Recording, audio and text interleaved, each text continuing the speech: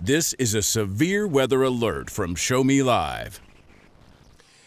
Good afternoon. I'm Matt McLean alongside Buddy Yon here in the Show Me Live Weather Center, and we do have a brand new tornado warning and also a particularly dangerous situation tornado watch that has been issued for much of southeast Missouri and southwest Illinois. But first, let's get right into the tornado warning itself. It is radar indicated, but it is a very strong rotation at this point.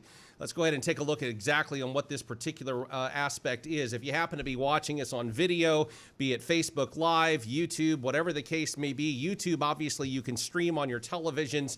If you're driving down the road, please be listening by radio and the app itself. But the tornado warning for southern Crawford County and Washington County until 3:30 this afternoon.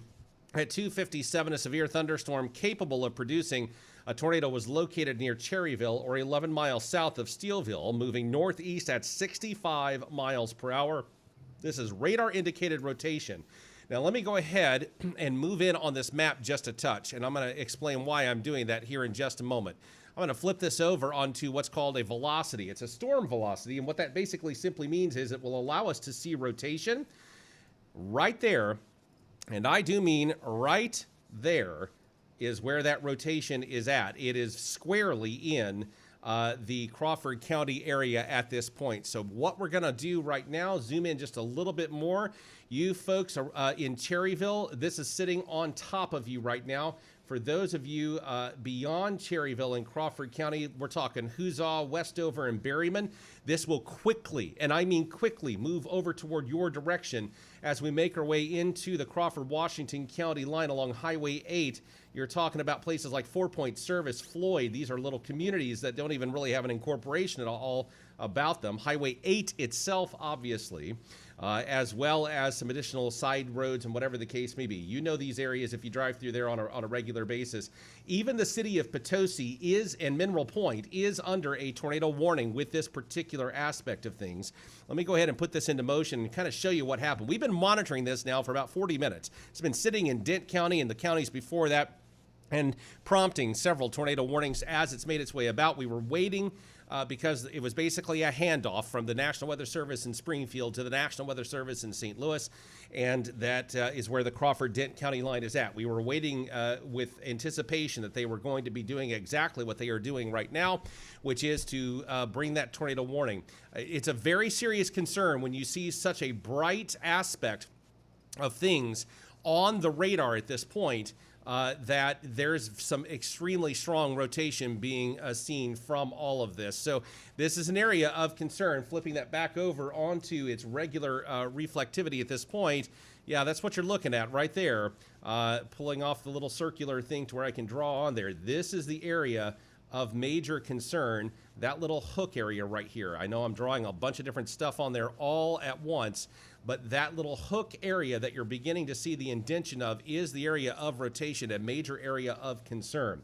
So for you folks, basically along through Cherryville, as well as Huzzah, Westover, Berryman, 4 Points, and on into then Shirley, possibly the city of Potosi and Mineral Point. I say that because you all are officially under a tornado warning, but at this particular point, that rotation can very quickly go on and make that area of a particular tornado. This is how storms are expected to morph and develop throughout the afternoon here across the entire area. We're with you for the long haul with all of this, and so that's the area of concerns that we've got. The tornado watch that was also just posted at this point. Well, let's go ahead very quickly because we've given you all the information. You should be seeking shelter right then and there, and we're still waiting for that tornado watch box to pop up, but it has been posted. Let me get a secondary source there. Every county that you are seeing in our coverage area that is still in gray will actually momentarily fill in red. But for whatever reason, our system here is not showing that quite yet. It was, I mean, when I say just issued, that's basically an understatement. It was just issued moments ago.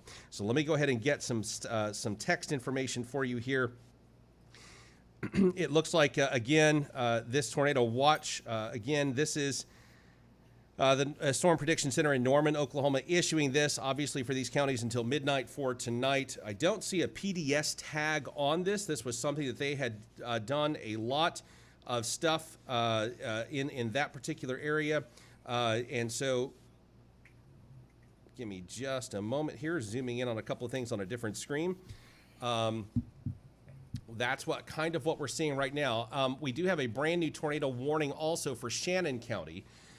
This is also radar indicated, and this tornado warning is for Shannon, Howell, and Oregon counties until 3:45. Severe thunderstorm, and the Weather Service in Springfield issuing this, capable of producing a tornado located 7 miles south of Mountain View, moving to the northeast at 55 miles per hour tornado and $half size hail. Certainly the possibility there. And so, taking a look at that radar right now, you folks in Ellington, be on the lookout very quickly because it is moving so rapidly at this point with the radar screen. So moving at 55 miles an hour, I'm going to pick the spot of the rotation that I think is the strongest. You're going to see me throw out a little bit of a loop there at 55 miles an hour. And let's see exactly what we get here when it comes to the different types of stuff. So we're looking at Birch Tree, Bartlett, Winona, about 27 minutes for Winona. And then you're looking at other places along the line. Van Buren, 44 minutes. You're looking at Redford, 62 minutes. Ellington, 55 minutes. Garwood in 53 minutes, basically, along that particular line. That's basically what we're looking at right now with this particular warning. So it happens very quickly. We knew this is what was going to happen. It's been something that has been foretold for days now, that this particular day was not going to be good. And here we are. That's what we're seeing right now, unfortunately, role-playing throughout our entire area currently. So, all right, so let's move on in. Let's see if we can get a different rotation marker there that we can go, because there's a secondary tornado warning that has been issued. And the reason why I'm going to pay attention, it's just outside of our listing area. But what we are seeing right now is an area of concern. It is really a classic type of a situation going on there with the tornado warning for West Plains that has been issued there. Let me go over to the Springfield radar. It looks a little bit different, a little less classic, but nevertheless still very, very strong. Well, that's actually moving off in a direction that is an area of concern as well. This is going to impact eventually Carter and Reynolds County also. So yes, you're going to have a 1-2 punch right there. And because there is literally nothing fuel-wise in the atmosphere to stop these storms from continually progressing as we make our way out and about, we are going to be looking at places like Iron and Reynolds, Reynolds County even sooner, but Iron County as well as St. Francis and Madison County. St. Francis County, we're basically talking from Farmington south as a potential area for these particular storms that have formed in Shannon and Texas and Howell counties as well. So this is, again, an area that we are monitoring very carefully, that we're going to be monitoring throughout the afternoon. Actually, our entire area remains under that tornado watch, depending upon where you are. There have been additional tornado watch boxes that have been issued as well. Some of these are just not, that one's actually an older tornado watch. For whatever reason, the system is not giving me what I need on those particular areas. So we're going to go ahead and pull off some of the information as well as the tornado watch boxes, because I don't want anybody to get that false sense of security. If there is a county that we cover, it is currently under a red watch box at this point. So I'm going to pull all the watches off until the system kind of fixes itself in that regard and making its way off in there as well. So we've got tornado warnings in effect for places like Crawford and Washington County. Buddy Jan also joining us as well. And of course, we've got the tornado warning also in effect. Now, for Shannon, Howell, and Oregon County, we also have a thunderstorm warning with $half size hail. And you'll kind of notice, we saw this the other day, a couple of days ago in the warning areas. We would have a tornado warning inside a thunderstorm warning. And so this is something that you can expect this afternoon. Now, I'm going to say one more thing, and that is, here is why we expect the system to not really weaken over the next couple of hours or so. And I'm not going to go into all the specifics, but what I will simply say is this. There's an awful lot of fuel coming in from the Gulf of Mexico, almost almost an unheard of amount of fuel. This is a very rare scenario because we have a flood issue that is potentially developing across southeast Missouri and southwest Illinois and points on beyond from there. We're talking Arkansas, Tennessee, Kentucky, and even into Indiana. And then we have the severe weather line moving through this afternoon as kind of the start of all of these things. So this is an area that we're going to be monitoring over the next several days. A lot of different stuff can be taking place. The flood watch is a particularly dangerous situation, and that is one in 26 years of broadcast that I've never quite seen before. And so that is very rare. You don't usually get a particularly dangerous situation as far as what's going on there. So here's what we've got going on with a couple of things here. Let me flip over to a couple of stuff here. I'm going to flip back over to storm velocity. That rotation right there is very, very clear on the radar screen. So we're talking about, folks, and again, you want to see the greens and the reds. I am concerned about this right here as possible debris. That there's no confirmation of that, but it's right over Cherryville at this point. So if you're in Huzzah, Westover, your time's up. You need to be in your shelters, tornado shelter, basement, whatever the case is now. Berryman, 4 points, and then on into Washington County as well. Like I said, they're moving quickly, very quickly, actually. So this will not take long to get toward the Potosi area and beyond. I would also throw out the window because I know, look, I grew up in this area just like you listening and watching right now, and so I understand the mindset here. Listen very carefully with what I'm about to say.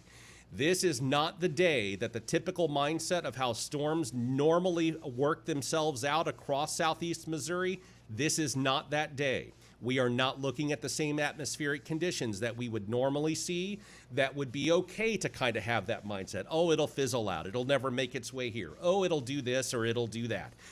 Today is not that day to apply this mindset to something like this because of the unique set of circumstances we have in the atmosphere across the area. So please take these warnings very, very seriously and make sure that you heed the advice of what your emergency officials are telling you to do. So that tornado warning until 3:30 for Washington and Crawford County, about 19 more minutes. And we are looking at tornado and quarter-size hail possibility, radar indicated. But again, that radar is very much indicating some very strong debris here within this area right here. And so that's the question mark that I've got in my mind. When you're seeing rotation that strong on your returns for your radar, that's an indication that there's something going on here that very well may be making its way toward the ground. There's no promise of that, but it should be treated as if that is the case. And there's the latest radar update. It is still in a very strong manner there. You folks, if you're driving along Highway 8, you're approaching Berryman from either or even between Berryman and Huzzah along Highway 8. Maybe you're coming from Steelville and you're heading toward Berryman. Stop. Give this storm time to pass through. Vice versa, if you're coming from Potosi heading toward the Berryman or Huzzah area, give it some time. Let this storm pass through because the last thing you want to do is be driving in a tornado, in the middle of a tornado with your vehicle in motion. That is the very last thing you want to do at this particular point. So for those of you who are in Washington County right now, it is just getting ready to move in. And this is the area that we're really, really concerned about. Kyle Douglas also joining us live right now. He apparently, he's going to be joining us actually from Park Hills. And Kyle, I'm sure you're able to see the screen right now. This is the latest sweep there. This is our velocity. And here is what we've got going on. We've got some very strong rotation with this tornado warning that is just about to, probably the next radar sweep moving across into Washington County at this point. Plus, we've also got tornado warnings in and around the Shannon and Howell County areas. Folks in Reynolds, Iron, Madison, and even southern St. Francis County. It's going to be kind of a heads up in the next hour or so because this will be moving in your direction as well. There's the latest sweep. It is approaching the Washington County line. So either one of you feel free to jump in for just a moment. Well, I was going to say schools made the right choice. Many decided to dismiss early this afternoon, and they made that right choice because they'd be getting out right now and traveling through all this as it makes its way through the area. Did we lose Kyle? We did lose Kyle. I think we got him back. We may have just heard it come back there. You For there, just a Kyle? moment. Yeah, the little alert went off on my phone, and when it does, it makes me lose connection. So Gives you the I had boot, to huh? reboot. So there is that aspect of there, in a very serious situation at this point. I wouldn't. I would look at that warning, especially in from Crawford to Washington County, and we are looking at a really pretty ominous looking return on the radar at this point on the velocity side.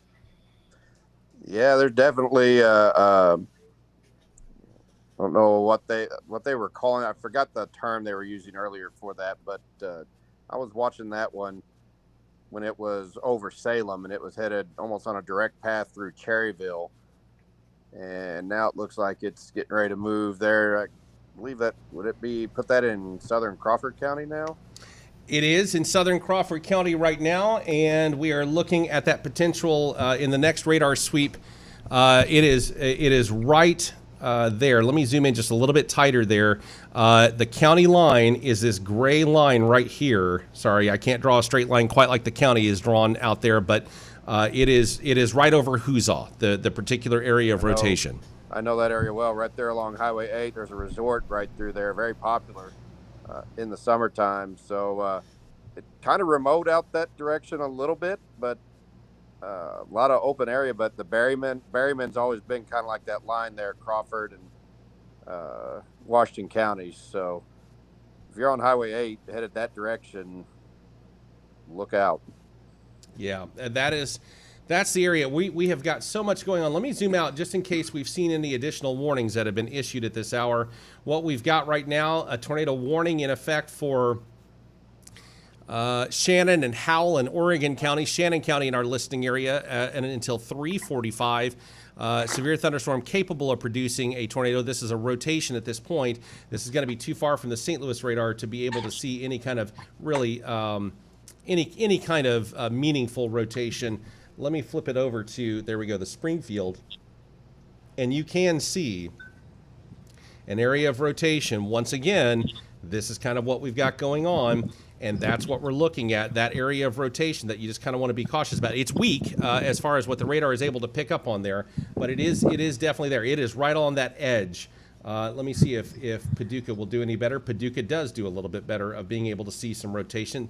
And so, yeah, that we've got some areas of concern that are snapping up, and we don't expect this anytime soon. Boy, I hate to see that off the Paducah radar. That's a very high return on any kind of rotation at this point.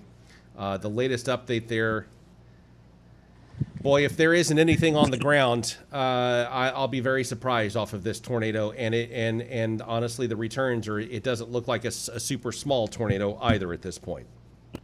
That's not good. I'm trying to see if we've got any reports, and just a reminder, we are streaming across all social platforms. If you guys want to share any eyewitness reports, feel free to comment, and we will include those here. Ashley is asking what's on Highway 8, Matt, if you want to clarify for her. Highway 8, thanks, Ashley. Yeah, what we're looking at, and boy, I flipped it back over to radar. If there is not a tornado on the ground right now, I'll be very shocked. This is a classic hook echo that you see. I don't know, Kyle, if you're able to see it or not, but it is. If you're able to see your screen, if that is not a tornado on the ground, I'm going to be very surprised. Those of you right in Berryman, your time is up. It is on top of you at this point. You're looking at places eventually off toward the east and northeast of Berryman. So I'm going to zoom in just a little bit more here, and we're looking at places like Floyd. And let me see if I can get a highway marker on some of the things that I'm on. It's Berryman Road. I should have known that. But Betty, if you want to mute your microphone there for just a moment, or whatever the case may be. I don't know if that's you or not. But let's see what we can do. We've got that hook echo going on right now. It's a very serious concern. I tell you what, you all basically at this point, I'm going to put this into motion for just a moment. Zoom out just a little bit here. And this is what we have been fearful of all week long, really for the past 5 to 7 days, and it is materializing right on time, exactly as it was thought to do. Yeah, basically right along Highway 8, eventually Highway 185 if you're driving through that area. But all the land in between Berryman and Highway 185 throughout Washington County at that point, if you happen to be listening to us on the radio, it is a very, very classic hook echo that is coming back, that little notch there that you kind of look for. I'm going to draw it for you here. We did this the other day as well. And you see this. This is how the wind is being pulled in, and this is what's causing that rotation. And so then you start getting this type of a situation showing up on radar. And like I said, if there's not a tornado on the ground, it'll be very, very surprising to me, because the rotation that I'm seeing really imitates what I'm seeing on the actual radar returns as well. It's a very strong area of rotation at this point in time. We're also monitoring very cautiously folks in the Shannon, Oregon, and Howell counties, but predominantly we're looking at you folks at Ellington, Ironton, and places like central and southern Reynolds County, Wayne County, Iron County, eventually St. Francis and Madison County. That's the area of concern that we're going to be monitoring very, very cautiously right now in the coming few hours or so. But this is the latest at 3:19 and 09, so it's less than 60 seconds old. This is what we are looking at there. It's a very sincere hook echo that has now crossed into Washington County. So we'll basically at this point say that for those of you in Crawford County with this particular warning, the system, the tornado itself, the part of the area that is sincere rotation has moved off into Washington County at this point. So this is an all Washington County tornado warning right now. For those of you in Potosi, I'm going to tell you, you're right on the edge, and these storms morph and change and move around. You are not out of the woods. You are under a tornado warning, and you folks in Mineral Point as well. We're talking the Industrial Development Park, the city of Potosi, on in along 185 and Highway 8, west of Potosi especially. The further west you get, the more sincere that this situation is about to become. And it can continue to further enhance and develop, which is why these polygon warnings are expanded out. From the moment that they are issued, they're widened out toward the other end. And there you can see the Weather Service just updating the tornado warning.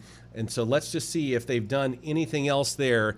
Tornado warning remains in effect. It's radar indicated, and it is moving to the northeast at 50 miles an hour.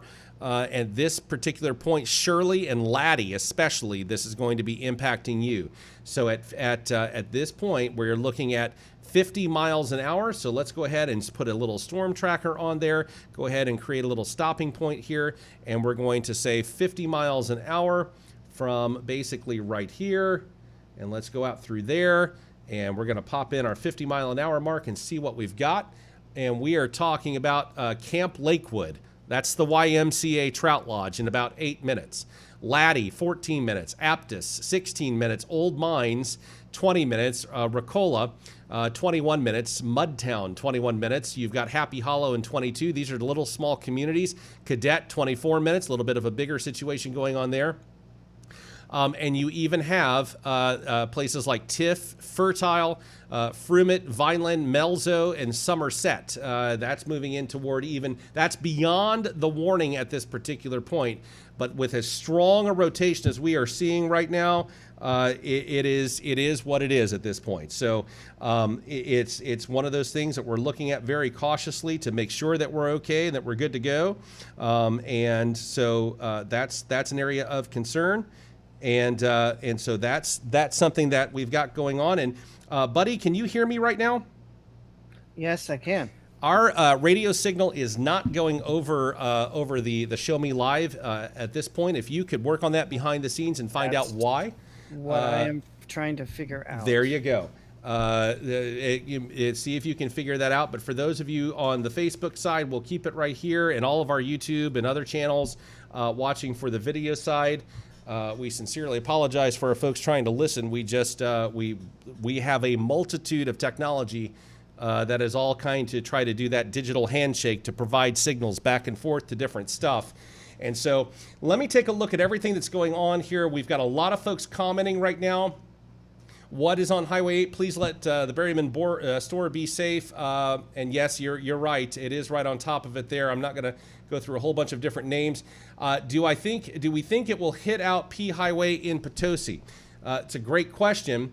And it is going to be right on the edge. Obviously, P Highway right there. If you can see, if you're watching right now, it is probably going to go just off to the north. That's the latest sweep, and this thing is still showing some very strong rotation. Let me kind of show you what we're talking about here, since we got so many folks commenting right now. We know that we've got a lot of people watching, and there is a lot of stuff going on when it comes to all of these different areas. What you're seeing now is something called rotation. This is the area of rotation that we're looking at, where the green meets the red. This is an indication that whatever's going on, if it is on the ground, it is very strong in nature. So this is what the radar is seeing. We don't have any kind of confirmation yet from a trained weather spotter to indicate that it's on the ground, but this is a very strong situation right now. And so this is an area that we're going to be monitoring and continuing on with all of this. It is a very classic situation, very classic setup there, that little comma area. And so that's where you really start getting your concern when it comes to all of these different things there to try to figure some stuff out. So this is certainly something that we're going to continue and stay right here very quickly. I'm going to go right back down to see if they've expanded any other tornado warnings at this point. And right now it doesn't look like that, but there's some extremely strong rotation basically right here in and around just the north of the Winona area, and another pocket of some rotation right here, and then off into here. Well, basically right there, that extra little thing there I should not have done. So let me remove that for just a moment, and I'll recircle. Basically an area of rotation right here. So 3 areas of rotation. All of this is moving off, and I'll put this in motion, and this is the part that you want to pay very close attention to. You folks in Reynolds, Iron, St. Francis, Madison County. We have an additional tornado warning that has just been posted. Radar indicated once again, but as you're seeing, it's very strong rotation. So let's take a look at this for just a moment, just issued by the National Weather Service. This is for Jefferson, Washington, and northwestern St. Francis County until 4:15. A severe thunderstorm capable of producing a tornado located 10 miles west of Potosi, moving to the northeast at 55 miles an hour. Tornado and $half size hail is certainly the area of concern for that. So they do see exactly what we are describing on the radar returns, what we have been describing to you. That is basically what they are alluding to there when it comes to radar indicated rotation, and they feel it is necessary to extend that particular warning on out into adding into a couple more counties. So this area, once again, this little hook area right here, that is the main area for rotation at this point. And that is that little notch that you want to kind of look for here. I'm going to draw those arrows for those of you just joining us, because we're able to see kind of how many folks are on, but not where you're coming from. But a lot of folks have just joined us by the hundreds here. So we're looking at these types of things, and that is that little notch area that you're seeing right there. And that's the area of major concern when it comes to Washington County, but now into basically the top of the K in St. Francis County, that little small area kind of sandwiched in between Jefferson and Washington counties. But even places like DeSoto, Hillsborough, under the gun right now toward the end of this particular tornado warning. But for those of you in Washington County, boy, if you're in Floyd and Ebo and Laddie, this is an area, it's on top of you. That's where it's at right now. This is, if you, please don't go outside in Potosi, but if you were to listen carefully, if this is on the ground as strong as the radar returns are, you may be able to hear this thing skirting just outside of town along 185 and Highway AA there. For those of you in and around that area, I'm really concerned about the folks in the Sun and Lake area right now. The YMCA Trout Lodge, that is where this is located. This area, it's basically right on top of the YMCA Trout Lodge at this point. So I'm very concerned as far as what the radar is showing versus what the velocity is showing for rotation and its present location. For those of you not familiar with the YMCA Trout Lodge and the Sun and Lake area, there's, It's open year round, but it has yet to hit its busy season yet. So the key of the matter is it's a multi-story building built into a hill. Certainly there are some safe areas inside the YMCA Trout Lodge itself, but this particular area of very, very strong rotation is sitting right on top of that area right now and moving its way on through. We should be getting another sweep here from the radar any moment now, and this area is what we're looking at. Now, we do have, this is possibly some good news and possibly not, and this is why I say that. We've now got a thunderstorm warning for Reynolds County, and that is until 4:30. I say it's possibly not good news because we still have the areas of rotation directly behind it that have yet to make its way in there, which would probably make it where they would want to issue that tornado warning quite yet. We're going to watch it very carefully because the rotation is quite strong. Also for Carter County, a thunderstorm warning until 4:30, a wind gusts of over 60 miles an hour. Folks, we are just getting started for this afternoon, unfortunately. This is not going to go away anytime soon. The strongest return on the radar, though, even when I zoom out, if you're watching us on TV, on your YouTube, you can stream us through that directly on your TV as well. This is the front and center situation that we've got going on, and it is very concerning in how it appears at this point. I'm going to flip back over to storm velocity for just a moment. And I'm really sad. This is what you don't want to see. And I'm gonna circle that just a little bit in case you can't see my mouse moving. These are the things that you really are a little bit more concerned about. We don't have debris mode on, but when you start seeing the brighter colors like this in the midst of the rotation, that is usually not a great sign. Again, we can't confirm. There's no confirmation that there is a tornado on the ground. It's still indicating as a radar indicated tornado, but we don't have a lot of the Weather Service doesn't have a lot of trained weather spotters out in that area. So unless maybe law enforcement possibly could maybe see something and confirm it at this particular point, we just have to treat it as if it's a very real tornado on the ground because of the way that the radar is showing all of this stuff. Kyle, if you want to jump in there, if I believe that's what I hear you, if you're still with us, feel free to jump on in and let our folks know what your thoughts are. He is a trained weather spotter with the National Weather Service. There is our latest statute sweep, and I'm still seeing some areas of concern. It's stuff Matt, you just don't. It's just stuff you don't want to see. Go ahead, buddy. I am seeing a report, and I'm trying to confirm it, but a report that a tornado is on the ground near DeSoto. We can't confirm. The answer would be no. They're talking about what we are talking about, which is nowhere yet near DeSoto. So right. I can tell you right now, radar is not going to agree with that, so we'll ignore that particular report. Kyle, Okay. were you about to take a breath and say something? We may have lost Kyle, actually. He's No, there. We'll go ahead. I'm back. Oh, you are here. Are you able to see the screen? You are the trained weather spotter with the National Weather Service right here. Take a look at this particular rotation. And my eyes continually move in this little general direction in amongst the area, and kind of give some thoughts on that as well for those of our viewers and listeners at this point.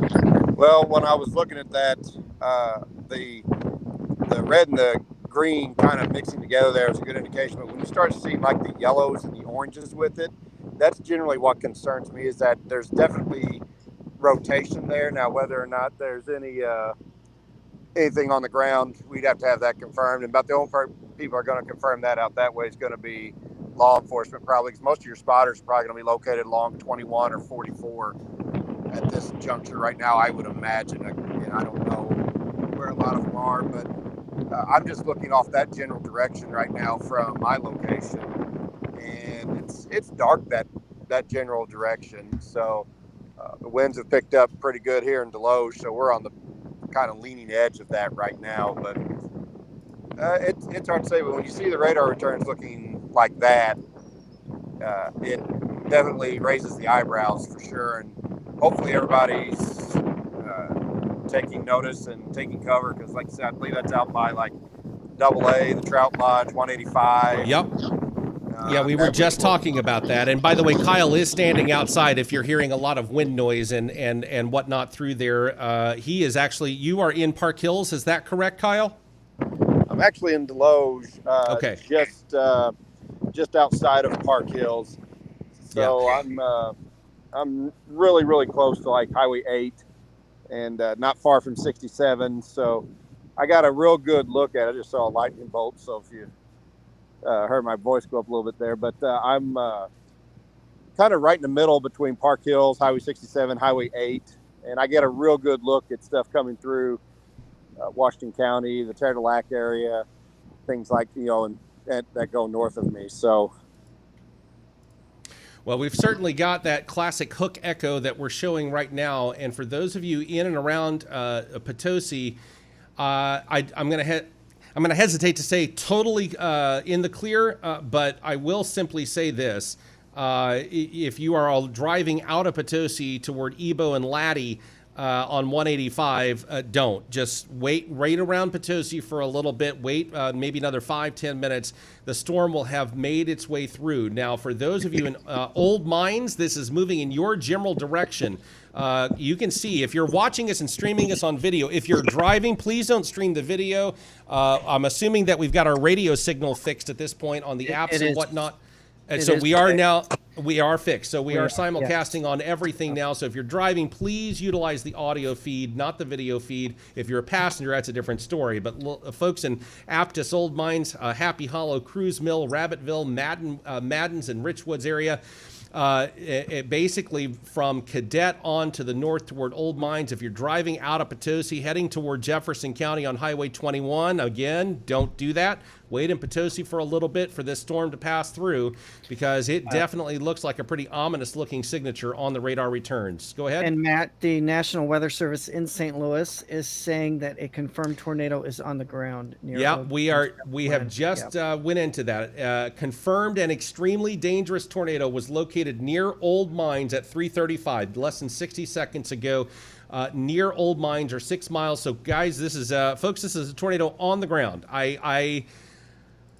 I was almost certain that's what we were seeing, but until you get that official word from the National Weather Service, you can't just really go out on a limb. But I really am. That's what I was trying to confirm there, and I am for basically DeSoto, Somerset, Valley Mines, all of central and northeastern Washington County right now. If you got a storm shelter, a basement, whatever it is that you need to do, an interior closet that doesn't have windows, a bathroom, something that you can get in, and creating as many walls between you and the outside of your home, that is where you need to be right now.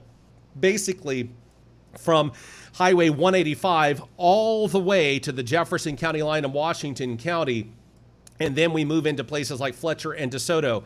So I'm going to put another storm plotter on this. We haven't done that in a few minutes, but it's very easy to see that you can tell exactly where this rotation is at. And I believe they said 55 miles an hour. I'm going to double check on that and make sure.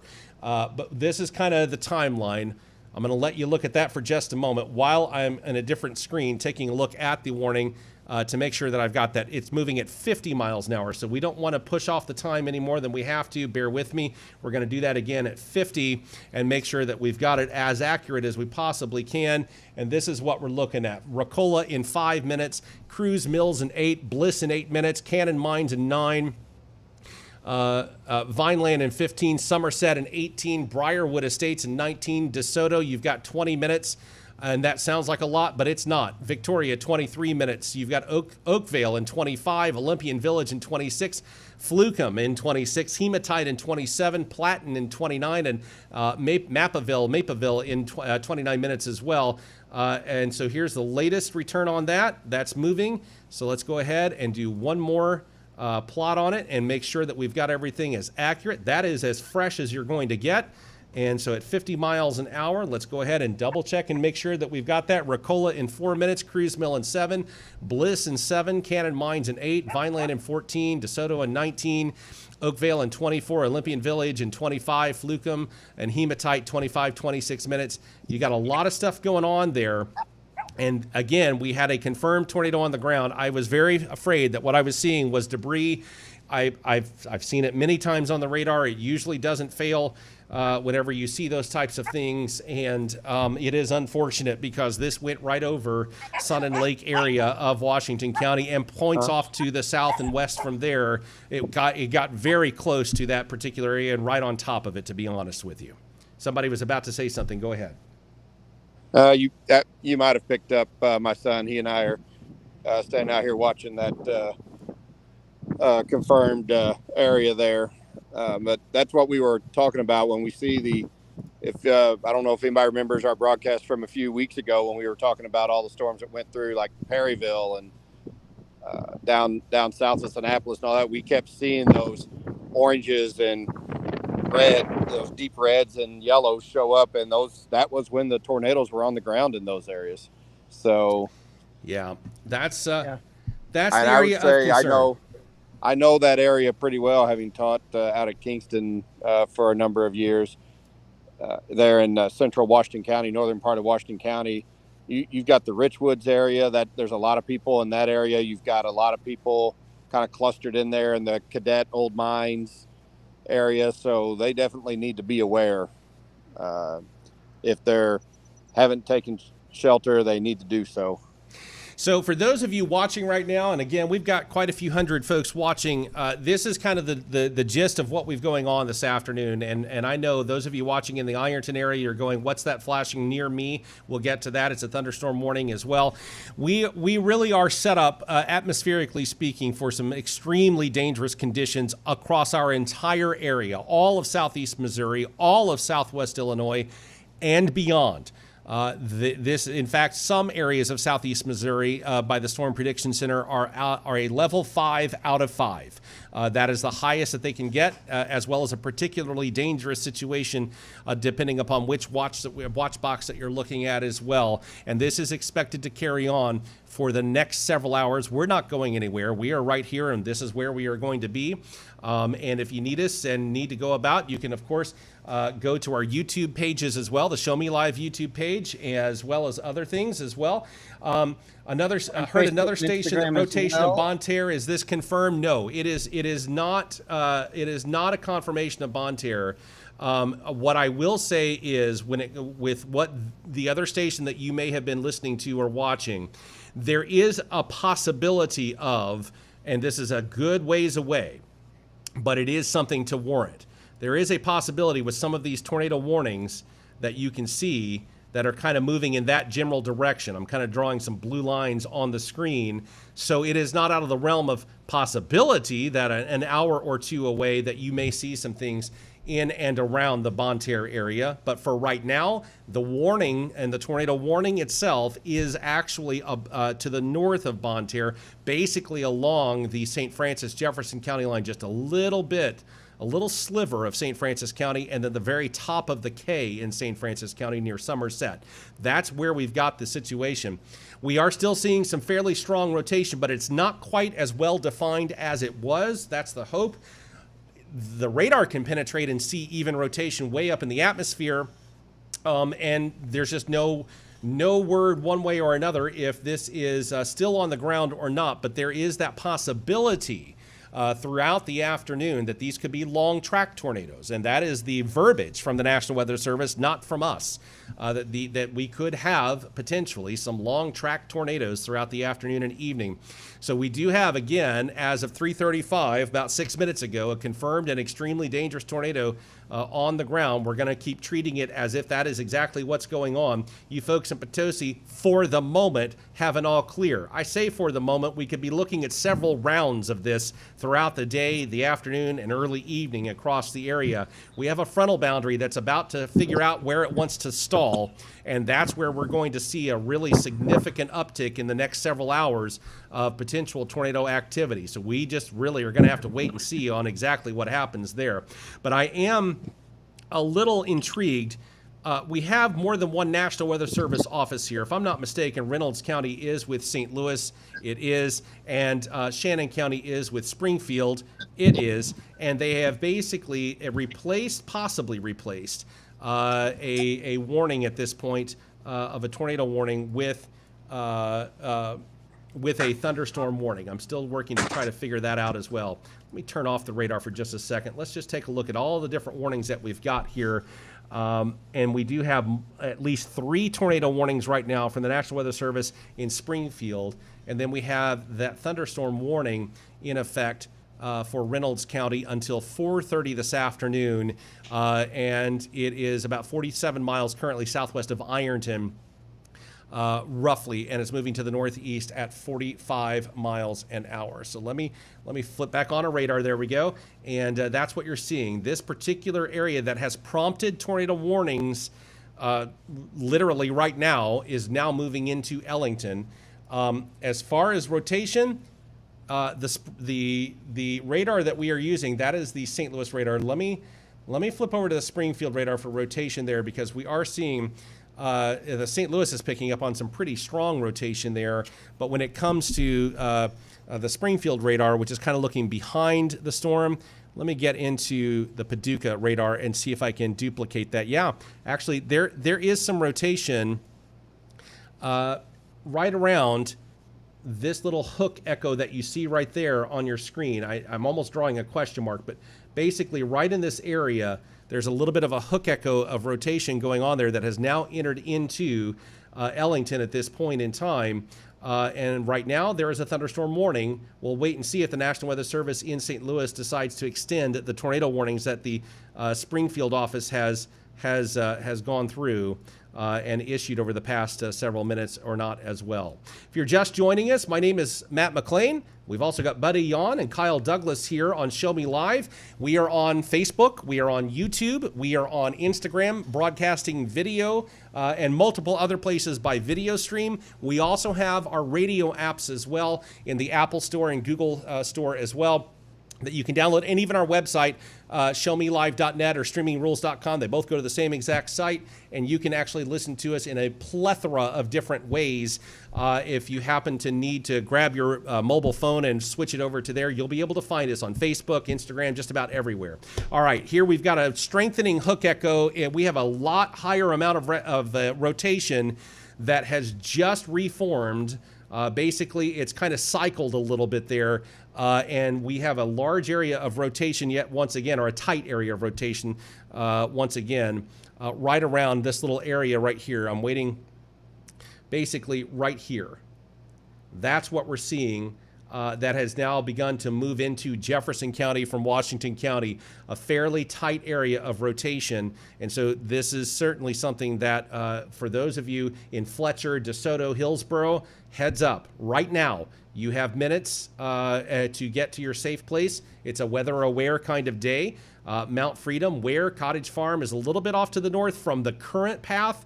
But again, tornadoes can do whatever they want within the storm cell to some degree. I mean, there's a little bit of science behind kind of keeping them on a particular track, but they can move.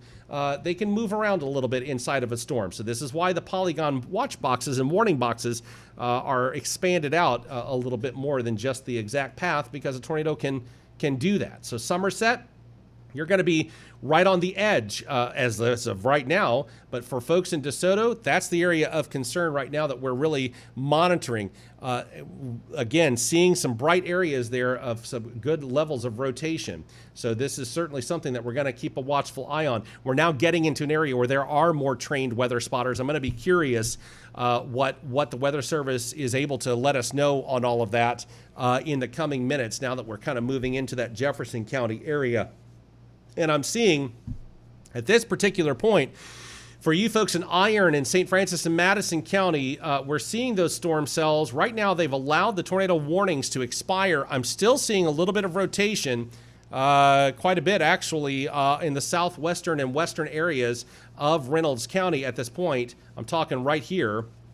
At least that's what the radars, three different radar sites, Paducah, Springfield, and St. Louis, are all showing that. So it's an area to be concerned. Remember, thunderstorm warnings can prompt tornado warnings with very little notice. So there is still that thunderstorm warning until 4:30 for you folks in Reynolds County, but it has a history of producing tornado warnings. So please be aware of this as it's moving through. You folks in Centerville, Ellington, let me zoom in just a little bit more, Fruit City, Redford, that area right now, this is going to be moving over you in Smithboro, Lake Springs, and then eventually on into Iron County, where we've got, the Hogan, Glover, Chloride, Zabula, Annapolis, and beyond from there, right along Highway 21. So we've got the areas there that we are monitoring, and we will have more, unfortunately, as we go out and about throughout the rest of the day today on into early this evening. And unfortunately, Matt, with this, obviously, power outages throughout the region. Cape Girardeau County, 42 customers right now. I'm looking at some others. Wayne County with the most at 220 customers out of power at the moment. And that'll probably only grow as these storms continue to impact the area. Yeah, that is certainly most definitely a part of what you see. These storms are producing, for whatever reason, I am not seeing on the map that is actually broadcasting right now. I can see the power outages on a different screen, but it's not translating over there. Oh, here we go. Another statute sweep here. Yeah, we're getting into that strong. I'm going to go back into that tornado warning. You folks in Jefferson County right now, that latest statute sweep, it is an area you don't really want or like to see something like this kind of moving out and about. This is kind of an indication that these are just things you don't want to see, and here's why. I'm going to flip it over to storm relative velocity, and I'm going to show you, since we just got the latest updated sweep on that, you have a situation going on right now where the greens and the reds, green is moving in one direction toward the radar and red is moving in a different direction with the radar, and then you have the little spin up here, and that's a horrible way to draw it, but that's basically what you've got. You've got a little bit of a spin up, and then you have an area of brightness that you kind of question, is that the actual tornado, something along that particular line? We just don't know when it comes to that, but it's certainly an area that you kind of take a step back and go, that doesn't look so good. And so that's where you want to really kind of make sure that everybody is staying weather aware at this point. For those of you in and around this area toward DeSoto, Vineland, basically just to the north of where the Vineland is on this screen. If you are in this area, you know where you are on this. And so it's going to be basically from, let's say, roughly about here through about here, this area, all right, all of that area. That is the direction that it's moving in, and if you are on this map anywhere in this warning box over the next several minutes, that is the area that you need to be seeking shelter right now as we are going about through the afternoon on this point to see exactly what we've got going on. So there is a lot there that's going on. We understand that. We've got a lot going on this afternoon. Again, we are not going anywhere in any aspect. Let me see if I can get some additional watch boxes to pop up here on our screens and see what we've got going on, see if everything has finally caught up. So everything that you see in that darker kind of transparent red, that is a tornado watch. That's a watch box. And we do have, I do want to bring this to the point. Folks in Perry County, as well as every county off to the south from there, Wayne County, this is something called a particularly dangerous situation watch box. That is the highest watch box, if you will, for a tornado that the National Weather Service has to issue. There isn't anything any higher than that. So this is why I'm saying we're going to be in this for a while, and we know it. And that watch box goes well beyond just southeast Missouri and southwest Illinois. But everybody is under a tornado watch in our listening area right now. It's just that in that particular line and off to the south, Cape Girardeau, Piedmont, Sykeston, Poplar Bluff, that's a particularly dangerous situation. That is at level 5, maybe on some other media outlets that you were hearing and hearing those things kind of talked about a little bit, then that's what they're basically equating that to. All right, so back to this tornado warning here for just a moment, because I'm still seeing some fairly strong rotation on the radar screen. Douglas has just joined us again. Kyle, is there something there that you want to kind of chip in on? Just that I've been going through, there was, and I shared it on our chat page there, but somebody can get it up. I believe it. Merity would know for sure. She could give the proper credit to it. But there was a tornado that was spotted and videoed by somebody just to the west when we were talking about it being. I'm looking at it. The Trout Lodge in 185 area. Boy, that is a wedge. That's a wedge tornado.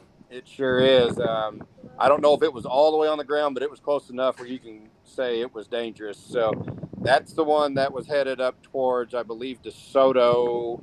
It's probably past Fletcher now, just looking at the radar. But that's the one that's coming up. Looks like it's going to go just around the DeSoto, Hillsborough Highway 21 area. So heads up if you're in that area.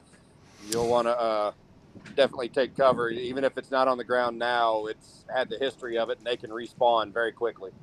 Yeah, that is for those of you watching, we don't yet have permission to share those photos, but maybe we can work with the folks who posted that and get permission for that. There is no doubt that is a wedge at the very least, as Kyle said, a wedge funnel cloud for sure. But the Weather Service has confirmed that a tornado has been on the ground, that they have a confirmation on others. So let's see if we can get permission from them, and if so, we will certainly pass that along. But that's the point in nature here. As you've seen the latest sweep go by, you're seeing this storm again continue to develop and morph and fizzle and then also then kind of recycle itself again, cycle through and possibly regaining a little bit of strength here. And that's, again, this area is kind of what we're seeing with a little bit of rotation, that little bit of a hook area there. That's the area that we're really concerned about when it comes to all of this. So we can say that the National Weather Service has a confirmed tag on this warning. As it was going through Washington County, observers did spot a tornado on the ground, according to the National Weather Service, as of this point. So for those of you that were looking out and about, we're back down to a radar indicated. So and they do that. Here's why they do that. I'm going to explain that very quickly. They do a radar indicated back. It's like, wait a second, you just said it was confirmed. Yes, that is the case. But as the storm continues to progress forward, they need additional confirmation to make sure that it's still on the ground. And guess what? We have a brand new tornado warning that they are concerned enough where they're extending that even into portions of Illinois. So here is that tornado warning for Monroe, for Jefferson, Central Jefferson, South Central St. Louis County, Western St. Clair County, and Northwestern Monroe County in Illinois until 4:45.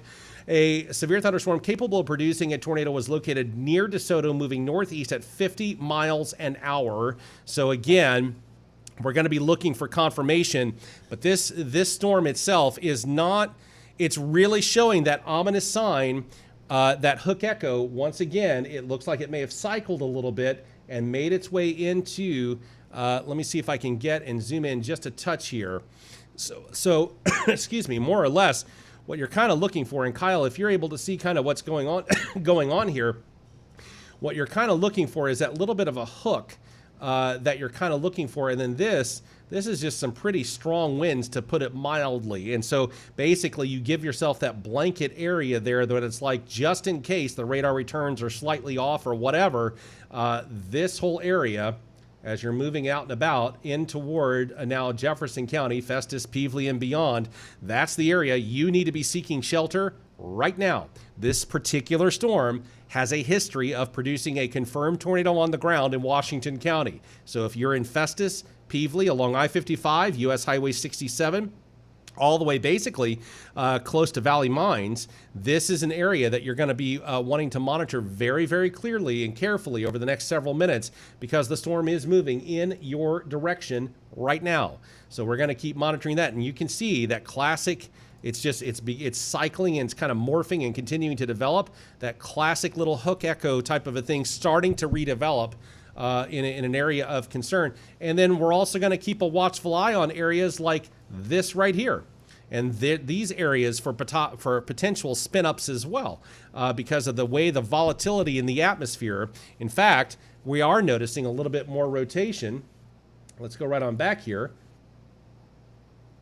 You're looking at a little bit of additional rotation. Kyle, you feel free to jump in here, but there's areas of concern even beyond the front edge. There's areas of concern that you're kind of seeing a little spin up there in the atmosphere as well on the velocity, where you're seeing a little bit of rotation in maybe more than one spot on this particular cell. It's definitely possible. There's a lot of turbulence involved with this storm. I can feel a lot of like the breeze coming off of it. And of course, I've got another one that's getting ready to hit here in DeSoto as well, but it was very windy a minute ago and now it's calmed down a lot. But definitely on the backside of that, you can kind of see a few notches.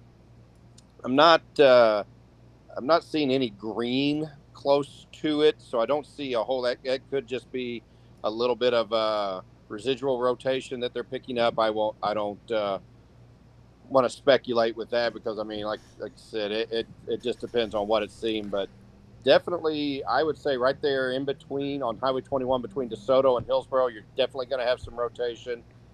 That's also going to lead towards, I believe that's Highway A. That leads into Festus. So I would say Festus, Peevely, Herculaneum, those areas probably need to be very much aware right now. And I would say just be weather aware. You never know. Like, even on the backside of that, I think that just looks like maybe some clutter. Yeah, a little bit of a clutter. Maybe some clutter.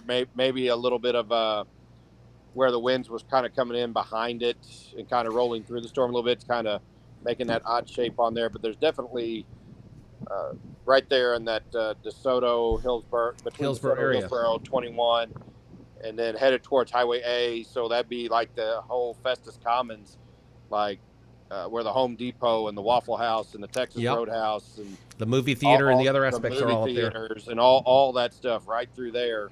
Heads up. You could be seeing some of this, and then Peevely right up there by I-55, the racetrack, the little dirt track up that way.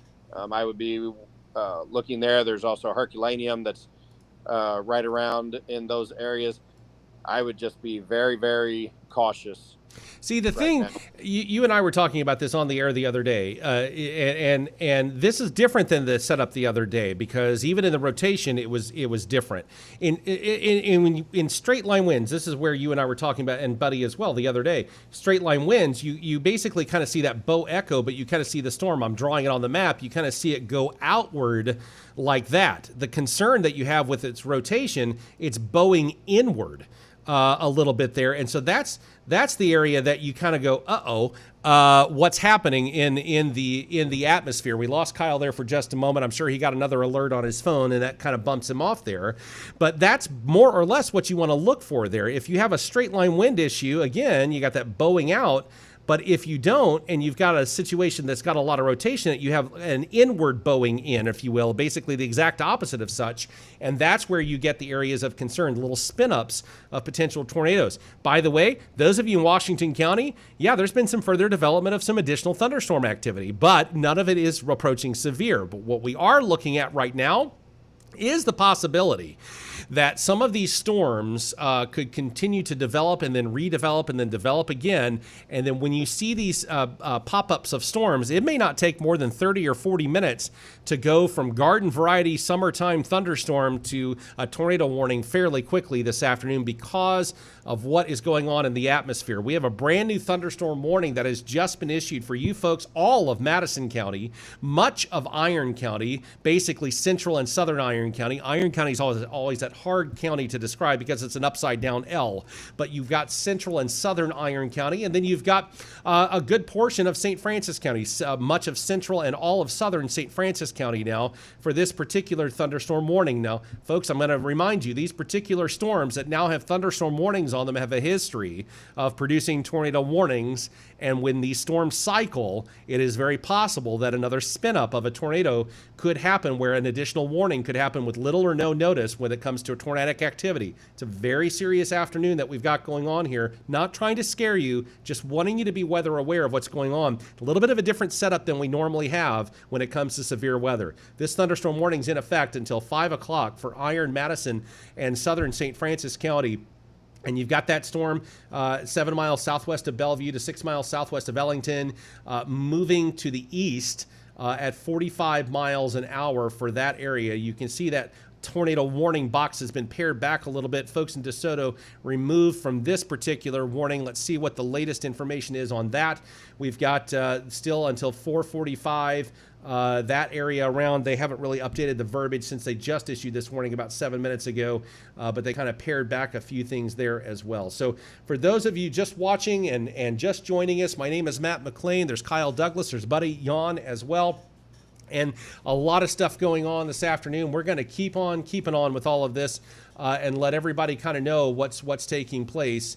And I'm going to pull the watch boxes off because for whatever reason on one of my screens it is not showing. On the screen that you all are watching right now, it is not showing the full tornado watch boxes that are in effect, and I don't really want to create a false sense of security. So we're going to pull off the watch boxes. Everyone in our area is still under a tornado watch for different varying times, basically from Perry County, Madison County, and off to the south and east from there till about midnight. And if it's a little bit Farmington, Viburnum, Sullivan, it's a little bit earlier. I think it's 8 o'clock tonight. But either way, the watch boxes are most definitely in effect for right now. So, and Matt, I want to confirm, as some people get watches and warnings confused, watch just means conditions are favorable. Warning means radar indicated or somebody has seen something imminent and you need to take shelter immediately. and buddy, So please don't get those. if you mixed up. could on be on the lookout, look for some different chats and whatnot. If we can, with the National Weather Service, let's see if we can find any confirmation of a tornado being on the ground in Jefferson County, because I know that you can see the screen. I'm genuinely concerned about what we are seeing. The storm has more or less cycled again. And basically what that means is it's kind of regrouping and kind of refiguring out what it wants to do with itself.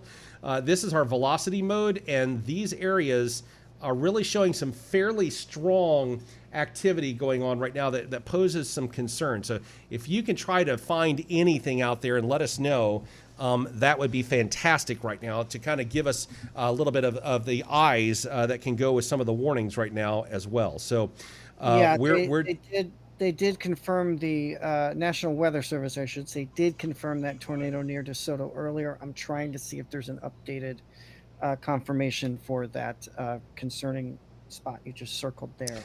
Yeah, I actually had someone in Potosi just message me, a friend of mine there, known her since we were 5 years old, that just messaged me some video of that wedge tornado, unfortunately going over the Sun and Lake area.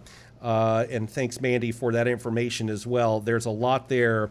And we do now have permission to utilize these. So, buddy, when you are able... working on that here. When you are able to get them over, we will get them on the screen so that the viewers can see. This is a pretty impressive tornado, to be honest with you, in and around that was on the ground throughout Washington County. That is where the tornado warning, which has kind of hit the St. Louis, well, not kind of, has hit the St. Louis metro area throughout Jefferson, southern St. Louis County, and off into southern Illinois as well. So that is certainly something that we can try to get on. Let me see what I can figure out how to go about doing this. I am seeing that you are sharing this stuff now, and so let's see what I can do to make that happen. Okay, so I am working. I've got the video here. This is out of Potosi. Trying to upload this here as we chat. So give me 1 second. We do have a. Well, there we go. I just in a unique way just transferred it right on over. And so those of you watching right now, you're able to see that. Yeah, and that is courtesy of Tony Dorsett. Yep. There in Potosi. So thanks for allowing us to share that, Tony. Is looking out toward the Sun and Lake area along Highway AA, and that is about as classic of a wedge tornado as you're going to get. Pretty crazy looking there. But yeah, if you ever need to add some things there, we can get you on there as well inside our system here. But for those of you in and around the Festus area, I'm genuinely very concerned at this particular point, because it has a history of producing a tornado, and because of what I'm seeing, which is that it is fairly strong in nature still, remaining with quite a bit of rotation in and around, basically from Festus. I'm seeing a little notch right along Festus there toward Peevely. It's right over Hematite, actually just to the east of Mapleville here, right along Highway Z is an area of concern, but that's not the only area of concern with this. We're also looking at Antonia and Otto area and Seckman. There's an area of concern that's really showing some pretty high winds, but we do have basically just to the west of Peevely. Go ahead. Reports of tornado sirens going off in Belleville, Illinois right now. That's because of the tornado warning, so we'll go ahead and keep moving on there. But that little notch area is what has me a touch concerned, and we just got the latest sweep there. So I'm going to pull off the thing, the drawings that I've got, because they'll be outdated here in just a moment. Yeah, and I cannot get confirmation. We have a yet from the tornado National warning Weather. that has now been issued for Iron and Madison and portions of St. Francis County. Remember, I was just telling you there is a history of this, and it can happen with little or no warning. This has just been issued just now. Iron, Madison, and St. Francis County until 4:45. A severe thunderstorm capable of producing a tornado was located 6 miles west of Glover, 13 miles southwest of Ironton, moving to the northeast at 45 miles per hour. Tornado and quarter-size hail radar indicated rotation. This is why they're saying that we don't have any confirmation of it being on the ground quite yet. We also have a report, no surprise, of some power outages now in Washington County because of that tornado that ripped through there. That's also an indicator we kind of keep a watchful eye on and things like this. So more or less, if you are anywhere south of Bismarck toward Iron Mountain Lake, Ironton as well, this is basically sitting right on top of you in Highway 21, kind of when it forks off there, and Highway 49 keeps going on down toward Glover and Chloride. So basically, these little notch areas, that's what we're looking at right here. I'm going to draw on the map here. These little notches, there could be any kind of a spin up on any one of these notches at any given one. This is why it is so important to pay so much attention to what's going on with everything because of the instability in the atmosphere. You've got so much going on at this point. So for this area, we're looking at the rotation. We're trying to figure some things out on those aspects. It is moving 45 northeast at 45 miles an hour. We're going to put a storm tracker on there and kind of let you know what's going on. I'm going to do a couple. Let's do it from here at 45 miles an hour. And here's what we're looking at. We're looking at Arcadia right now. Killarney Shores, 5 minutes or less. Roselle, 8 minutes. Noblick, 21 minutes. And that's what we're looking at right now. But here's the other aspect. I also want to do one right here because I'm concerned. There's several pockets of concern.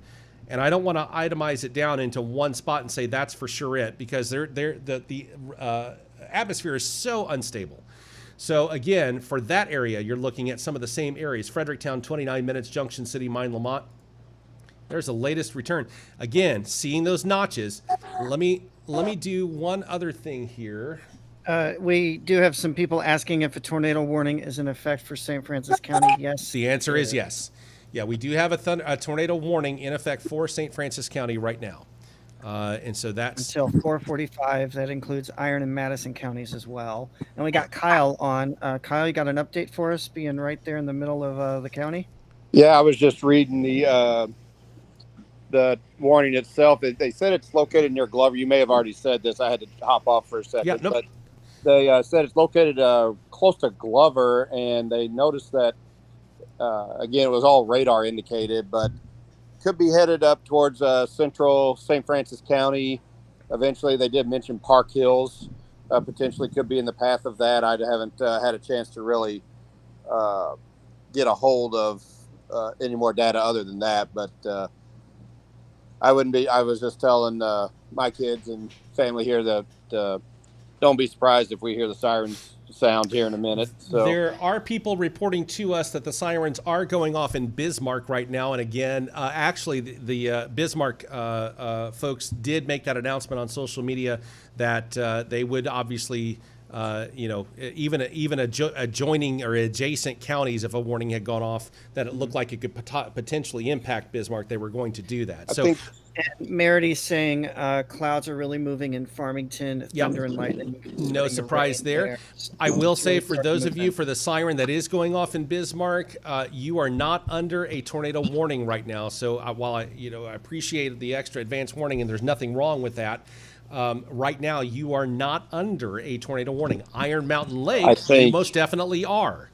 I think that's good, though, that they actually will set those off, because it does give people an idea, gets them looking at radar, gets them looking at the sky, gets them asking questions. Sirens going off in Fredericktown too, I'm hearing. Yep. That's outstanding, though, that they do that, because I've had a lot of people ask before, well, the tornado's not near us, why are they sounding the sirens? Well, if you're in a car traveling through and you're not watching the weather and you hear a siren going off, for weather, you're obviously going to ask questions that will just that little hesitation or just that little advanced warning in case you are heading down that direction or heading towards a direction that could potentially be indicated or affected by a tornado is all you need. I would rather them do that and be safe than sorry and say, wow, I'm glad they sounded the sirens and nothing happened, rather than they not sound them at all and then you get, hurt or something bad happens. So Yeah, it is really raining hard here in Park Hills now, or in Deloge.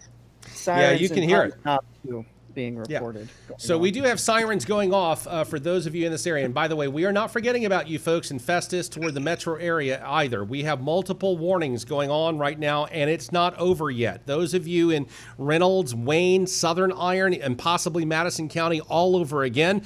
Outside of our listening area near West Plains, we have a tornado warning once again in this area. So that is an area that, so Shannon County heads up, Carter County heads up. That's going to be moving toward your area in just a little bit there as well. So, folks, if you have tornado warnings going off, I'm sure they're probably going off in the Arcadia Valley area as well, Ironton.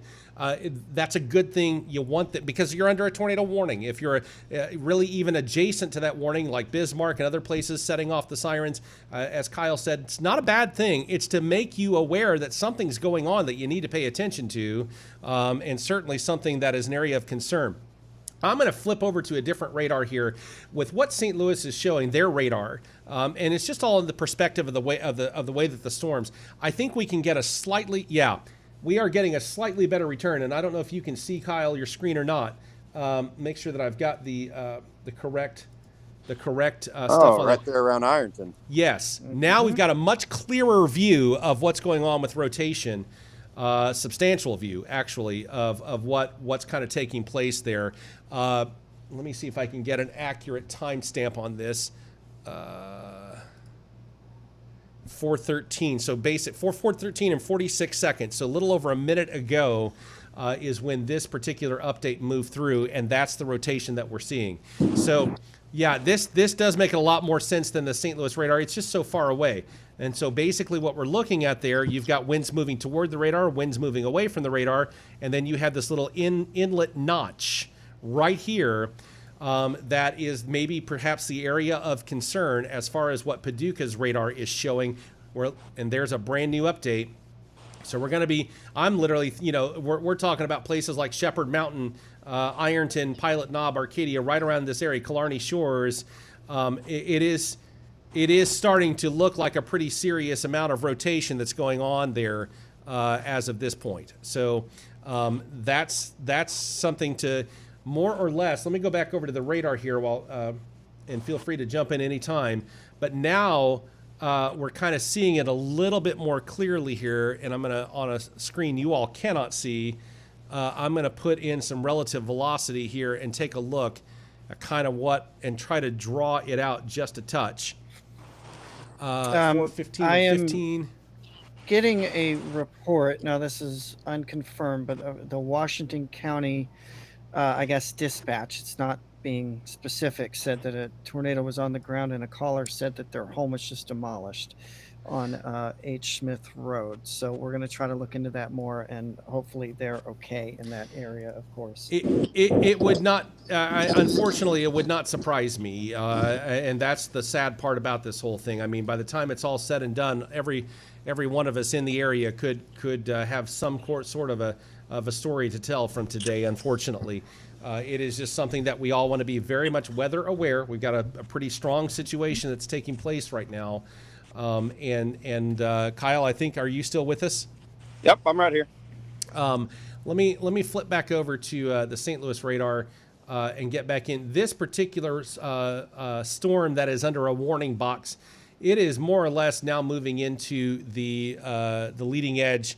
It has crossed the river for the most part and has begun making its way into the Waterloo and Columbia areas. So the latest that we have is still that initial warning until 4:45 for northwestern Monroe, St. Clair, Jefferson, and St. Louis counties with a radar indicated on that. So we're going to keep a watchful eye on that. The main focus that we're really concerned about is truly this area right here. I'm going to flip back over to the Paducah radar that seems to be getting a little bit of a better grasp on the rotation because of the way that it's able to see.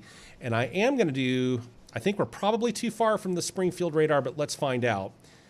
See if it can see from the back end. And it's actually even picking up some rotation in the same scenario. And you can see some power outages that are starting to kind of pop up in different areas as well in that area. So let's go back over through here. Go ahead. While you're doing that, another person said they're reporting that the tornado went over them in Cadet by the school. It didn't destroy anything, but it did spin back around and head toward Potosi. So just reporting some eyewitness reports here. Yeah. So for folks in and around Iron Mountain Lake, and really basically right on top of Ironton at this point is where the major area of concern. I'm interested because we have basically the same within only 15 or 20 seconds of one another, and I'm trying to find, this could be very well a rain-wrapped tornado if it is on the ground at all, and there's no reason to believe otherwise at this point, but this could be a rain-wrapped tornado based upon the velocity returns, which is going to show where the rotation is at, the storm velocity, okay? And so you see all the different rotations there. If you can see my mouse kind of moving through, I'll kind of draw it out there. You're seeing different rotations here, the reds and the greens, right? And then if you flip it over on radar, the concern that I've got here is that if it is on the ground, it's going to be possibly a rain wrap situation.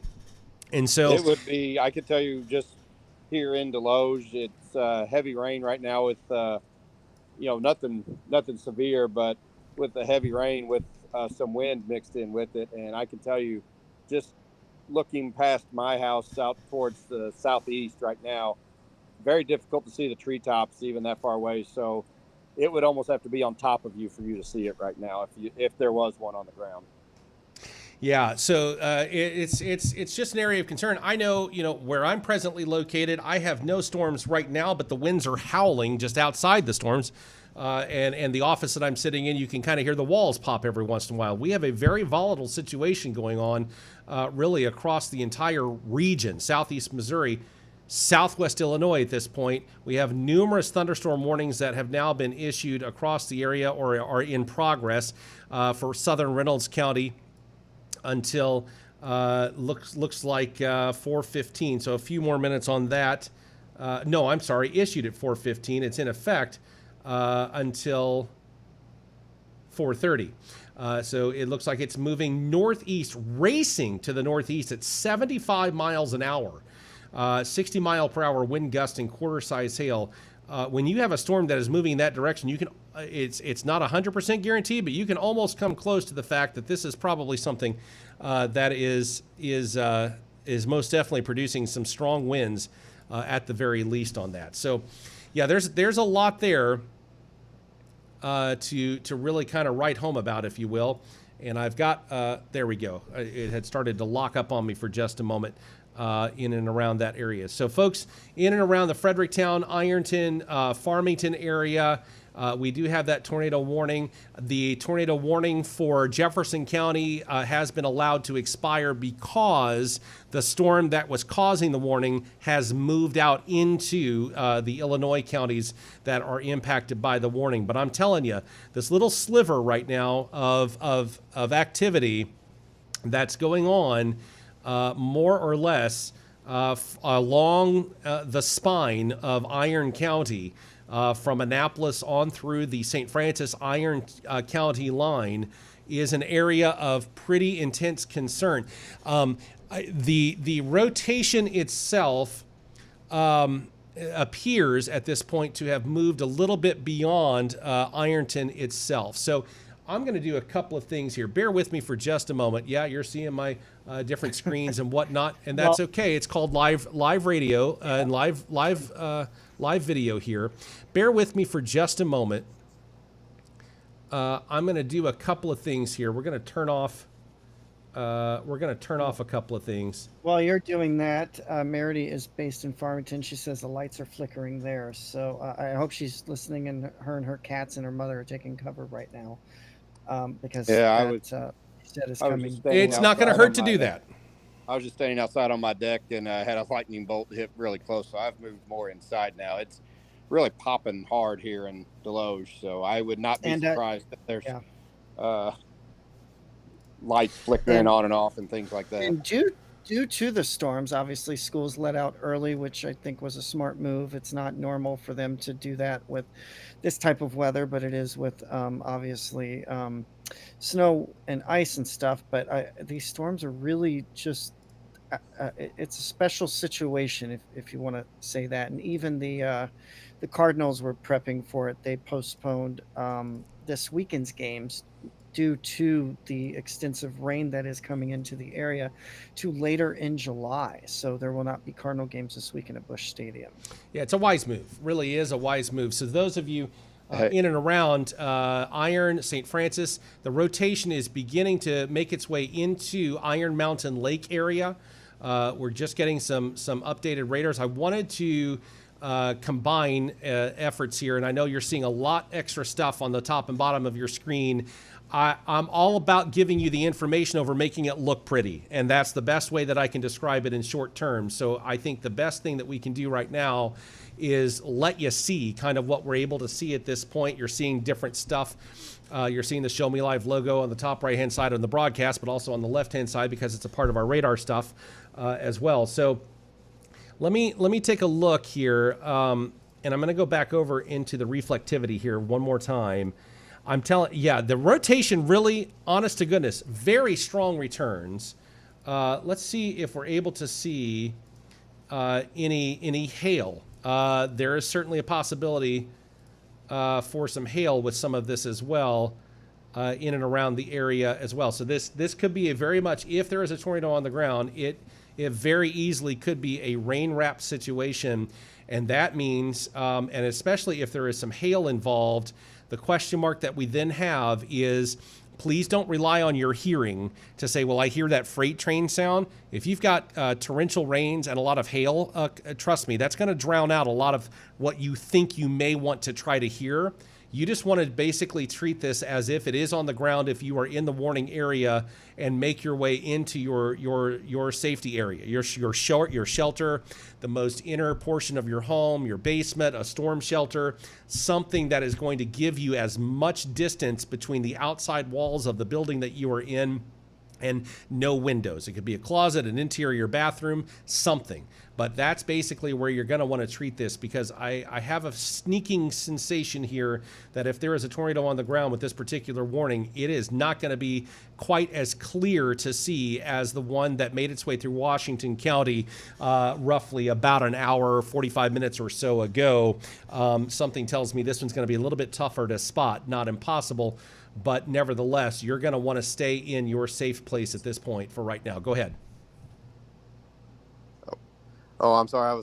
I was looking at one. I have a friend who posted, basically had a front row seat of the tornado that went through Potosi. I'm trying to get permission from him now to where I can share this, but they've got some really, really cool video. And I say it almost sounded sadistic when I said that. That's not what I mean, but it's really like almost front row seat. If you could sit front row with a bag of popcorn and a soda and watch this, it went like right through their property, or just to the north or wherever their property off 185. So I'll see as soon as I get permission. I'll share that with you guys, and then you can maybe get it up on the screen.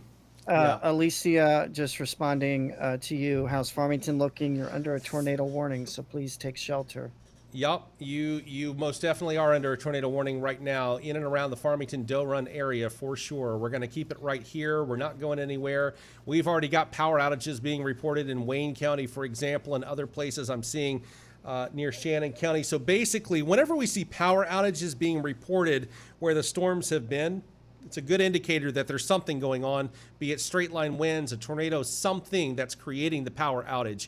That's where we start looking for things as some of the best confirmations that we can try to just indicate that maybe some of these storms are looking pretty ominous. You've got Shannon County that's got several hundred, Washington County that's got over 500 customers without power right now. It's an indication something's taken place there. We don't know what yet exactly. And I think in the Potosi case, we've got enough verification to indicate that there was a wedge tornado potentially on the ground there. But with this, outside of our area, but it looks like it's still moving into the at least the southern portion of it. A tornado warning continues for Thomasville, Missouri, and Rover, Missouri, until 4:45 from the National Weather Service. So yeah, right in that area. So we're telling you this now because what you're seeing or what you might be experiencing is not likely the end of what you're going to experience throughout correct. the evening. Yeah, you're looking at multiple rounds potentially with a frontal boundary that is not going to behave itself very well. In fact, it is for the most part just going to hang around and not do much for the next several days. Some portions of our listening and viewing area may have 10 to 15 inches of rain between now and Saturday. A lot of flooding, very serious flooding that could be very life-threatening. So this is kind of the leading edge of And what didn't we're you seeing right now. share with us earlier that Kentucky Lake is actually draining some of the rain or some of the water, so it can expect to get that 15 inches of rain? It is Kentucky Lake and Lake Barkley. A lot of the lake tributaries will do that. They're for flood control, basically, electric generation and flood control. They're doing what they're designed to do, and that's what they do. They're just trying to get everything out of the lake. Of course, and again, I'm not going to go off into a huge thing, but for those of you basically from Sykeston on south along the Mississippi River, yeah, that could have a slight impact because those lakes will drain into the Ohio, which then drains in Cairo into the Mississippi. But Kentucky Lake is about 200 miles long. It's a very large lake. Lake Barkley, it's smaller in comparison, but still not tiny, about 100 miles or so in length. So very, very large lakes that they have to start draining down to start storing some of that flood water. But yeah, that's again, these are areas of concern. Our main concerns right now are the tornado warnings, not going off on those aspects. And that latest update has me really curious. Right here is the area that I'm wondering about. Now, let's go over and let's take a look at the storm velocity. Normally you see those type of notches on the front side. I know of boundaries like that, and you may have mentioned that a minute ago. I was catching up a little bit with some people, but normally you see that on the front side of those boundaries. You don't see those. I would almost call it a reverse hook on the back side of a storm like that. That's very, very strange. I don't know that I've ever seen that before. It is very different. And you and I were talking on the air here just a short time ago. This is a very, very different setup that we normally have. The atmosphere is beyond primed. I suppose there is a scientific maximum that you can get out of something. And I'm not suggesting that's where we are right now, but I have heard every forecaster under the sun, from the National Weather Service to television and they're all basically echoing the same thing. This is highly unusual, that what we are seeing in the atmosphere. So the atmosphere is probably not going to respond as we would normally think that it would. We have a thunderstorm warning that's now been issued for St. Genevieve, Randolph, and Monroe counties until 5. Severe thunderstorms located along a line from over Bloomsdale to 5 miles west of Weingarten and along a line from 12 miles west of St. Genevieve to 8 miles northeast of Farmington, moving to the northeast at 60 miles per hour. So that is a thunderstorm warning. Now I'm going to say the same thing to you all that I said to folks in St. Francis, Iron, and Madison counties. Thunderstorm warnings is one thing, but this storm has a history of producing tornado warnings on a dime. So heads up. Be aware that there may be some additional warnings for tornadoes for these particular storm cells that are moving through your area in the coming next 30 minutes or less. So just be weather aware over the next time frame. I'm really curious. I mean, Kyle, you can see it. I mean, it's just so odd. My drawing's not perfect. It should have been more like that, but it's just so odd that you're seeing these little notches, and you're exactly right. Normally you look on the opposite side of that, and that's where you're going to see the notches at, but you're not seeing that this time around. It's very unique. Well, you were talking about how a lot of meteorologists from the National Weather Service, experts, guys that have been doing this for a lot longer and a lot better than I have at everything. You were talking about the terminology they were using. I've heard them use the term historic with this before, because they've very rarely, if ever, I heard some of them say, because where you are down there in Paducah, you're kind of in that firing line where it's going to be even worse tonight. So from what they're saying, but from what I'm hearing is they're like, we never give a 5 out of 5. We never do a 9 out of 10 Torcon prediction and things like that. So I've heard them use that term before, and they, they don't mince words when it comes to that kind of stuff. I mean, because they've seen it all, they've been through it all, they've seen a lot of this stuff. This is nothing new to them. But when even they are sitting there saying that we've never seen this kind of stuff before, it's turned into more of a historic type thing. That's kind of one of those things where you just kind of sit there and you like raise your eyebrows and you're like, really? So we do have a brand new tornado warning for Shannon County and Oregon County. Oregon's a little bit out of our listening area, just outside. Shannon County's in our area at 5:15 p.m. A severe thunderstorm capable of producing a tornado located 12 miles northwest of Alton or 14 miles southeast of Mountain View, moving to the northeast at 55 miles an hour. And don't expect this to stick around just in Shannon County. You folks in Carter and Reynolds, back to Iron County, back to potentially Wayne County with this. This is what I was talking about. Just because you've got, that was close, that was crazy, we had a tornado warning, it's expired, it's all over. Not necessarily. You still need to be weather aware of what in the world is going on, because you may have additional warnings issued. I'll tell you, this warning, this tornado warning, they keep paring it back, and totally understandable because it's moving out of the areas. It is going to remain in effect for northwestern Madison and south central St. Francis counties until 4:45. Radar indicated this includes St. Joe State Park. I mean, the line that I'm seeing, you're looking at, what are you looking at here? You're looking at a very large amount of energy there that you've got in the line. It's pretty strong. No question about it. It's not pegging the top of the line by any stretch, but it is certainly not exactly a weakling when it comes to a thunderstorm activity, and it's got plenty of fuel to work with. So for those of you, let's say in Bismarck, Iron Mountain Lake, Ironton, there are no active warnings for you right now, but there's also stuff off to your south and southwest that I would very much be aware of if I were you, because there are additional thunderstorm and tornado warnings. It may impact more like Annapolis and Des Arc, and possibly go as far north as Hogan, Glover, and Chloride, and toward the Lesterville area. We're just gonna have to wait and see, because these storms are kind of regenerating and cycling, and they kind of morph whenever they do that a little bit, and we're just kind of seeing that a lot in and around this aspect of things. And so Kyle is sharing some of the photos of the tornado that's moved through there, and in the Washington County area about an hour or so ago. And there's just no doubt. We can use these. I'm going to upload those here in just a second. I also have video from Farmington, Merity, sharing just what the conditions are there.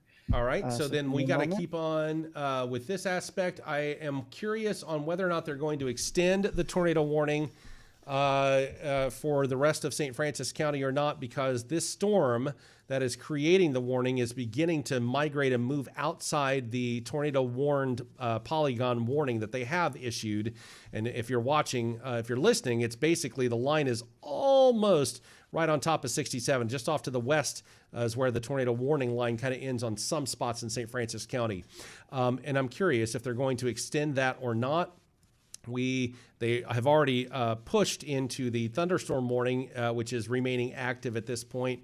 It's just really tough to see in one of these situations exactly what may end up happening in this route. So for those of you, while we're waiting to see kind of what's going on there, for those of you in Reynolds County, there's now even a thunderstorm warning that's basically going all the way to the Reynolds-Shannon County line. So heads up over the next 30, 40 minutes, because I got a feeling there's going to be some additional warnings that are issued out of there. Let me see if I can get back over to here Actually, it's probably close enough to the St. Louis radar.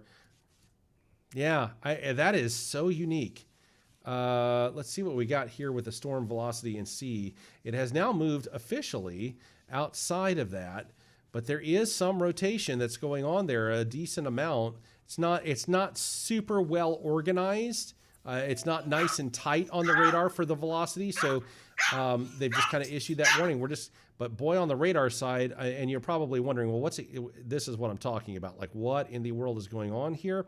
And as Kyle mentioned, that's usually on the front end of a storm. It's very rare to be on the back end of a storm in this part of the world. I've seen it down in Florida a few times when I worked in broadcasting down there in Tampa because of the way that things work coming off of the Gulf and making its way onto land. I have seen that sometimes there.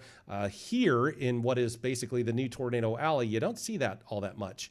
In fact, I don't know that I've ever seen it, and I'm from here, right?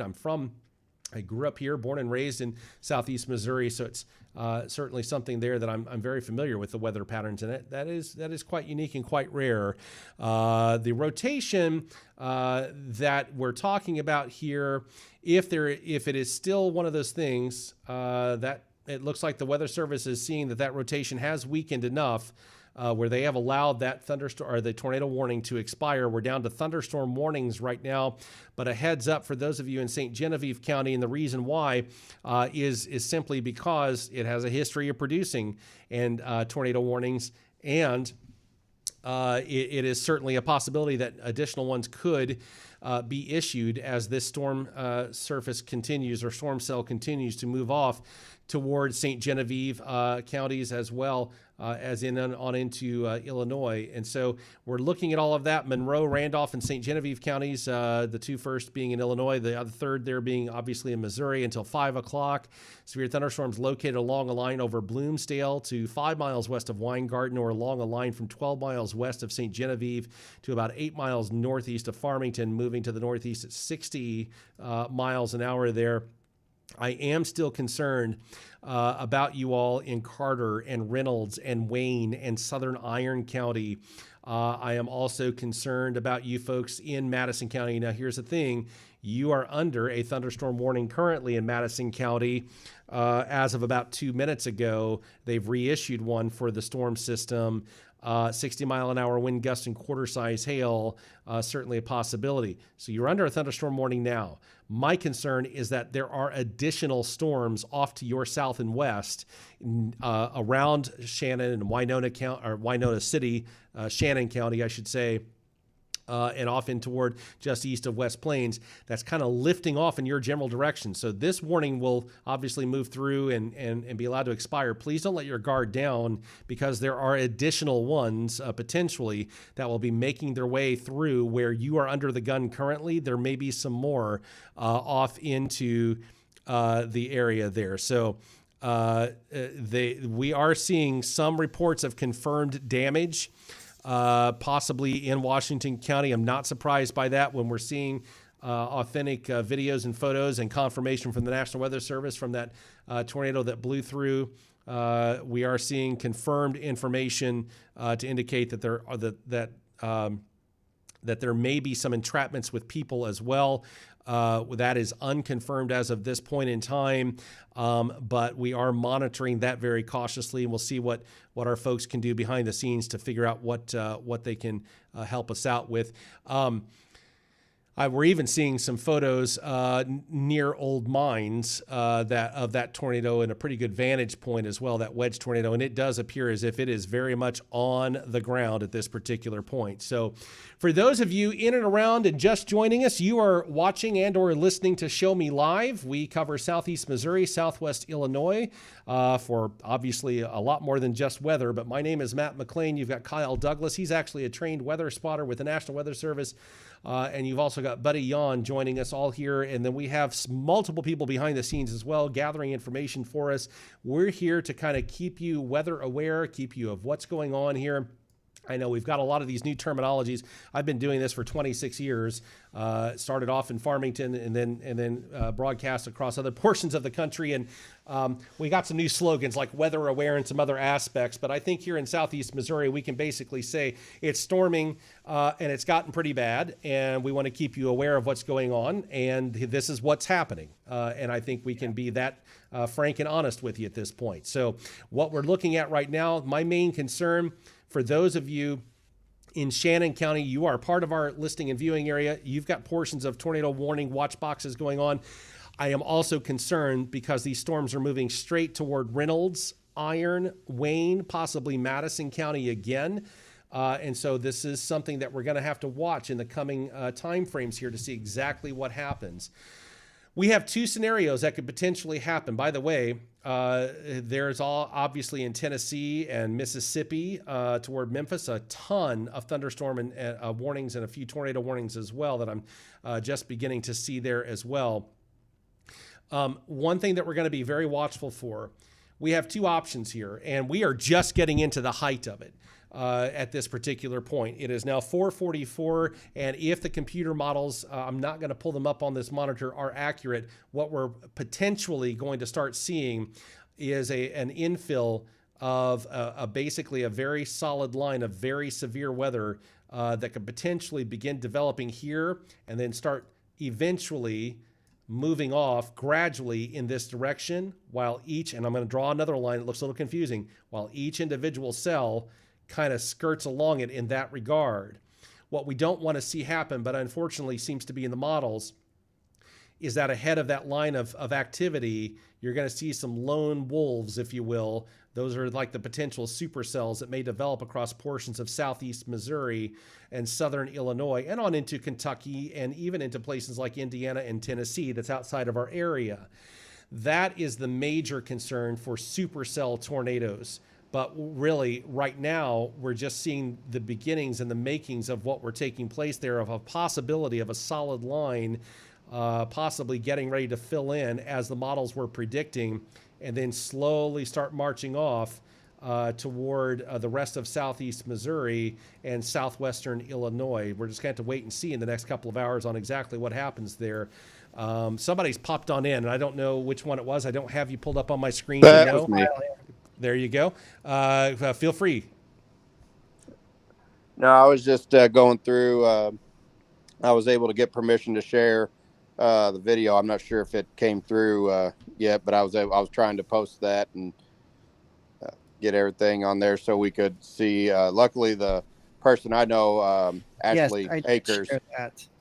Ashley Akers. This was the one that went through Potosi, through like the YMCA 185 AA up on through to Cadet, and ended up going through like DeSoto. It went like right in front of her house, and thankfully she's okay. Everybody's okay where she is, but I have been told from other friends that there has been some damage reported. A few homes and farms have been flattened in Washington County.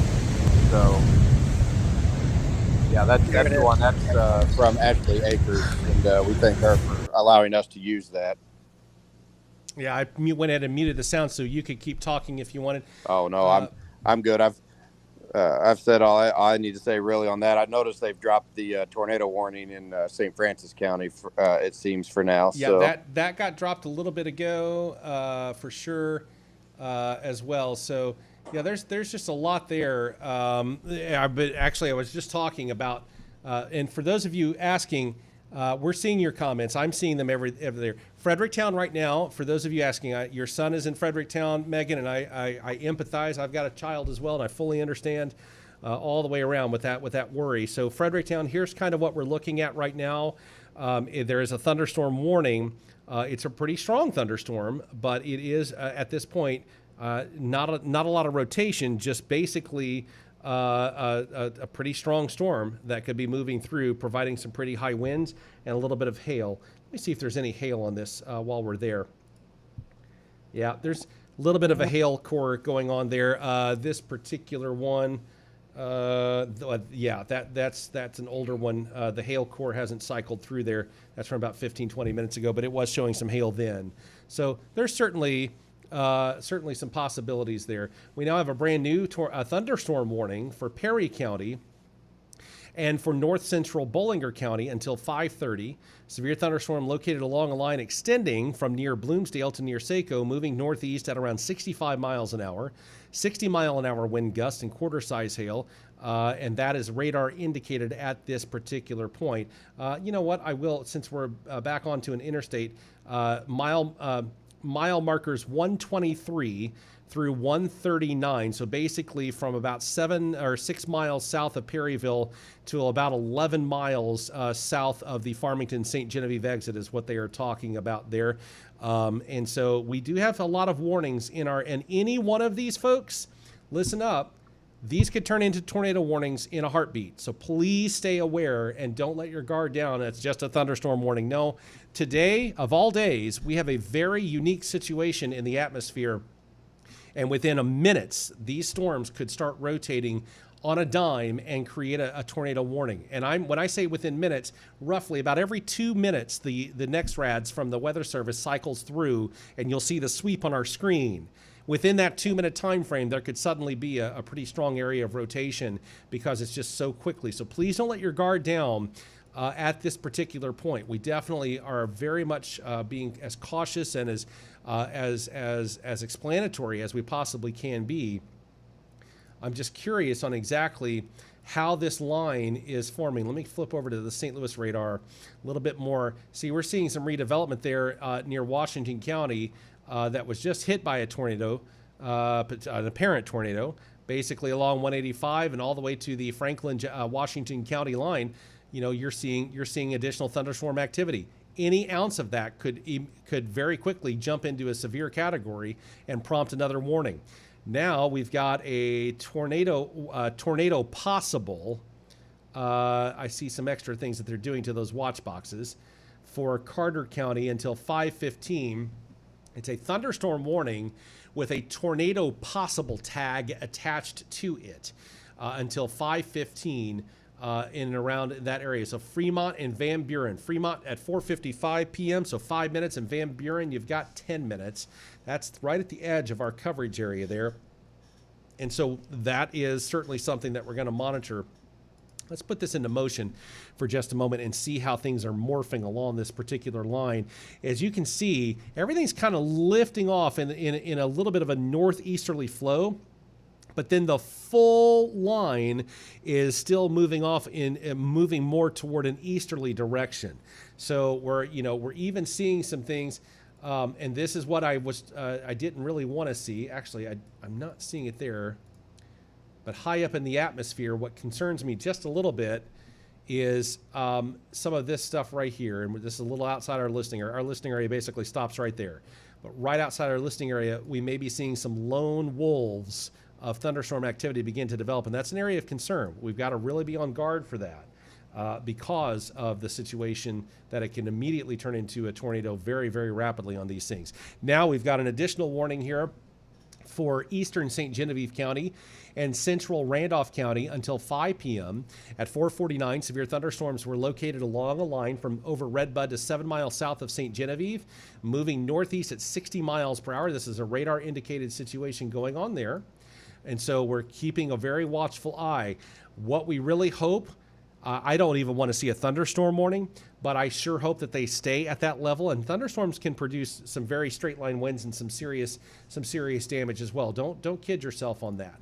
But what I am seeing possibly with this is a little bit more of a bow echo that could indicate maybe some stronger winds being associated with that particular cell than more than anything. But what I am going to do right now is go over to the storm velocity. Yeah, we got some rotation going, a little bit of light rotation. It's what I call loose rotation. It's not a tightly wrapped rotation, but that doesn't mean that it can't quickly tighten up. In fact, here comes a brand new update. And so I'm going to pop that off, and it's still somewhat of a little bit of a loose rotation. Now, they're going to keep a watchful eye on that, because if in one of those sweeps that you see go by and you see the radar suddenly update itself, that suddenly becomes a little bit tighter like that, then we've got a problem, and that's where you may end up from a thunderstorm into a tornado warning in a matter of a snapping of a finger. So we have to be very cautious of this afternoon because of what's taking place in the atmosphere way up there, and it's been. I'm trying to even remember the last time that something like this was with such a setup like this. You have this initial onslaught of potential very severe tornadoes today, and then possibly up to 15 inches of rain across parts of southeast Missouri and southwest Illinois between today and Saturday combined. Well, it's a very unusual set of circumstances. So the atmosphere, it's just it's behaving a little bit differently today. And that's why you have to be really cautious. For those of you in the St. Louis Metro, I know you got a lot of news media members that can keep you informed, but we do cover you in that area as well. We've got in all in Illinois, Bond, Clinton, and Madison and St. Clair counties until 5:30, a severe thunderstorm warning going on there as well. All right, so let's go ahead and kind of reset just a little bit here and kind of see what we've got going on. Gonna keep a watchful eye on you folks right here. Basically, Poplar Bluff, Sikeston, Cape Girardeau. Nothing right now, maybe a little loose leaf thunder shower activity that could rapidly develop, but I'm actually more wondering what's going to happen in the next hour or two as all of this stuff that you're not seeing on radar yet because I'm pulling from the Paducah site.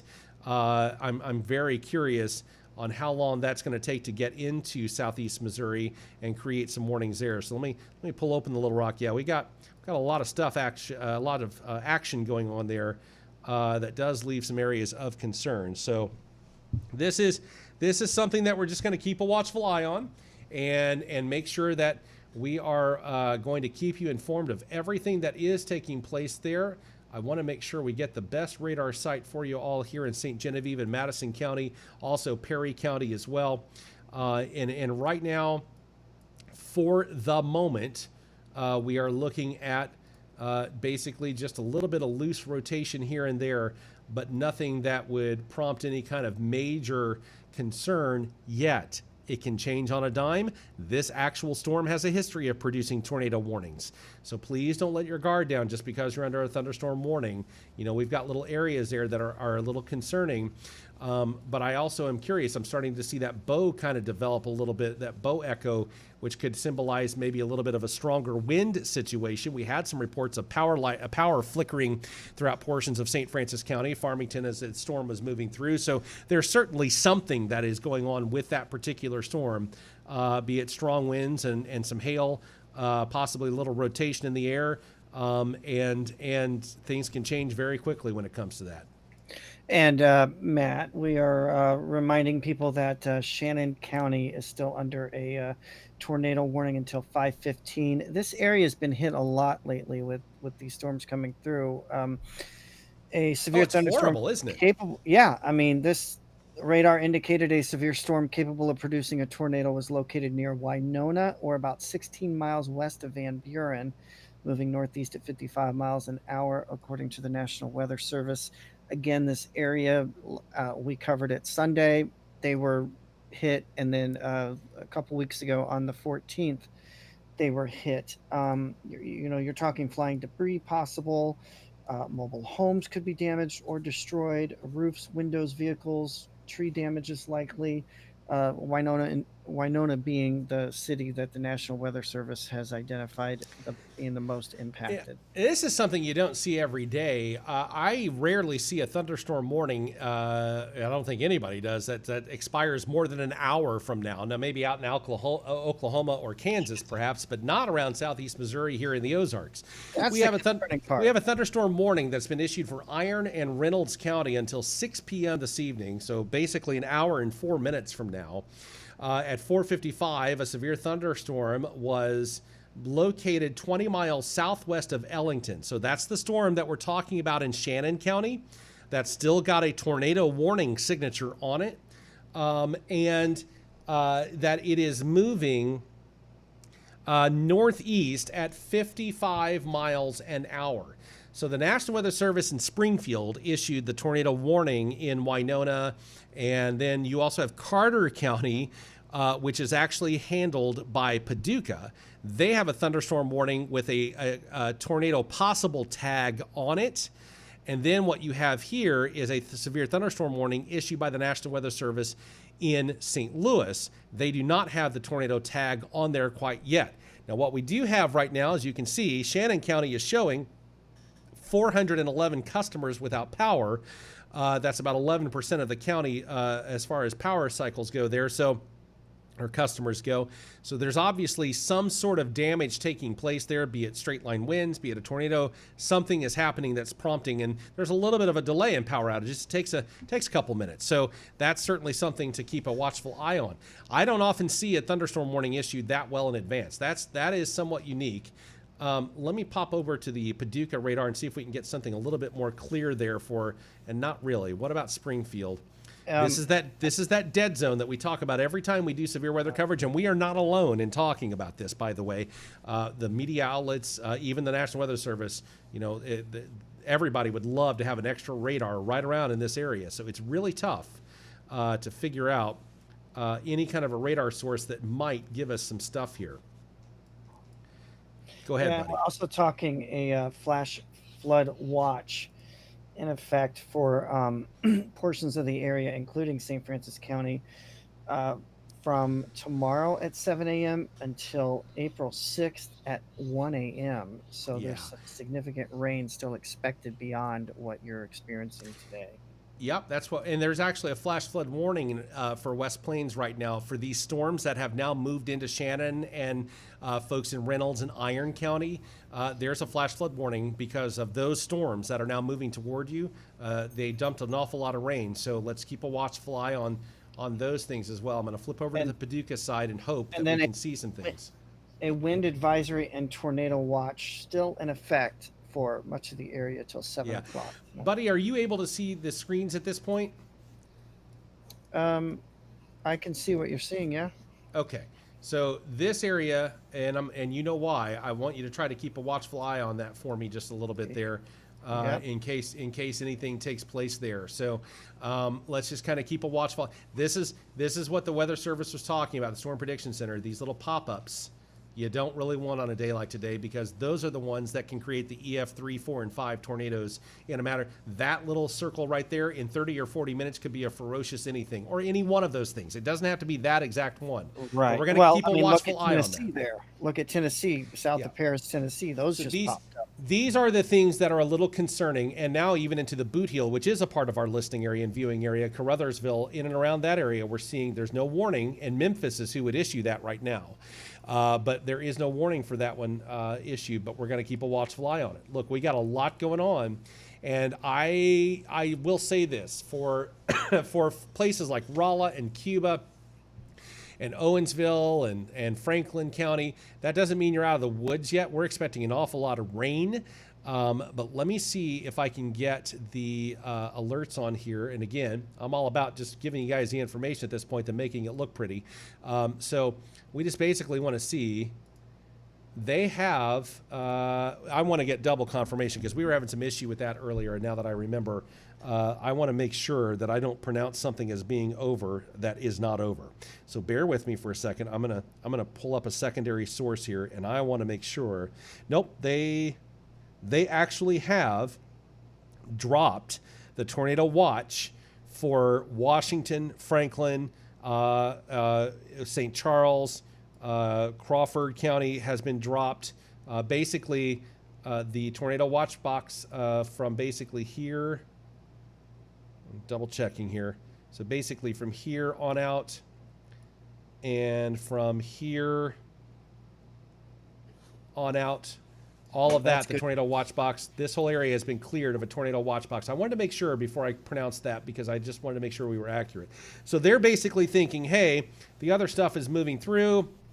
Let's kind of pull off the watch box. Here's the thing, though. You're still looking at a lot of rain over the next several days. So don't you, in fact, the areas have flood watches and whatnot until Saturday, but we do still have that. So every area that you're seeing in red and then basically underneath all the radar returns, that is still an area where there is a tornado watch. And in a bulk of our listing area, the tornado watch is a particularly dangerous situation watch box. And what that means is that there is no higher type of a watch box that the Weather Service has that they can issue. This is it. This is the highest of the high, and it is rarely issued, not even issued every year. Maybe once or twice a year, but not even every year. You can see it right there. This is a PDS, a particularly dangerous situation that is happening. So that's why I was saying, let's keep a watchful eye on some of these outliers for potential there. But this area is where we're really just trying to figure out exactly. The models we're showing a straight line of severe weather, but you know what? Not for another couple of hours. So at least another probably 5 to about 6 o'clock, maybe at least about an hour from now, probably seeing some of that going through. So here's what we've got. We're going to go right on down the line here. For those of you in Carter County, you have a thunderstorm warning until 5:15. For those of you in Reynolds and Iron County, whoops, wrong one. That's still a tornado watch. Yeah, that's still in effect. We have a thunderstorm warning for Iron and Reynolds County until 6 p.m.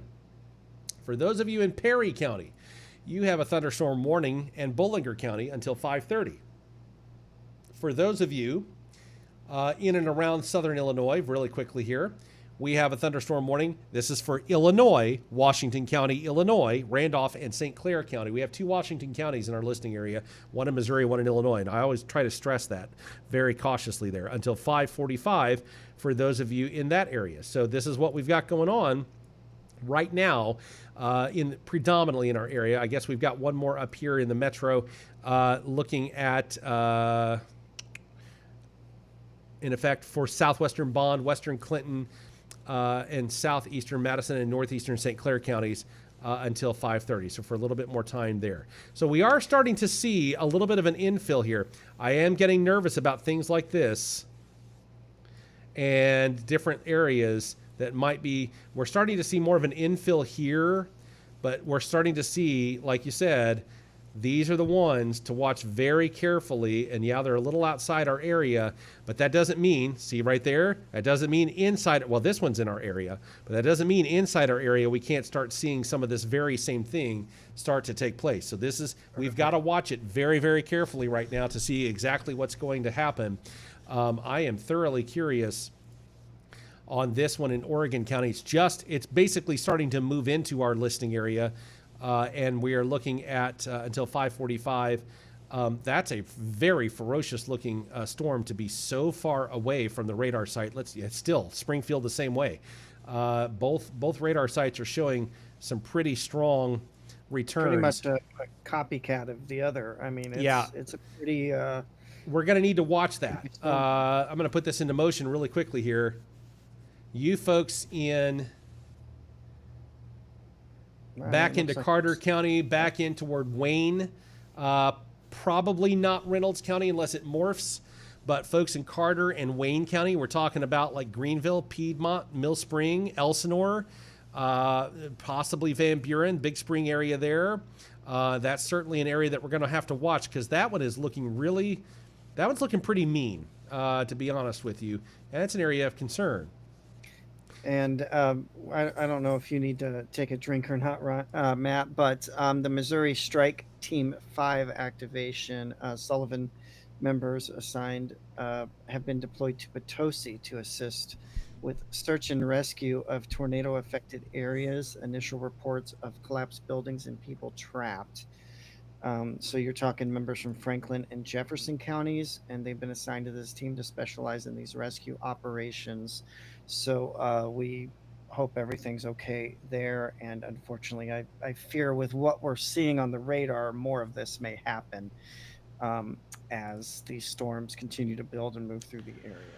We do have a possibility of at least one person injured in Washington County. And so we're going to try to work on that aspect as well. Obviously, I think it's a safe bet. We've got a lot of video, a lot of photos of what took place in Washington County. That was a classic wedge tornado, if you've ever seen one. And so, we've got a lot going on, and we're not over. Not even close.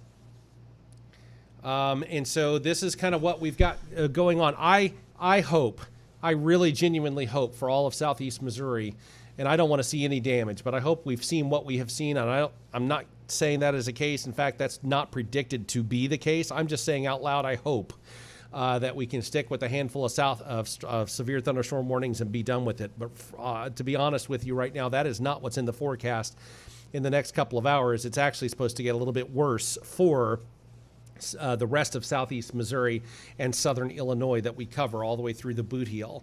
So unfortunately, it is expected to get a little bit more strong, a little bit worse.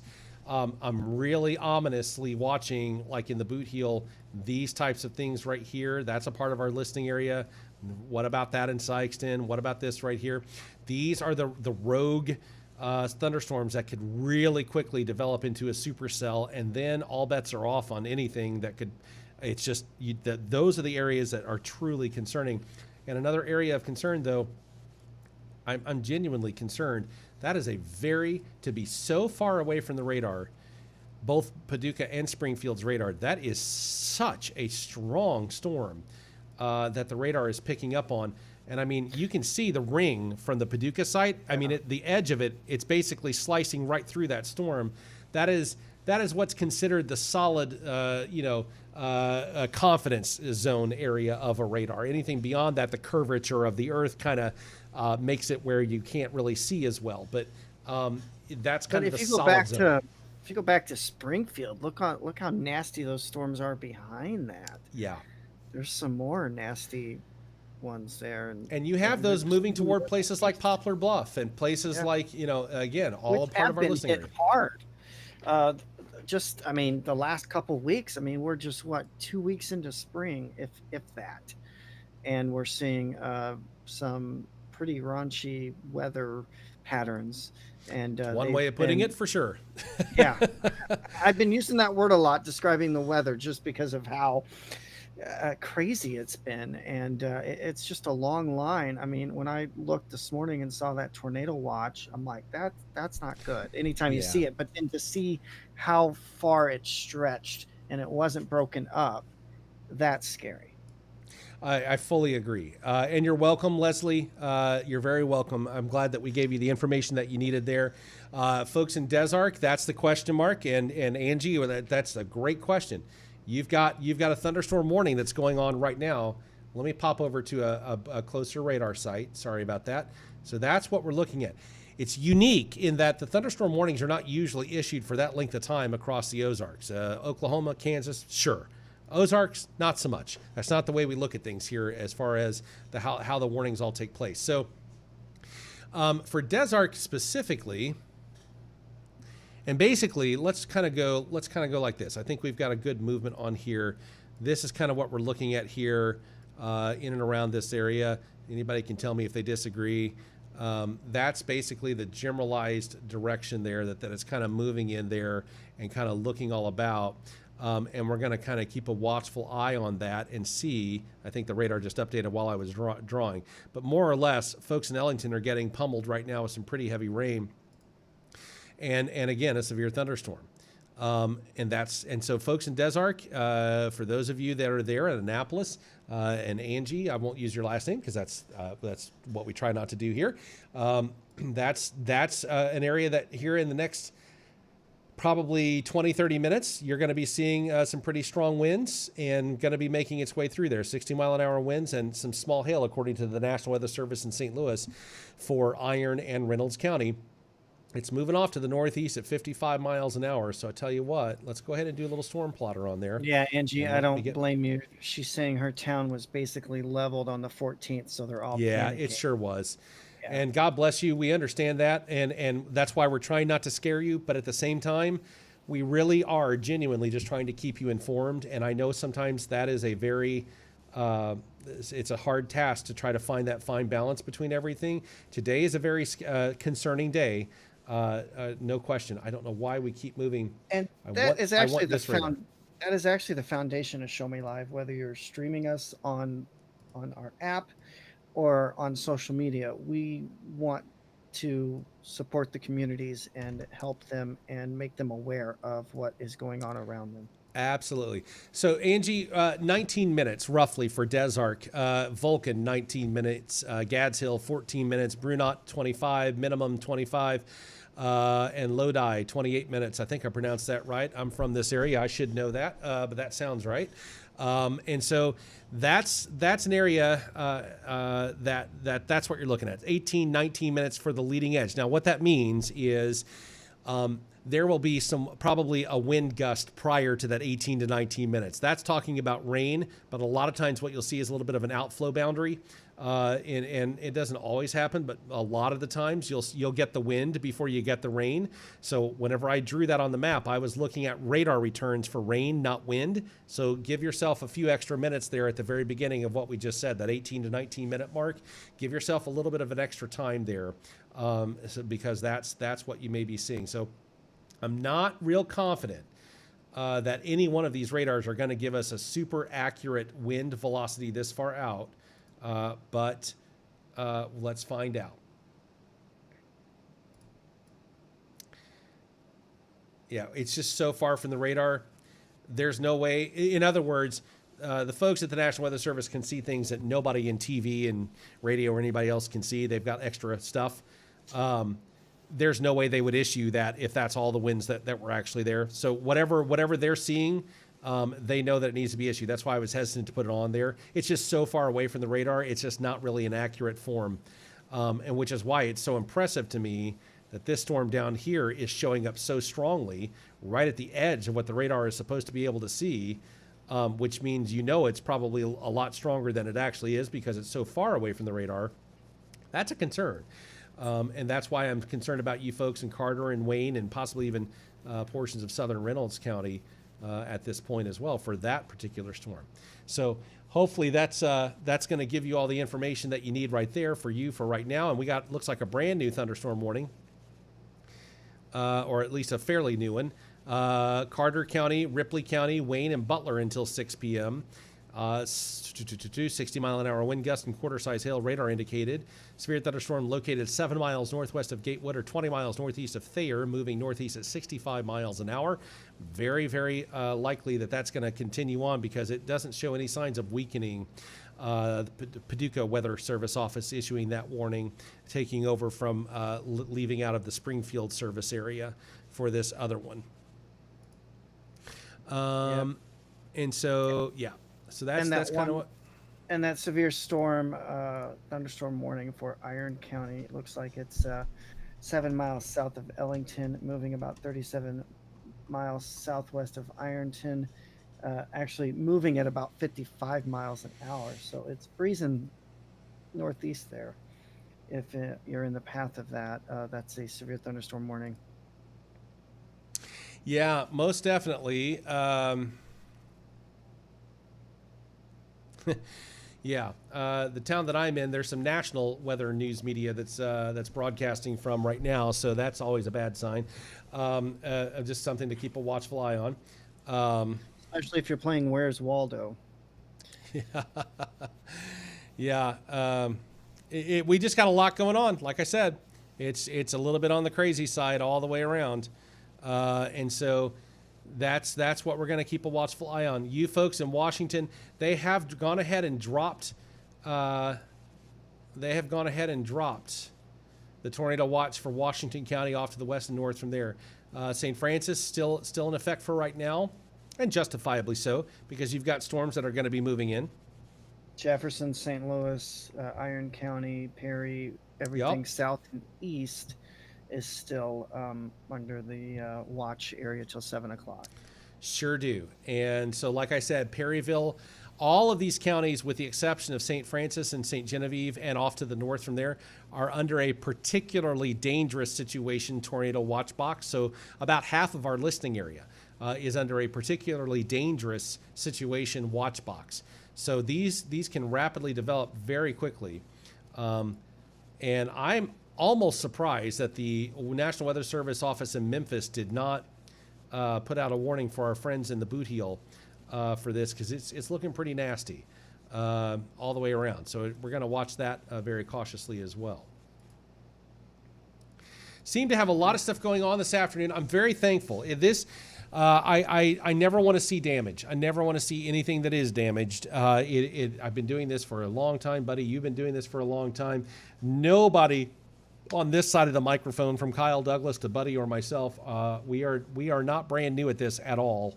I've been at this for like 26 years, so this is not something that is something. This is I never like to see damage, genuinely, but we do try to keep people as informed as possible on that, because I recognize that damage is somebody's livelihood, and it's somebody's home, and somebody's family, and I get that. And I empathize with that very sincerely.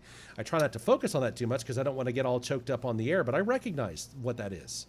And it's awful to see that happen. So my thoughts are very much with my friends and family in the Washington and Crawford and Iron County areas where that tornado blew through earlier. Because I know that that's, if there's been damage or whatever the case may be, it's not fun. And it's going to be a while to clean up on. All right. So let's see, Jessica, we got a few people asking, and Trista asking if Fredericktown is still under a warning. All right. So Jessica and Trista and some of the others, right now you are not under a warning, but I'm not going to be surprised if you're under a warning soon. And it is all contingent upon if you're watching us right now. If you're listening and streaming, then I get that, and I'll try to explain that. But basically, in Ellington and Reynolds County, there is a severe thunderstorm that is moving through there. We have a brand new tornado warning as well. But more or less, we get into this area, and it is going to continue moving off toward Fredericktown, Marquand, basically Fredericktown on south to the Madison-Wayne County line. That's what we're looking at there. Now, we also have a tornado warning that was just issued for southeastern Carter County and northern Ripley County until 6 p.m. This is a radar-indicated tornado by the National Weather Service office in Paducah, and so I'm not surprised. This is the area that we were talking about.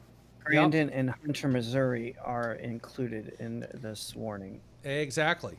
And so, like I said, this is the area of concern that we have. This is an area that is under a particularly dangerous situation, tornado all the way toward Iron and toward Fredericktown and Perry and Bollinger and Cape. Particularly dangerous situation, tornado watch box, right? And so now we've got these warnings, and that is an ominous looking thing. So as it's moving off in a northeasterly direction, not at all shocked to see that warning at all. Mm-hmm. And so you folks in Mill Spring, maybe even toward Patterson, just off to the south of Piedmont for now, in Wayne County, eventually into Bollinger County. This area that has a tornado warning on it right now could be extended on into your area very soon. And we're just going to have to watch it because it's moving very quickly. Folks in Fredericktown, excuse me, this particular strong storm that is in Reynolds County right now has got to get through Iron County, but eventually it looks like it's going to hold itself together for right now and make its way toward Madison County currently. So this is the area of stuff that we are looking at. Boy, I tell you, just so much stuff that's going on, and we're going to keep it until we know that we've got an all clear situation going on. We're going to be here for a while longer, and I'm going to get a little drink of water here for just a second as well. I'll just point out that anyone watching us and you see that dark red box, that is the tornado watch. That is, and it extends beyond the screen there. So just know that whole area, I mean, that's the entire Mississippi Valley practically covered with the chance of tornadoes. And as I'm checking different outlets here, I mean, there are tornado warnings, but just as you can see, but besides Missouri, I mean, we've got them in Tennessee, we've got them in Louisiana. Right now it seems like Kentucky has mostly been spared, but I don't anticipate that's going to stay that way as the night progresses. No, Kentucky, if I were to argue anything, is probably sending fuel, and any time now we're going to start seeing that pop up as it gets dark. That's what I think we're going to end up seeing. I mean, tornadoes are scary as it is, obviously, but then you're talking sometimes rain-wrapped tornadoes, which can happen day or night, but then even nighttime tornadoes that you cannot see. That one that happened in Potosi, that wedge tornado, you wouldn't have been able to see that at night. Nope. So that is, Only very through a flash concerning. of lightning. Right, and even then, it still might be too late. So we've got Joey asking us if it's safe to travel between Bismarck and Farmington right now. Yeah, it is. You've got some thunderstorm activity, but no warnings or anything along those lines as of now. So you should be for the moment good to go. Now that doesn't mean it can't change shortly, but for right now, that seems to be where we are. So definitely. Yeah. Let's see. Yeah, and again, those listening and watching, if you want to share your eyewitness reports, your photos, your videos, feel free to drop that in our chat here, and please let us know that we can use that. So just say, "Hey, I give you permission to use it," and then we'll put it up here, and of course, we'll give you the credit. But there's nothing quite like eyes and ears everywhere. Of course, you want to be alert anyway, but if you can safe being the key word, safely get those pictures and videos, sure, share them with us, and we'll share them throughout our platforms here at Show Me Live. Absolutely. And always, like I said, if you're driving, Joey, make sure you download the app, listen to us. Don't watch us. Don't stream the video, please. If you're driving, don't do that at all. Listen to the radio side. That's what we excel at. Download our apps on the Google and Apple stores and whatnot. It even works with Alexa, Google, all the auto software as well. Android Auto, Google Play, all that. It works with all of it. And that'll keep your hands at 10 and 2 on the steering wheel. We always want you to exercise safety on that for sure. And it's live radio there too. So Yep. once we get back in the regular programming at some point tonight, you'll get a good mix of country music. And of course, we've got our guys, both Scott Cheatham, Scott Kabbalah, and Darius Wentz that are on the air. So we do apologize you're not hearing Scott Cheatham this evening, but we do have to keep you informed on the severe weather. Let me ask you this, buddy. Can you look? I know that 2 inches lime size. I can't remember what 2.5 inch. But that's what we've got confirmed reports out of some of these storms from like West Plains that are now moving into places like Wayne County and whatnot. You said 2.5 inch. A 2.5 inch diameter hail is what's being confirmed by the Weather Service. And Storm Prediction Center says that is tennis ball size. 2.5 inches tennis ball?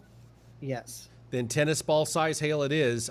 That is in the West Plains area, but those storms that created that are now in our area, in our coverage area. And so that's actually what's got the tornado warning on it right now, as well as the severe thunderstorm warning. You folks in Ellington,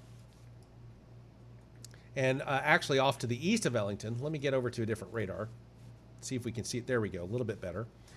And like I said, Desark, it's moving very close. In fact, you are probably hearing rumbles of thunder as of right now. I believe I just heard that. Not from me, but you probably heard some thunder and lightning as these storms are moving through there. There's a little bit of a lightning indicator there. Sometimes I hear it from you too, and I can't tell what's going on. And we have an awful lot of lightning out of this one that's creating a tornado warning. This is just 5 minutes worth of lightning. Every little bolt there that you see is a lightning strike. So this is 5 minutes, and that's it. 5 minutes. If I probably put it on longer than that, it would be substantially more than that. But I wanted to see kind of what we had going on there. But that's a 5 minute interval on lightning. I try not to clutter up the radar too much because there's already enough on there. Here we go with an update. Let's see what we've got. Oh, see, we're getting into that. We're getting into that classic look, folks in Elsinore and Grandin, on into southern Wayne County. You really need to be very cautiously watching the sky at this point, off to your west and south. We're just so far away. That is actually from St. Louis. I want something closer. There it is, very clear. Here. These are areas to watch. And that's what you've got going on. And a little bit of a spin up or a dust up there in between the two, but that's more clutter than anything. It's basically right there and right there that we are talking about. Let's get it back over to regular radar. So it's basically this notch that we're concerned about, and more or less this notch right here that the 160 Right is over kind the of covering up. 160, yeah. Yep. But basically, let me zoom in just a little bit more. So basically, this notch right on the tail end of a storm, that's not unusual, and then that notch right up here as well, that's creating the concern. So there's a little bit two areas there to try to figure out exactly that area. So there is possibly a tornado on the ground with this. It's showing radar indicated right now, but it's for Carter and Ripley County until 6 o'clock. But you folks in the Grandin area, if you're listening to us, please, please, please, please seek shelter right now. Those of you in Wayne County, heads up, this is moving at you pretty quickly. It is moving actually to the northeast, actually at about 35 miles an hour. Not as quick as I was thinking in my mind. You got a little bit more time to work with there, but still be very cautious about that. Desart, that storm is right over the top of you. Let me go back over to a different radar site that's a little bit more current. Basically, you've got the wind that's already started for Annapolis and Desart. That's what you got going on. Piedmont, you're getting hit with a little bit of a thunderstorm activity, the southern edge of that right now, no question. And so, and Farmington, once again, getting hit with some thunderstorm activity. None of it has approached the severe level, but I'll tell you this, it is a 60-mile-an-hour wind gust was reported on by the Weather Service by amateur radio there. So, and that took place, when did that take place? At 4:43. So all the times that we were getting information about lights flickering in Farmington, yeah, that would make sense with a 60-mile-an-hour wind gust. So we're seeing a little bit of a redevelopment. And again, no warnings have been issued on it as of yet, but it's something to keep an eye on. And so that's an area of concern also. Let me flip back over to the Paducah site because that's going to be the best option for our friends in Wayne County and Carter County and Butler and all of that. Developing near Union City, Tennessee, right Yeah. over the Missouri border there around I-55, just east of Malden. Basically New Madrid, Missouri. Yeah. Yeah, basically that. Now we've got a brand new update. And look how quickly some of these storms are moving. And, you know, you're talking just a couple of minutes, and then look how quickly they're moving. Yeah, that's pretty fast there. It's a pretty good jolt. Now we do have, this is outside of our listing area, I believe. We do have another tornado warning that's been issued for this area. Yeah, Clinton, Marion, and northern Washington County until 6:15. Yeah, Washington's about the cutoff. That's about the cutoff for us. Illinois, by the way, for those not seeing the radar. Yeah, thank you. But yeah, basically the main concern right now, they have gone ahead and discontinued the warning for Reynolds County. You folks in Washington County, is that going to hold together for Madison? Well, we're going to find out here very shortly. But you folks in and around Wayne County especially, heads up. Southeastern Carter, north central Ripley counties. This is a tornado warning for, this was actually just issued right now, 5:29. A tornado warning remains in effect until 6. Severe thunderstorm capable of producing a tornado located near Hunter, or 12 miles south of Van Buren, moving to the northeast at 55 miles an hour. Hunter and Elsinore around 5:35 p.m. and Grandin as well. So you're talking folks, about a population of about 2,500, 80 people there. Yeah. So the main concern that I've got is whether or not, and we're going to go over to some, and how old is this? Where's my timestamp? Yeah, we're talking that is no longer valid. I've got a current radar, but I don't have a current timestamp on. It's about 10 minutes old. That's why I say I don't have a current timestamp. It hasn't loaded for whatever reason. So we're going to pay a very close attention to that. Yeah. All right. So for those of you in Iron County, Desart, you're under the gun right now, all the way up almost to Glover. Folks in Fredericktown, really central and southern Madison County, getting some thunderstorm activity right now, but nothing storm warned yet. looking about that, and we'll figure it out here in the next several minutes if they're going to extend that thunderstorm warning. Then we've got a thunderstorm warning that actually encapsulates Poplar Bluff as well, and even into the Doniphan area. And then there's a tornado warning inside the thunderstorm warning as well. So the thunderstorm warning for Carter, Ripley, Wayne, and Butler County until 6 p.m., 60-mile-an-hour wind gusts. Now, again, keep in mind there is a tornado warning inside the thunderstorm warning watch box. This is what we call the polygon warnings now. They do that type of thing. So they're basically honing in on where they believe that tornado might be, and they're issuing a tornado warning on that area of the storm. But you still might hear the sirens throughout your county. Oh, sure. Absolutely. There. I know growing up, we would, they would just issue it for the entire county, even if it was a tip of it. But now they've, like you said, honed it in a little more. Yeah, I appreciate all the thousands of you that have genuinely watched this afternoon. Tens of thousands, actually, is what we're seeing. And we're here to try to keep you as ahead of the storm and aware of what's going on as we can. And when we tell you we think you should be hitting cover and finding a safe spot to take cover in, that's something we hope you do. And that's just kind of what we're looking at right now. So more or less for Southeast Missouri, we are really just monitoring Iron County, possibly into Madison County shortly. We're about to find out. And then we have the other warnings there for Poplar Bluff, right along U.S. Highway 60, the 4-lane between Sikeston and Springfield. That gets you to Branson from Southeast Missouri. That's the highway I'm talking about, in case you're geographically challenged, as I know so many people are. That's the road that takes you to Branson and Springfield. So U.S. Highway 60, State Highway 21 in the Doniphan area, not 21 through Washington or Reynolds County at this point. That's the same highway, just different part of it. And so those are the two areas of major concern right now. So we're going to have to wait and see exactly what takes place from here. That's what we're trying to figure out, exactly what's getting ready to happen. What we are seeing are those rogue thunderstorms. And again, this was predicted to happen. It was. Rogue thunderstorms beginning to develop ahead of the line.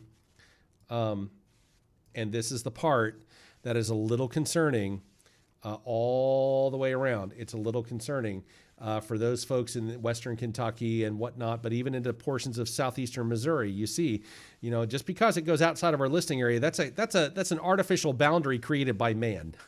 Mother Nature doesn't care, right? So you have counties in southeast Missouri that is in our listing area that this could potentially impact, and we're going to watch that very carefully, and on into southern Illinois, which we do cover some as well. So we're going to watch this as we go out and about. So, and I'm seeing a report that there's some power outages in the Poplar Bluff area as well. One listener stating that they've been out of power for about 2 hours. Yep. You have cut out there. Your signal has cut out there for whatever reason, buddy. So I'll let you kind of figure out what's going on there and me back? and see what you need to do. But now we got you back. Okay. Well, it looks like somebody from Poplar Bluff was indicating that their power had been out for the last couple of hours. So that area, again, just getting hit hard as we're looking at the radar as well. For Victoria, for Park Hills, for right now, you've got a thunderstorm, but nothing that is actually storm warned at this point. But it's certainly something that has developed, and I'm sure your windows are probably rattling. I would imagine. I'm going to find out here. Let's find out what we got. But I would assume that you got some, not a huge amount of lightning, but within the last 5 minutes, a few claps of thunder here and there, at least as far as what the radar is picking up.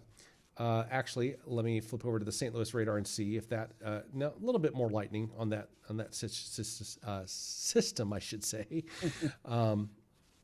Tried to get that word out and it got a little tongue-tied there. So we'll take Rightfully that back so. up. You've been doing this for 3 days already in the last couple weeks. Hours. Yeah. I am very proud of my vocal cords. Honestly, I didn't think that they would last with what we have done. So I'm kind of surprised, actually. But yeah, so More or less, I'm really concerned about these rogue storms, these pocket and rogue storms that are beginning to develop ahead of this line. I'm also concerned that some of these are really looking nasty. This one is starting to develop again. Have to wait and see. And then also even this one into Arkansas. And then Hannah's asking about Ironton. So that looks like it's, kind of getting some heavy rain there.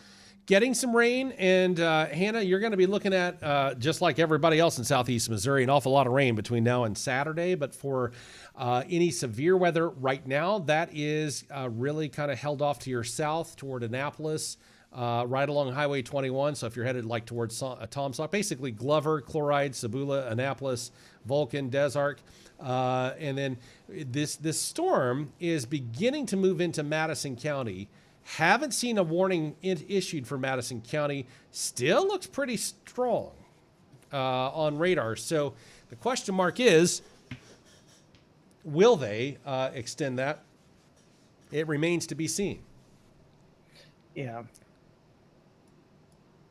But it's not going to be surprising at all. And the other aspect that I've got is this tornado warning, the storm is reaching the boundary of that. Are we going to see an extension of that into places like Greenville and Mill Spring and Williamsville, possibly even into Patterson, in and around that area between Greenville and Piedmont? We're just going to have to wait and see exactly what happens there. But I would say we will know very quickly here in the next couple of minutes exactly what is going to happen there. Yeah, I'm just amazed at this storm system as I just look at different radar images and screenshots. It's just a very massive system that is impacting hundreds of thousands of people as it makes its way eastward. Now, we were talking about the little pop-ups. If you go back to New Madrid, that looks like that's gotten a little bigger as it moves into Kentucky. Actually, it's moving. It's not moving into Kentucky. It's moving through Mississippi County, Missouri. Oh, okay. Couldn't tell that from. Yep. East East stuff Prairie, over. Charleston. It's basically moving right through Mississippi County and focusing toward Cairo and Charleston. Exits 10, exits 12. There along I-57. Basically, exit 4, 10, and 12 in Mississippi County. That's along I-57. And you're like, how do you know all this stuff? Listen, I drive a lot. I get it. And I drive these roads a lot. You can tell that from a mile away. It was a little hard to see that border there and which way it was going, not animated. Yeah. And guys, this is live radio, live TV. It happens. You're just trying to figure out things as you go as well. But yeah, I'm not. I'm checking the National Weather Service. Let's see, they just threw something down. For Windsor, Stewart, and Cowden, Illinois, which looks like it's out of our area. Mid Illinois there. So I'm not seeing a whole lot else coming through at the moment, but we know that that's just a low now. Literally just, and I mean just outside our area, our coverage area. Look at all the tornado warnings that has just popped up there into Illinois. We have a brand new thunderstorm warning for Madison County, not shocked, until 6:15. Severe thunderstorm located over Saco, moving 14 miles southwest of Fredericktown, moving to the northeast at 70, racing at 70 miles an hour.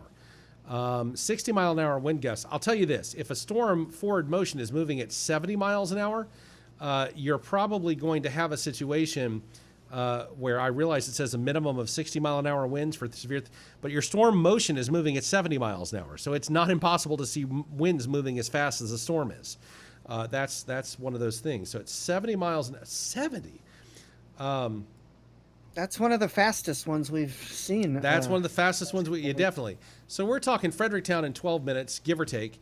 We're talking Cherokee Pass in 10 minutes, Cobalt 12 minutes, Junction City 13 minutes, Patton in 23 minutes, and that's outside the warning area. That's into Bollinger County, and I know that because I drew it on purpose at 70 miles an hour. That's a lot. We have a brand new tornado warning. Not surprised. Let me open that up. That is for Carter, Wayne, and Butler County until 6:30.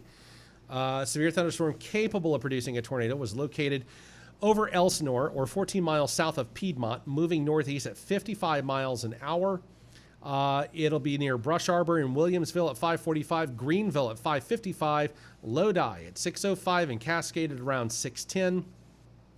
And other locations include Mill Spring. This is a tornado warning that has just been issued. Not surprised by this at all. And so this is what's happening here. We're seeing, and you can actually see the fill-in of the lines here. We're seeing a solid line from Iron through Wayne County and on in through Carter County and now into toward Butler County. We're seeing a solid line begin right on schedule. And it is going to march off throughout the rest of southeast Missouri in a particularly dangerous situation. And we are again seeing, and I guarantee you the folks at the Paducah office, which covers a good chunk of southeast Missouri, are watching this very carefully for anything. Let me do a couple of things here. I need the storm velocity for the tornado warning anyway. It's not showing any there's a little bit of a spin per se, but not showing anything too crazy when it comes to that. However, for this particular storm, we have a very good rotation signature, if you will, and by good I mean it's showing very well on radar. Not that it's a good thing. Please don't right. Misunderstand my intentions there. This is it's essentially what's called a tighter signature to kind of show that there's some rotation that's really showing up fairly strongly on the radar system at this point. But it's just that's even further away. But I'm going to try. Yeah, it's showing there. Memphis, we can get a reading possibly out of Memphis. Yup, some good showings of some rotations here, right here.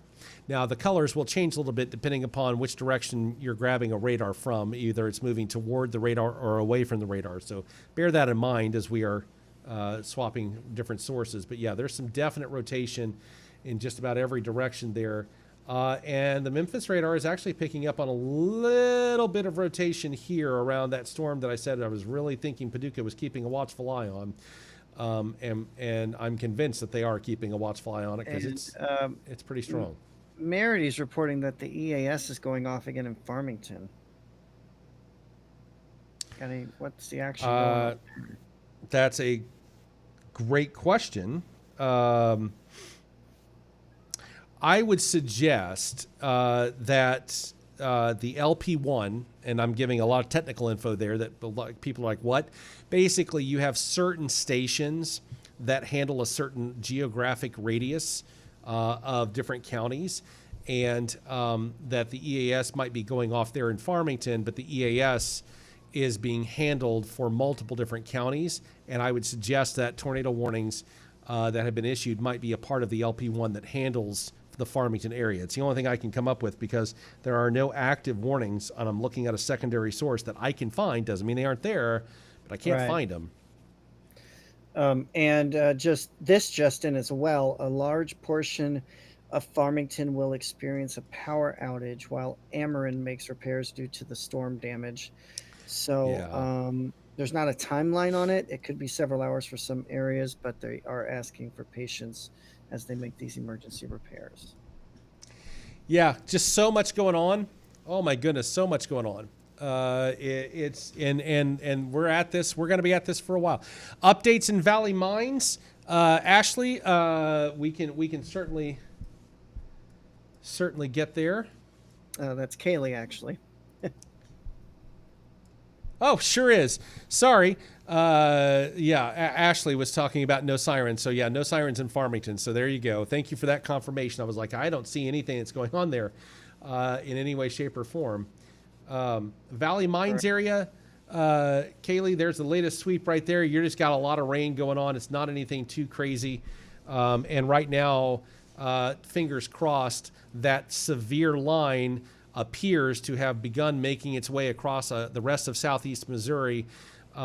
Not necessarily willing. Well, they have actually dropped. possibly have dropped a part of the watch, the tornado watch. No, it's still in effect for Jefferson and St. Francis counties. Washington, it's been allowed to drop.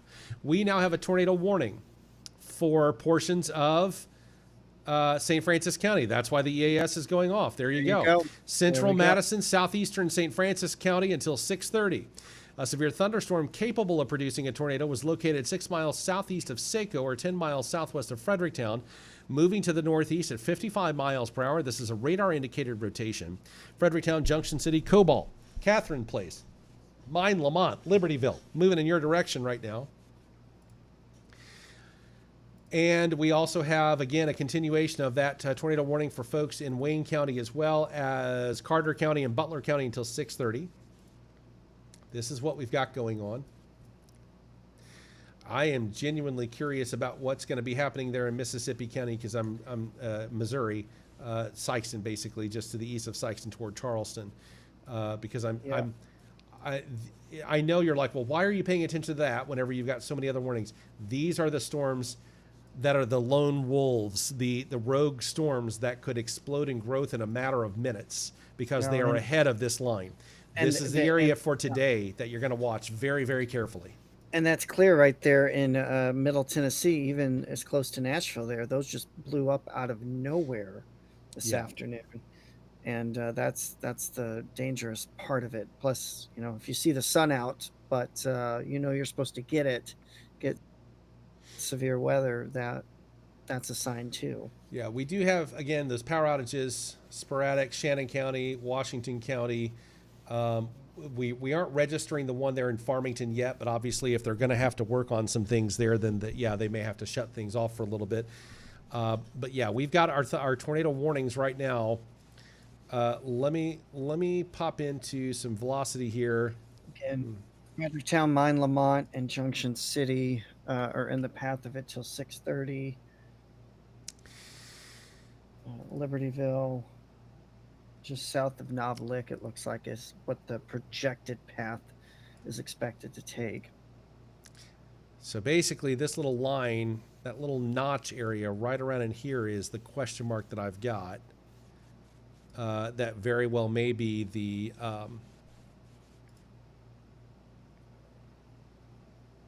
the area of rotation that they are showing and exercising concern about. I paused there for a moment. Yeah, that's that. I was waiting for the sweep to go through. I could see it on a different screen right here. Folks in Fredericktown, folks in Cherokee Pass, Junction City, you folks watching, listening, if you are not in your storm approved area, your basement, your whatever, right now, get there. And I mean get there now. I mean right now, because I am not liking what I'm seeing there on the radar at all. It could potentially be a tornado on the ground. We just don't know yet, but treat it as if it is. And for you folks in, I'm genuinely concerned about some of the returns that I'm seeing. And for all intents and purposes here, bear with me. I'm going to pull off. There is a thunderstorm warning, but I'm going to pull that off because I really want to focus on a couple of things here for just a brief moment. I really want to really highlight what we've got going on right here, because that to me is an indication that we got a problem. And so I am genuinely very concerned, and there is that notch again. You're going to be talking more or less, and I shouldn't have drawn it that way because that's really not accurate. The accuracy of it all, because of the way the storm is moving, is more like this way. Okay? And so the key is, and it just did a radar update. So basically we're now talking right here. The key of the update that I got going on here that is a little concerning, bear with me.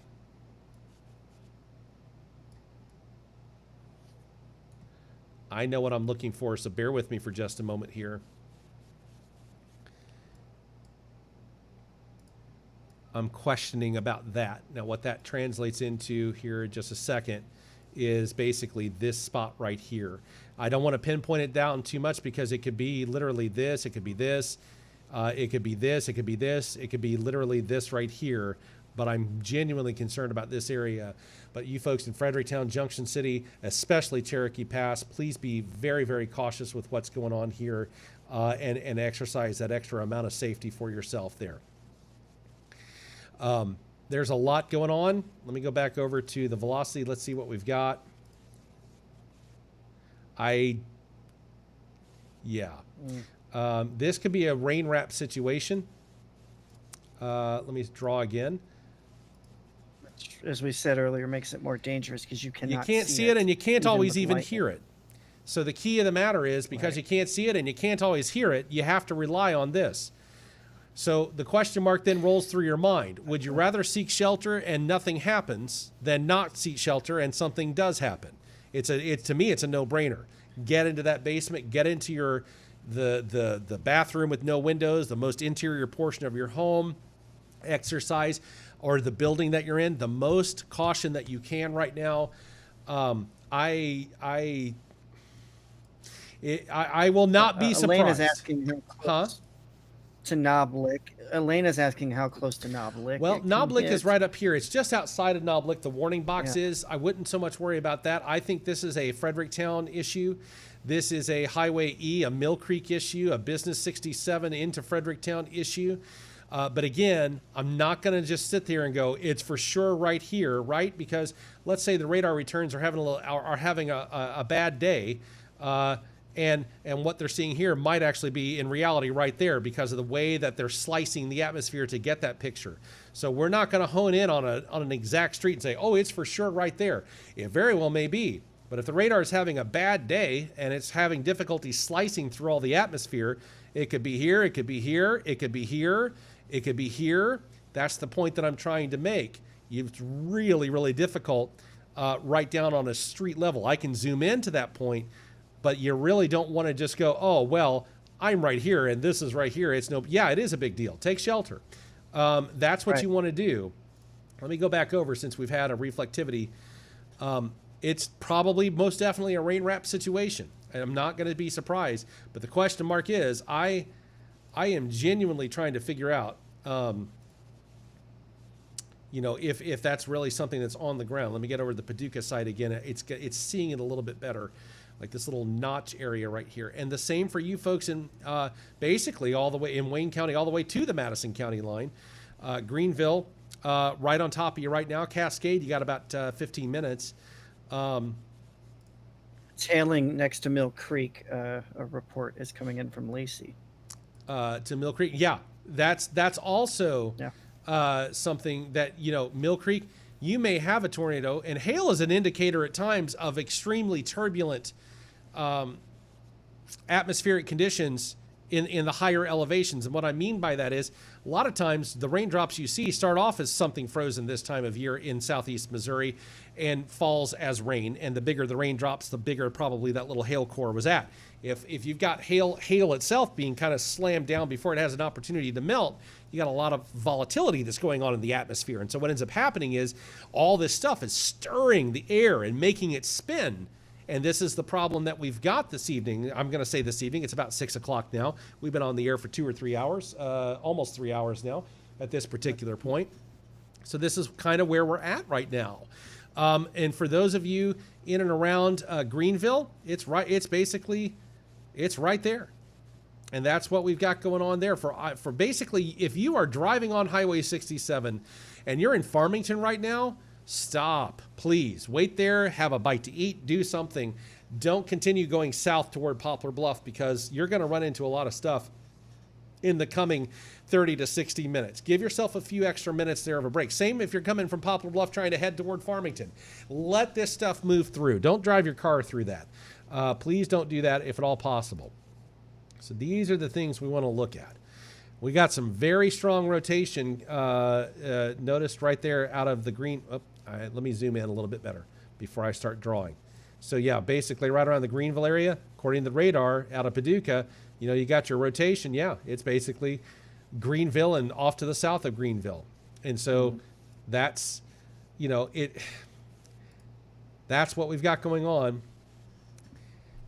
And I am genuinely trying to figure out Cape Girardeau right here. right there. You shouldn't see that on a typical day when you've got all of this activity going. You wouldn't see all of this stuff trying to develop so quickly ahead in a matter of minutes. You've got something popping up on the you wouldn't normally see that, but you certainly are seeing stuff like that right now. Let me pop back open because I don't want to keep the thunderstorm warnings off the site altogether, because that's not the best thing to do. But yeah. Do we have anybody behind the scenes here? If you all have any connections, if you're listening right now, or have any folks that you know in and around the Fredericktown area, maybe reach out to them and see if they are seeing anything or hearing anything that might indicate something there. Well, Shiana and Jessica both saying hailing and that Fredericktown is getting slammed right now.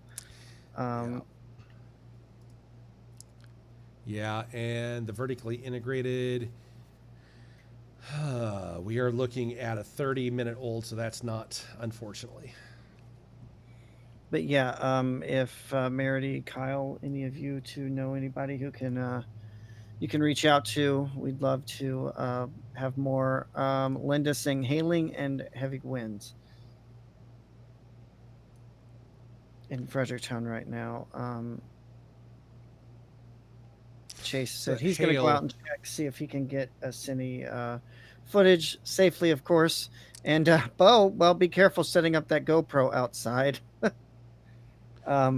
Those can be handy for that, but and the sirens, of course, are going off, raining like crazy. Brittany is indicating, which we, based on what we're looking we've at got a here. brand new tornado warning. This is for Perry County, and Bollinger and Perry County until 6:45.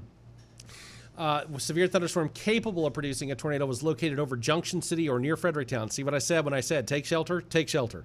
Moving to the northeast at 65 miles an hour. Radar indicated rotation, and it's a little bit of a stronger situation because, I mean, I showed you just a few minutes ago, those of you watching, those of you listening, we had on the screen. It was very obvious what we were looking at. Perryville 610, Chester 620. Other locations impacted include Lithium and Silver Lake. Oh, and I-55, mile markers 129. So that's the Perryville exit to 10 miles north of there. That's almost to the Azora exit, roughly in that neighborhood. But that's what you're looking at there. So we have a brand new tornado warning now, and here we go. Thunderstorm warning for that storm that I was telling you about in Mississippi County. We've been watching it. Oh, wow. We have a thunderstorm warning for seriously? Oh, because of the way. Okay. I 10 counties. Yeah, I just wanted to make sure that we had the same thing going on. All right, so here's what we got going on here. Folks in Mississippi County toward Alexander County, I'm just going to quickly go. That's a lot. So we've got southeastern. Let me start at the bottom and work my way out. So basically, they've built the warning out. Scott County and Mississippi County is where this storm is at right now. Then it's going to move into the other counties directly above that. So Pulaski, Massac, Pope, Johnson, Williamson County, Alexander County, that's Cairo, Carlisle County, that's Kentucky, Ballard County, Kentucky, McCracken County, Kentucky, and then that is for that. That is until 6:45 this evening. Folks, I'm going to be really, really honest with you. Please, please, please take this thunderstorm warning seriously. So far, it seems to be, actually, no, before I do that, it seems to be behaving itself for rotation. I'm just genuinely, well, I say that, and then there we go. I'm just genuinely saying it's about close enough to the radar site where I'm going to bump up the tilt just a little bit, and you are seeing a tiny notch of rotation. So this is a thunderstorm warning, and it is to be taken seriously. I am saying to take it very seriously because you have a rogue thunderstorm ahead of this line. Those can spin up your very serious tornadoes fast. So those of you in that warning area, please exercise a lot of caution. That's a very big deal right there. that we're going to watch very carefully as well for those of you in our area. And you know what? I've got friends that are in Kentucky. We'll cover that. It's just not normally a part of our area, but we've got this tornado warning for Madison and Central and St. Francis County. Now think about that. In a car, that's about a 3-hour distance, and we still have tornado warnings in Madison and St. Francis County from places like McCracken County in Kentucky. So that's just, it's enormous at what we have going on here in the atmosphere. It's amazing. Yeah, it's really fascinating, to put it that way. But I don't know. I'm kind of speechless about how active this system is and how encompassing it is. I mean, all the way from like Chicago down through Texas and Louisiana. Yeah.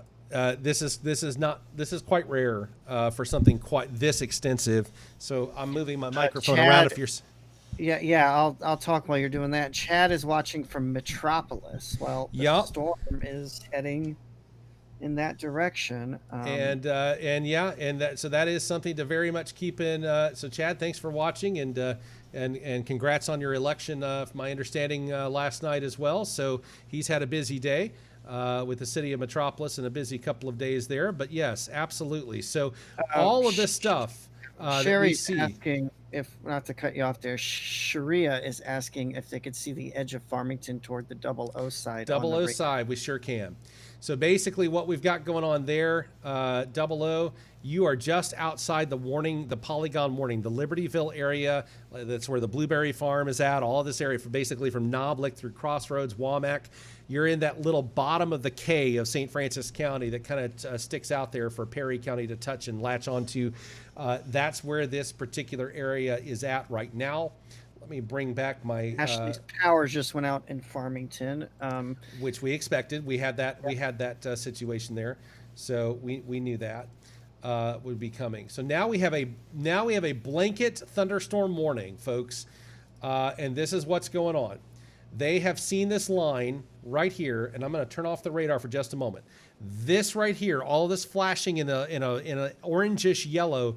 That is one big thunderstorm warning that has just popped up onto the screen. Why? Because you've got all of the stuff going on right here. There we go. There's my controls. And you've got all of this stuff that is now forming. This is like clockwork. This was expected. This is what the models, the computer models, were all showing.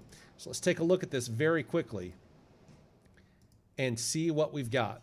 So Perry County in Illinois. Let's see, Perry, Union, and Jackson County in Illinois, Bollinger, Perry in Missouri, Wayne, and Cape Girardeau counties until 7 p.m. Severe thunderstorms located along a line extending from near Wamak to Marquand to Hendrickson, moving northeast at 65 miles an hour. So literally from Wamak toward the St. Francis County area, all the way down to the Arkansas border almost. It's shocking. To see what we are seeing transpire in this area.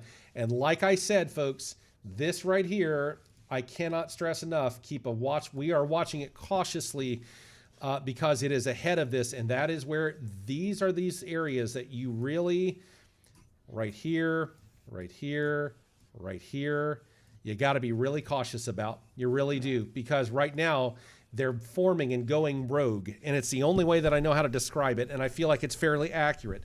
Those are the ones that could create your devastating long track tornadoes. We have a brand new, let's see what we've got going on here. We have a tornado warning remaining in effect for central Wayne County until 6:30. Looking at moving to the northeast at 45 miles an hour. It's located near Greenville, tornado and quarter-size hail, radar indicated rotation. It'll be around Shook near 6:10 in this afternoon or this evening. So that's what we've got seen right there. Shiana's asking if we can zoom in on Cherokee Pass and see. Sure can. So is Haley. Sure can. Yeah, Cherokee Pass, you guys are basically just on the back edge of the severe weather that has prompted some tornado warnings and whatnot. That doesn't mean that you're not going to see some rain and possibly even some crackles of thunder. Let's take a look at that and see if we've got any lightning going on in the past 15 minutes. Yeah, a little bit of a punch of lightning here and there. You've got quite a bit of lightning going on in and around the Madison County area. And So careful to those truckers who are pulling into her work, wondering what's going on. So I'm sure they've some heavy we've down. lost. There you go, buddy. We couldn't hear anything that you were saying. Say that again. I don't know what happened. Best of luck to those truckers who pulled into her work. It sounds like she might work at a gas station or convenience store. They're wondering what's going on. So, Yeah. Well, sounds like justifiably just so. got It's hit. kind of a safety thing at that point. So understand completely. Yeah. Folks, for you in Southern Illinois, especially, it looks like the thunderstorm warning. We're talking basically now Mound City.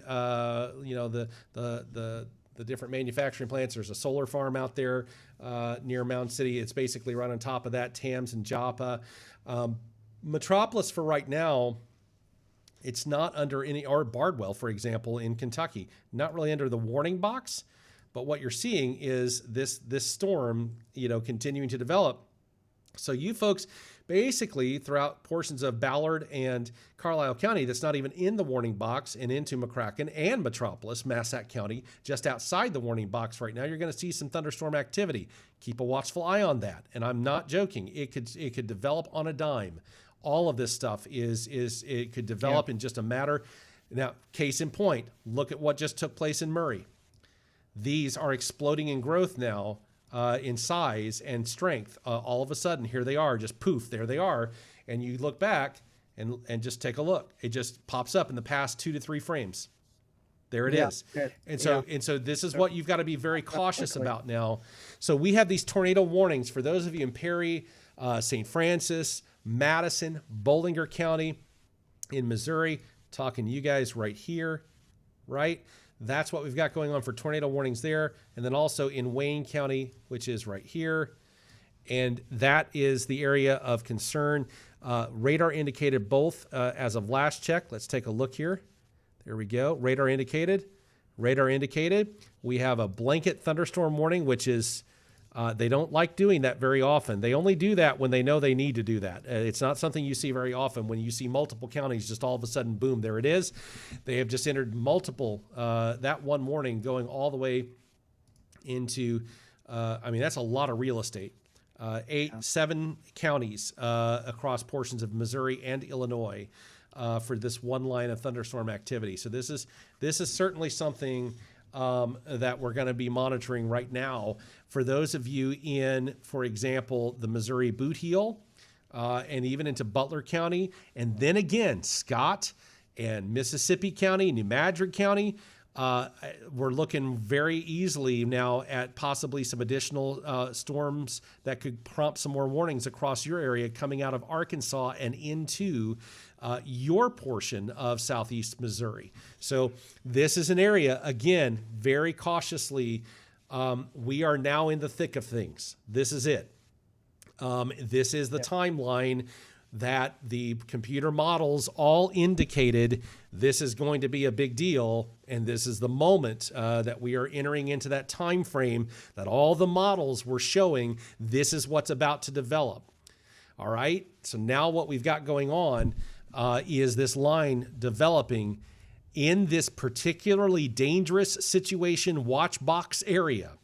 Now, blanket thunderstorm warnings are issued because these storms are rapidly intensifying, and we've got some problems that are developing for about half of our listing area, very rapidly developing for a good chunk of southeast Missouri, and even into southern Illinois with this rogue thunderstorm that's got its own warning right there that's moving off to the northeast and continuing to develop.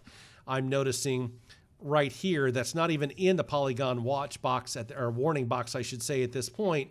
It's just moving off in a northeasterly direction. And then you've got the different storms that are continuing to do their thing across places like Murray, Callaway County, Graves County, Kentucky, Marshall County, Kentucky as well. Just so much stuff that's going on there. It's just a lot. Basically all the way from Gasconade, Phelps County, Pulaski County, all throughout here, through Lebanon, Fort Leonard Wood, Springfield, all this earlier today. It's now over here. And we had our confirmed tornado in Washington County, Missouri, and the YMCA Trout Lodge.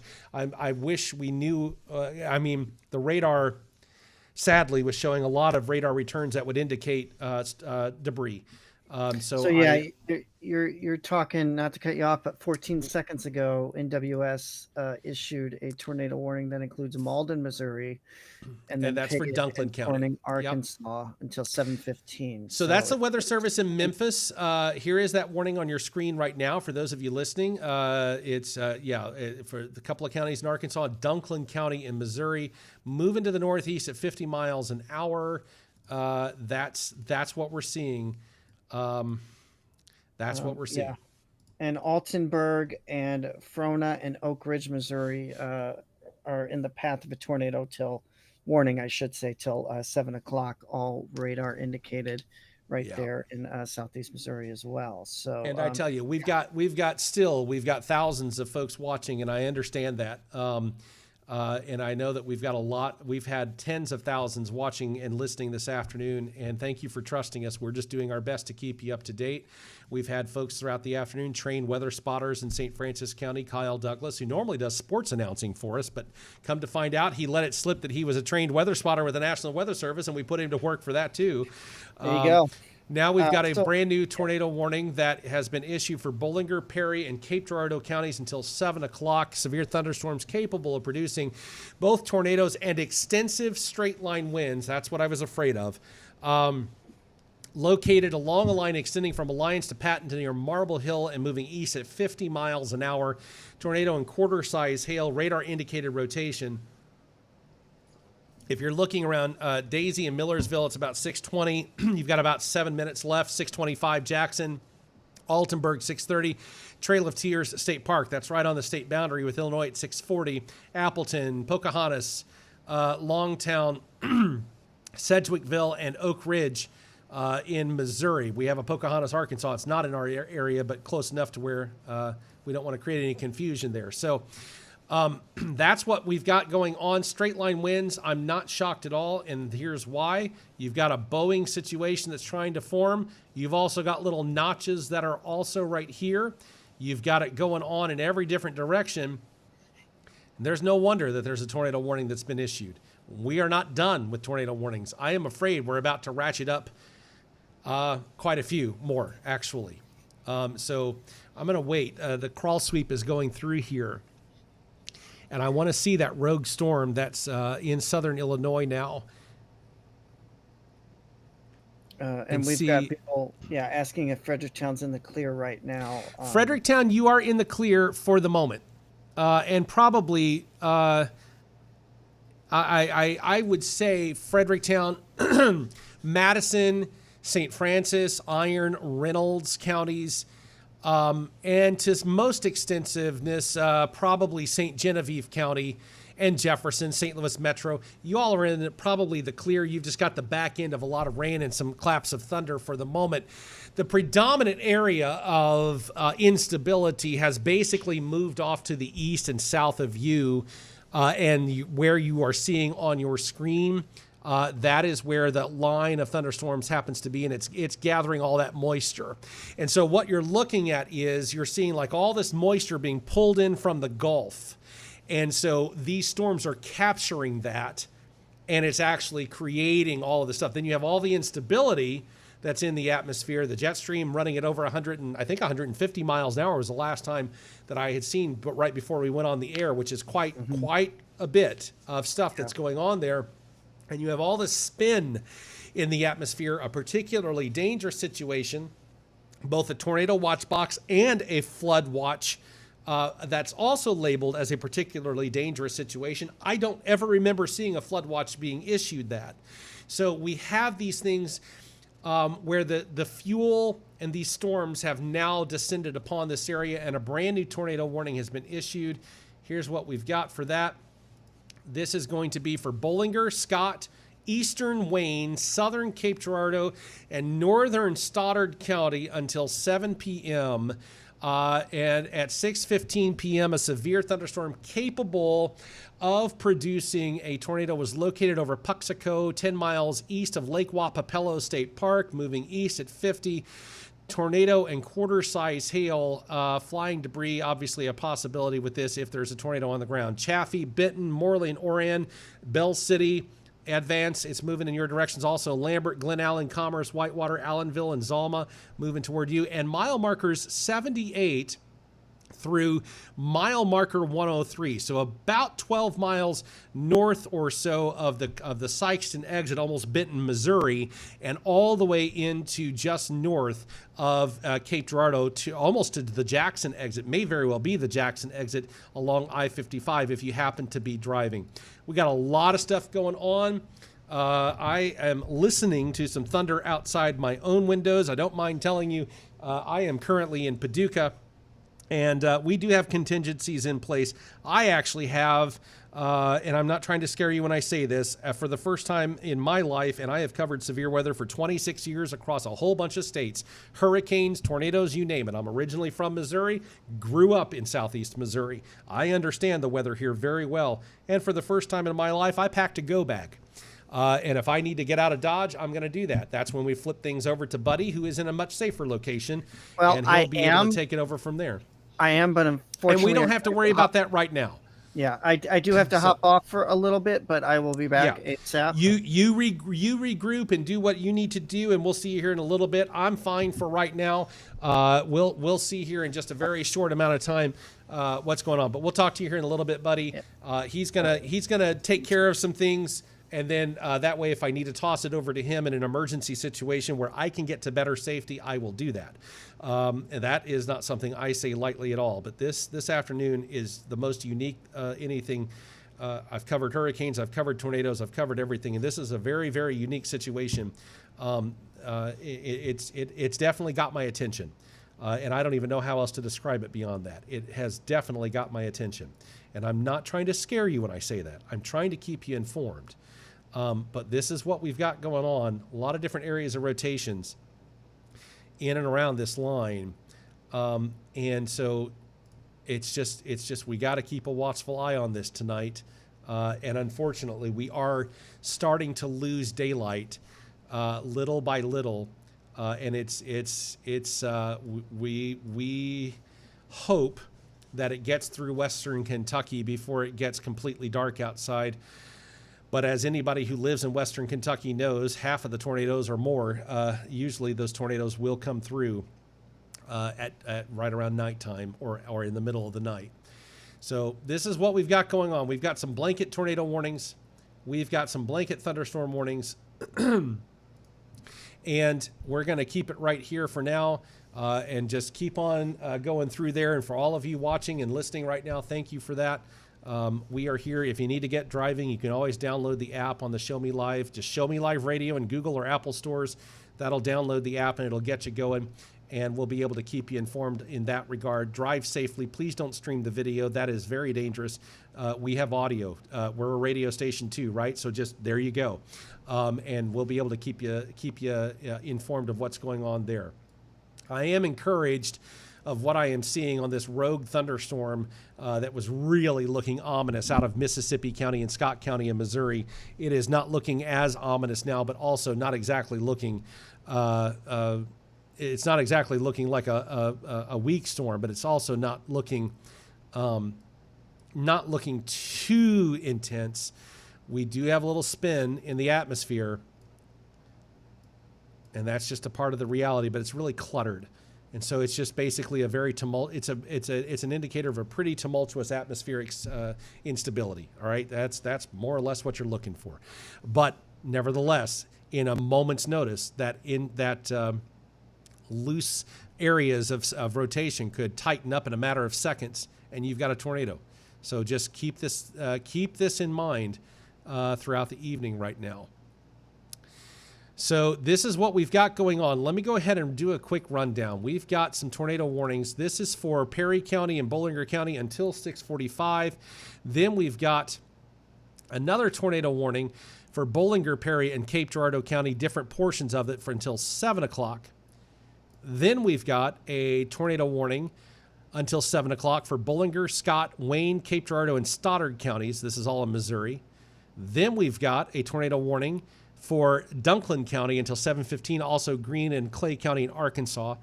But until 7:15, Dunklin County in our area, Reno is where it's currently at right now.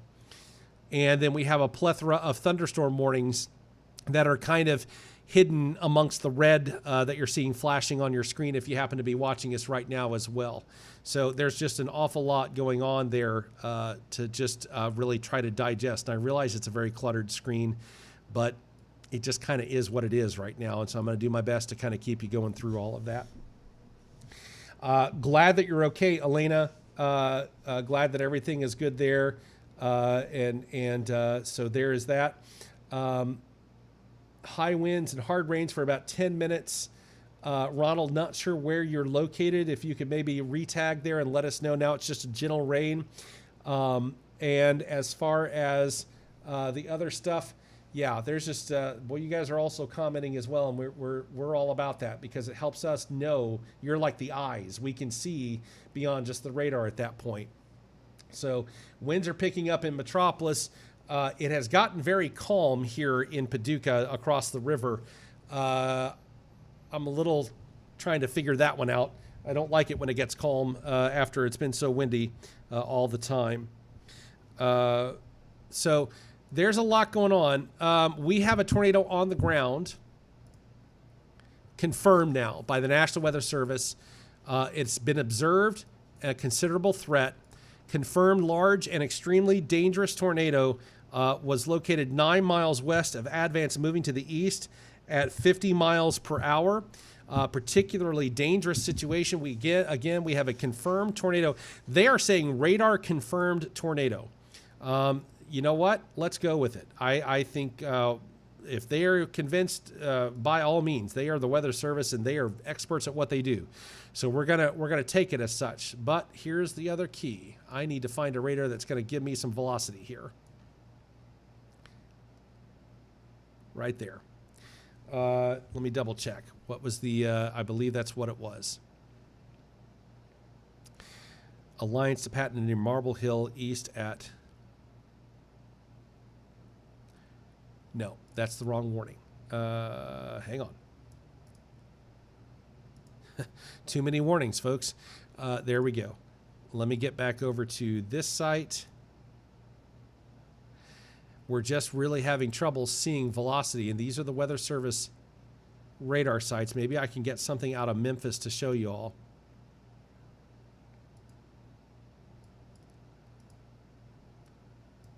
Oh, yeah, most definitely. So there's a little bit of rotation. Now, this is much higher up in the atmosphere because it's coming out of the Memphis radar, but at least it's actually showing something. This is what we're looking at right now. And now I understand why they are. Now it makes all the sense. Yeah, that's very similar to what we were seeing a few hours ago in Washington County, Missouri. And I was really trying hard not to say there's a tornado on the ground because we had no confirmation, but I was seeing very similar returns on the radar screen. And I was like, in the back of my mind, I'm going, this is a problem. So, all right. So we are looking at a considerable threat tag with a confirmed large and extremely dangerous tornado on the ground moving to the east at 50 miles per hour near Advance. And I'll be doggone if the radar didn't mess up on me again. Come back. I need a radar that's going to stick around for a minute. And so that radar near Advance moving 50 miles an hour, right? So this is where we're going to go, 50. And this is what we're looking at. Rum Branch, 7 minutes. Greencock, 7 minutes. Arbor, 10. Cliff in about 11 minutes. 15 in Delta. Chaffee, 19 minutes. Rockview, 21 minutes. Dutchtown, 23. New Hamburg, 23 minutes. Scott City, 28 minutes. Commerce, 33 minutes. Thebes, you got 30. That's into Illinois, and there's no warning for you yet. But it's moving fast, and so we got to be cautious about that. Be weather aware today, right? So Fayetteville in 34 minutes, Olive Branch in 39. So we're going to have to keep a very watchful eye on that. And let me turn that off so that I can actually move some things around. Still getting that block there that you can hardly see. That's a little bit problematic, but it is what it is. This you get sometimes whenever you've got radars that are trying to figure out where everything is at. And in this type of a situation, you know, that's just where we are. So, all right. So we still have all of these active tornado warnings. This looks like a brand new. Sure is. Brand new warning for Butler and Stoddard County until 7:15. A severe thunderstorm capable of producing a tornado was located over Corning, moving to the east at 50 miles an hour. Radar indicated rotation. And so that's basically for the sliver of land and real estate that basically coordinates with the National Weather Service in Memphis and what they particularly issued for the counties in Arkansas and the Boot Heel. So that will continue that warning. As you can see, it's kind of drawn out there to kind of go into there because Paducah covers that. It's right at the edge of both of their areas. So we've got so much stuff going on. Let me go back over to, and this is what we've got. This is what we've got. It is a lot of stuff right now. So we've still got some active tornado warnings all the way into Perry County until 6:45. We have a radar indicated tornado for Bollinger, Perry, and Northern Cape County until 7. Then we have an observed tornado that confirmed large and extremely dangerous tornado located 9 miles west of Advance. That is until till 7. Then we have that's the same. Okay, so it was the thunderstorm warning on that. And then we have the tornado warnings for the Boot Heel as well as Butler County. For those of you in Poplar Bluff, yeah, it's storming, but it's the rotation is actually to your south toward the border with Arkansas. Folks in Metropolis, yeah, you're getting what you're getting out of basically from Monkey's Eyebrow through La Center and Woodville. It's going to be moving over toward Metropolis. So far, now granted, it's a little bit of a misnomer, so bear with me. Hang on. I'm going to run the tilt up just a touch. It's going to get really grainy, but that's okay. What we're looking for there, when it's this close, the radar that I'm using, when it's this close, you got to look up more so than, because it's just basically right on top of the radar. So at the standard tilt, you're not going to see everything. So it's a little bit stronger than initially would have shown under just basically that. And let me get a second opinion out of the Fort Campbell radar site. Yeah, it's pretty strong. It is pretty strong. So that's what you want to kind of be cautious about there. We have a brand new tornado warning. This is for Wayne County, central Wayne County, until 6:30. So it's basically about to expire. My apologies. That one was still active, and I didn't cover that over the area. But we do have a thunderstorm warning that has just been issued. That must have been what popped into my eye. Sure is. For Butler and Stoddard County until 7:15. Severe thunderstorms are located along a line from near Poplar Bluff to near Neelyville, moving to the east at 65 miles an hour. 60-mile-an-hour wind gusts. Trained weather spotters are reporting these 60-mile-an-hour wind gusts. So we definitely have what we've got. All right. Well, we are into the height of things. I'm going to take the radar off for just a moment, and here's why. As you can see, we have tornado warnings in every direction. We've got a lot of tornado warnings. Perry County in Illinois and Perry County in Missouri under separate tornado warnings. Jefferson, Williamson, Jackson, Franklin County, all these areas over into southern Illinois. And we're going to turn that radar back off again because we have so many warnings that it is almost, it's a lot. It is just a lot. So we're going to keep you right here. We're going to keep you safe. Well, we're going to do our best to keep you safe. I'll put it that way. And we're going to keep everything as best as we can. You folks in southern Illinois, we're talking Alexander County and often through Tams over toward the counties in between, obviously, as well, but Massac County, as well as Ballard and northern Ballard and northern McCracken County. I would be a very watchful eye right now on the storms that are near Cape Girardeau and off to its south, because there is an observed actual tornado. If you're looking at that and you're wondering what's going on, well, it's moving to the east at around 50 miles an hour. So, okay. And here is that line. So let's kind of move it off in that direction at 50 miles an hour. That's what you got going on. you're looking at these areas: Lambert in 26 minutes, Willard in 39 minutes, Olive Branch in 41. You've got Sandusky in 46, Tatumville in 47, Mounds in 49. You've even got all the way toward the end, La Center, Monkey's Eyebrow, 65, about an hour from now. So you've got a little bit of time. Joppa in 73 minutes, West Paducah 79 minutes, Metropolis in 82 minutes. So you got between an hour to an hour and a half. But that's really kind of a misnomer because remember, I grabbed the spot of the storm that's right here, but you got other areas that are kind of out like this right now. Let me go over to, I am genuinely curious. This is very unique right here. So I'm going to flip back over.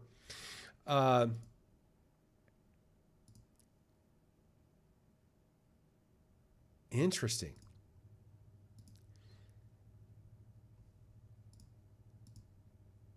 So you basically have a notch area. Let me make sure.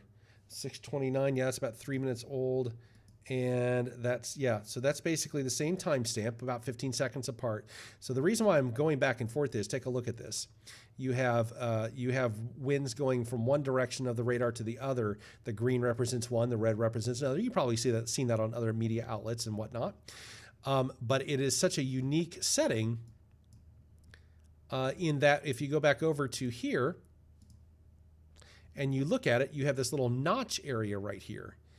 The key mark that I'm curious about, and it just updated, is how extensive those winds may be, even if it's just straight line winds, because what it looks like is happening is more or less an infill there to kind of give some extra whatever, if you will, to whatever the wind speed happens to be a little bit heavier in there. So I am very curious on some things there.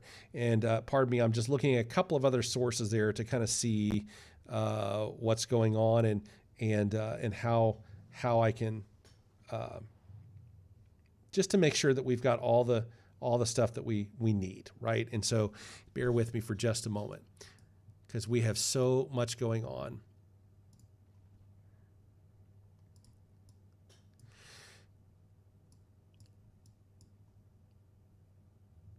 All right, folks at Sikeston, folks in this area, we have tornado warnings heading again for Malden, Campbell, again the Boot Heel. That is in the Show Me Live area. It's just that observed tornado tag that we've got going on for basically this area that it's really a big confirm. Okay.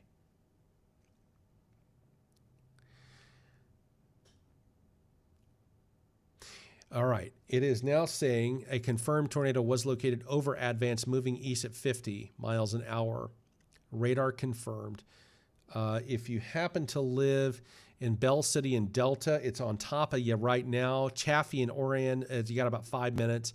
Benton, Scott City, Morley, Dutchtown, Kelso, and Cape Girardeau Airport, about 6:45, so about 10 minutes. Cape Girardeau itself, you got 6:50, so you got about 15 minutes as well. And if you're driving along I-55, maybe around Sikeston, I wouldn't head south and I wouldn't head north. I'd probably stick it out for the moment in Sikeston, but even then there's no guarantees that what's in between the two cells doesn't start spinning up and prompt a warning there too. I'm just being realistic with you. I really am. So we are monitoring all of this right now to make sure that we keep everything there. So I'm just monitoring again several different cells. One thing that I can do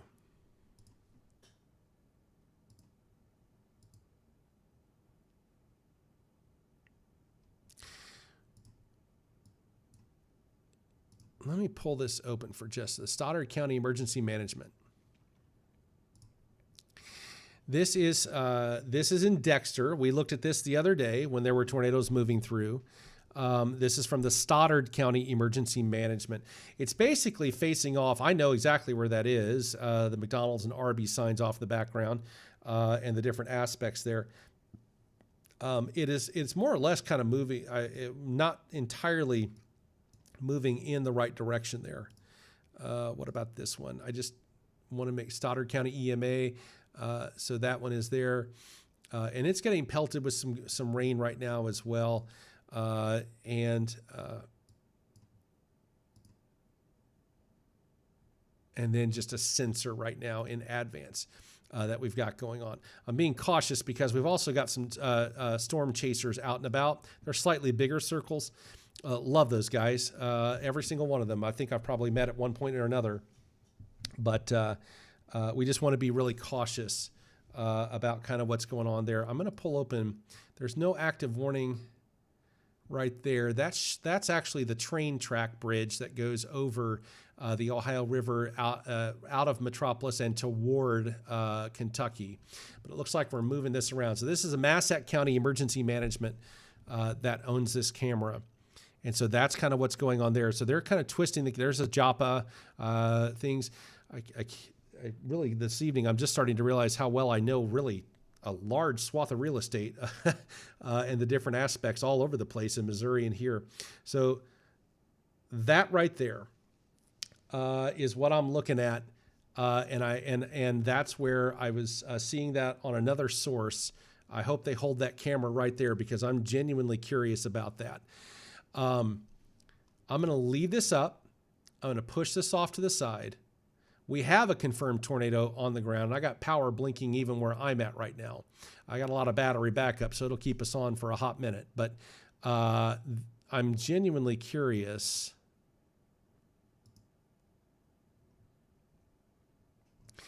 I'll tell you exactly what I'm going to do right there. This is the Fort Campbell radar. I think that this is too close to the Paducah radar to give us a good. And we got a tornado warning. Yep. We've got a tornado warning that has just been issued for Hardin, Massac, Pope, Johnson, Saline, and Gallatin County until 7/15. We understand that there's a lot of stuff going on, and this is what you were talking about there. This is radar indicated rotation. That's it, folks, right there. I know that there's a lot of stuff going on. So there you have, that's from the Massac County Emergency Management Agency. That is where that is coming from right now. And so we are very much looking at all of this. And it is what it is at this point. So, wow. You almost just have to take a deep breath, try not to feel overwhelmed at everything, and just kind of keep telling yourself it's going to be okay. Do what you can do everything that you can do, practice a lot of safety, do everything that you can do to be safe. But you are looking at a live camera angle of the Massac County Emergency Management. This is out of Metropolis, this camera. There was a tornado warning that is on this storm. And the rotation actually agrees. They moved this camera over to show this, and you can see the lightning. No doubt that there's some rotation going on there at this time. Now, you're kind of saying, well, that's just a funnel cloud. That very well may be the case, but you know what? There have been times where tornadoes will touch down like a little finger, and it's a whole lot harder to detect on a TV monitor like this than meets the eye. You have to look for debris, but at that point, somebody's home is being destroyed, and it's an awful situation. But at any given moment right now, we could very easily be seeing, and this is what I was saying, this is what was developing off into the Charleston area and Scott County and Mississippi County, and I said this is a rogue storm that you got to be really cautious about. And it started moving through that area, and it kind of morphed even off of that. I see some fingerlings, if you will, that's coming off of that. And you're looking at that particular situation right there. I can't draw on the screen, but you should be able to see my mouse moving back and forth. You're literally looking at the makings of rotation, and it's starting to kind of bend down just a little bit toward the ground a little bit more. You got flags in the foreground here just flopping. There's some winds going on, no question. And so the key of the matter is, will this actually come down and form any kind of a situation? I'm going to leave that on the screen and see if we can get some additional stuff going on here hopefully one of the radars will start functioning here. Let's turn this off and let's turn this back on. It's loading. That's a plus. You see how many warnings we've got going on? That's why I'm saying we're just going to just keep it as best as we can here, and be as best as we can. For whatever reason, we have a very serious situation, an observed catastrophic tag for the Boot Heel of Missouri. And I'm still watching the camera there in Massac County for the tornado warning there. Tornado emergency has been declared. This is going to be a confirmed large and destructive tornado was located over Lake City, moving northeast at 40 miles an hour. This is going to be moving in toward the Boot Heel of Missouri in the very soon. So that's an area of concern.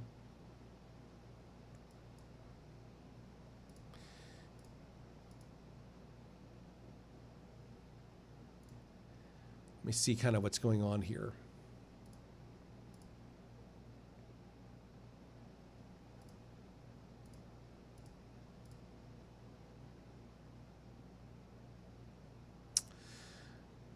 So much stuff. Bear with me.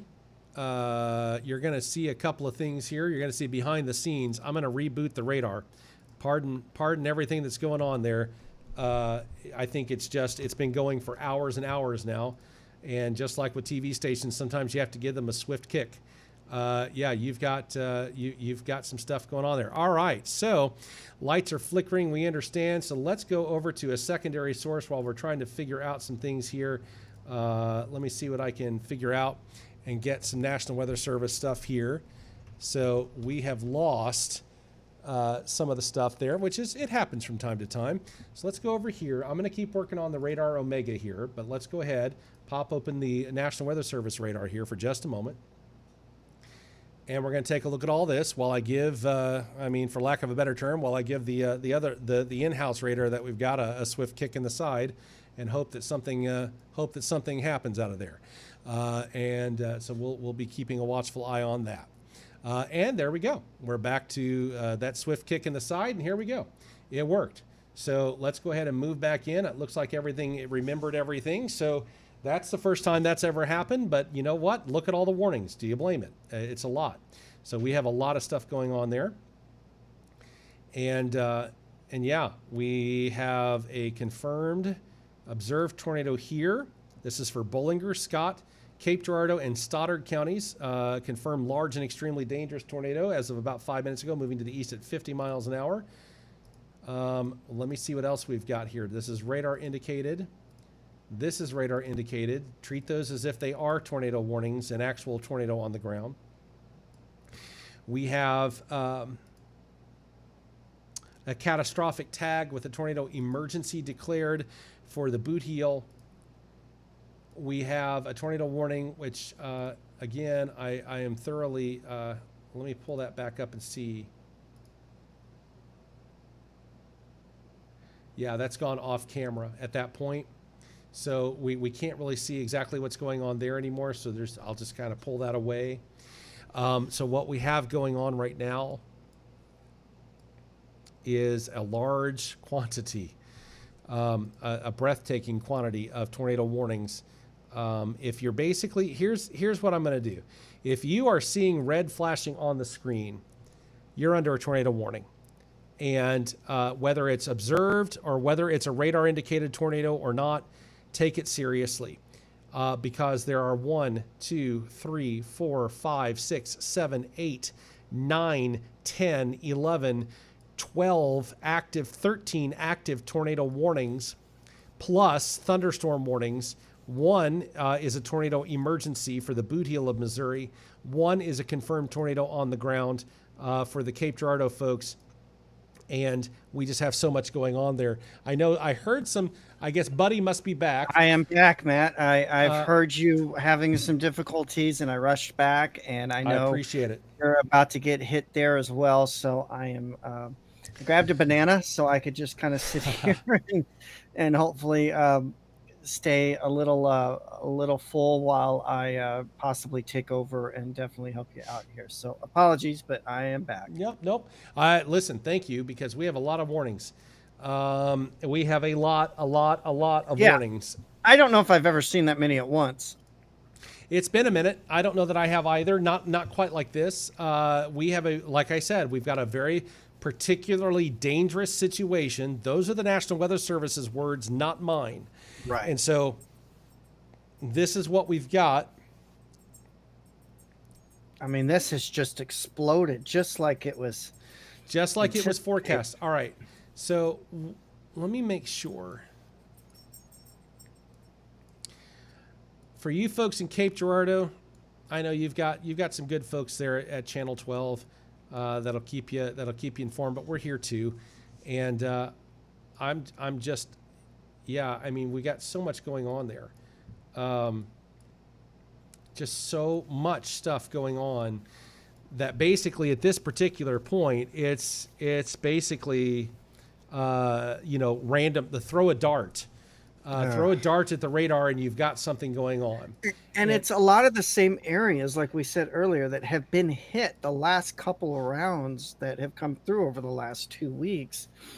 It's a very active spring already, and it's just begun. So in this radar screen, there are 24 active tornado warnings, 22 severe thunderstorm warnings, 1 tornado emergency, 8 flash flood warnings, and 6 special weather statements. So 24 tornado warnings active right now. Now that is over across the screen. So basically Arkansas, Missouri, Illinois, and portions of Tennessee. That's what we're looking at right now. There are 24 active warnings. National Weather Service, as of 6:46, says a tornado on the ground heading towards Cape Girardeau. Significant damage reported in Delta. Yeah, not surprised. So I'm not surprised by that at all. Oh, this is just scary situation. We're not trying to scare anybody. We're just telling everybody because we're on the air now to hopefully help you seek shelter and understand the significance of the dangers of this.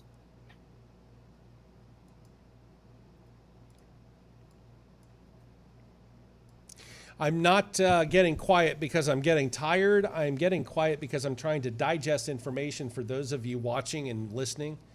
Yeah. I'm trying to make sure that whenever if I say something, it's accurate. And there's just so much. Well, it's good to see the Good Neighbor program going on here in our chat, everybody.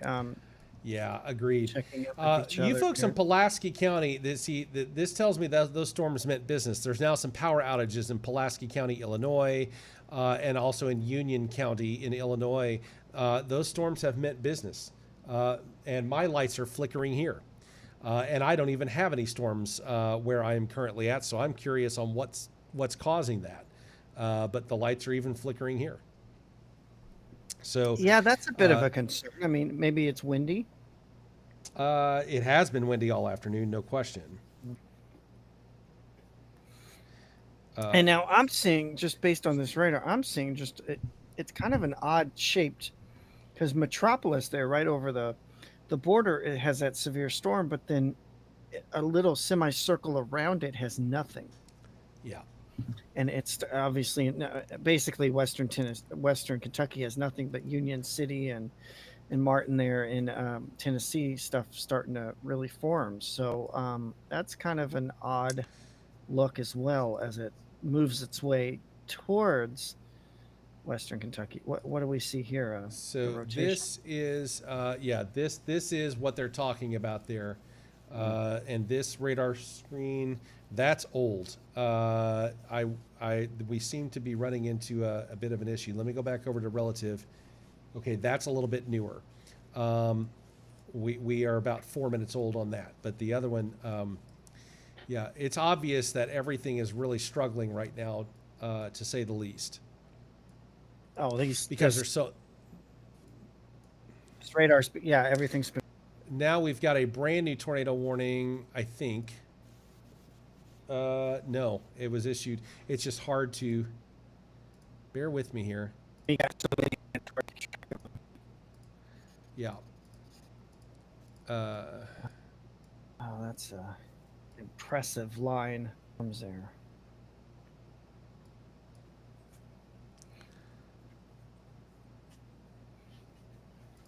Brenda near Piedmont saying lights are flickering and TV is fading in and out. So not surprising with what's going on there. I'm seeing some infill, I think, of some tornado warnings here. Possibly. No, it's just so many warnings that it's hard for the eyes to see. Yeah. I wonder if I can get some rotation velocity out of St. Louis. And see if that's going to load. That is current. Okay. So this is less than 60 seconds old, but it's so far away from the radar, but look at that. Yeah. Right there. You folks in basically Nash to Cape Girardeau, basically the bridge that takes you over the river in Cape Girardeau and all points between Cape Girardeau city and county down I-55 to Scott City. That's the area of major concern that we have, and I think we've just got an extension of that warning in Cape Girardeau. It's now moving in. They've extended that tornado warning, it looks like, to portions of southern Illinois. Let me see if I can get a secondary source on that, because that's till 7 o'clock for 7:30 now. For Alexander, Scott, Cape Girardeau County, and Union County. And this is a tornado on the ground. It is a continuation. Alexander, Scott, Cape, 7:30. A confirmed large and extremely dangerous tornado was located over Dutchtown or near Chaffee, moving northeast at 50 miles an hour. It has produced damage, like we said, near Delta. It is a PDS, a particularly dangerous situation. Yeah, so you need to take cover now if you're in Jackson, Gordonville, Cape Girardeau, Scott City, Dutchtown, Cape Girardeau Airport, where Anna and Jonesboro, Illinois, very familiar with those areas, and Dongola and Cobden as well. This is nothing to, this is something to be very serious and head for shelter now before it is on your back door. Yeah. And we are talking Interstate 55 between mile markers 90 and 101. I think so many people are attempting to access the National Weather Service Paducah radar right now. I'm looking, for those of you who have never seen the setup that I've got, I'm monitoring about 8 different TV stations right now, be it from national networks, but they're all kind of honed in right now, understandably, on Paducah, and they're pulling information off of that radar, and it really seems to be struggling right now in sending out that information.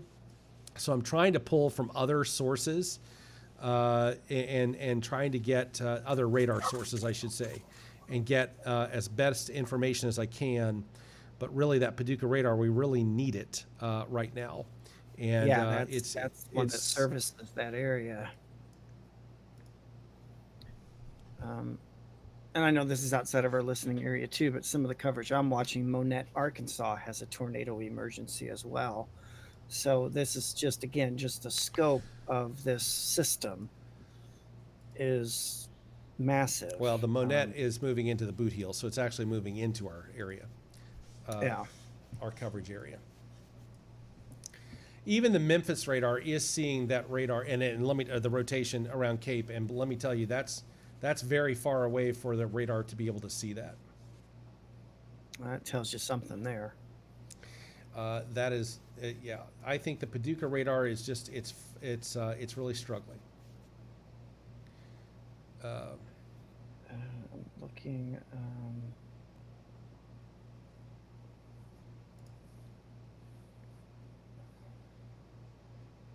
Yeah, we're not trying to be quiet here, everybody. We're actually just trying to check. This is out of St. Louis. The St. Louis radar is doing a decent job of picking it up now. It's a little bit higher up in the atmosphere, but at least it's working.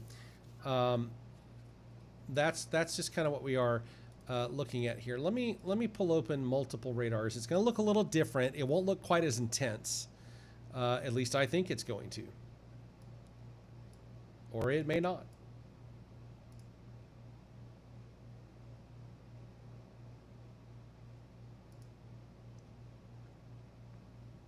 Oh, that is a pretty impressive there.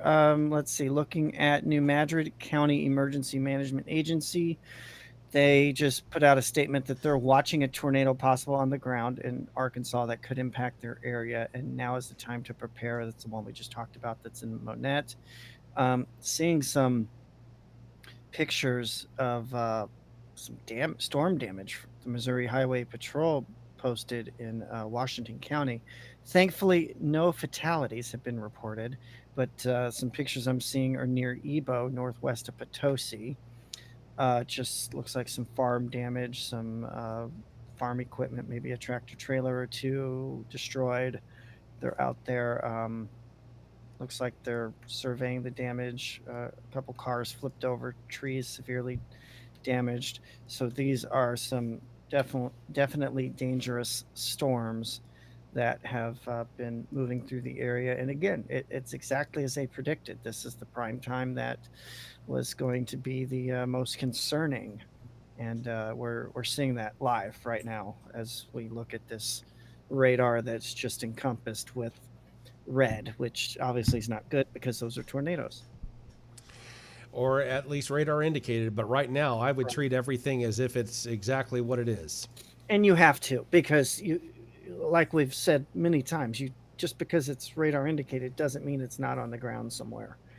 There may not be weather spotters to see that who are trained, or somebody may not have reported that thing was on the ground, or perhaps it's wrapped in rain and you can't see it. So that if there's a tornado warning issued for your county, whether you're in that immediate polygon area or not, you should still take cover, because like we've said before, these things have a mind of their own. They will jump around, they could form, redevelop, whatever the case may be. So it's got to take this stuff very seriously and get to an interior part of your home with no windows, or a basement preferred. Earlier Arnold was having one. I told my mom she needed to get in the basement. She said no. Just as simple as that. So just All right, try so to let me throw this out there for our friends at KFVS 12. We pray for your safety. They've actually just sent everyone at the station to safety. The tornado is moving basically toward downtown Cape right now. And I worked that is there and never confirmed. saw that before when I worked there. That was that's pretty intense. Well, of course, they're in that taller building in downtown, so they can kind of take a hit for sure. There are signatures of debris in and around all of that. So I still see I think his name is Glenn on the air. yeah, well, sending the people of the station to safety, and sending if that makes any sense. Yeah. Yeah. So You okay there?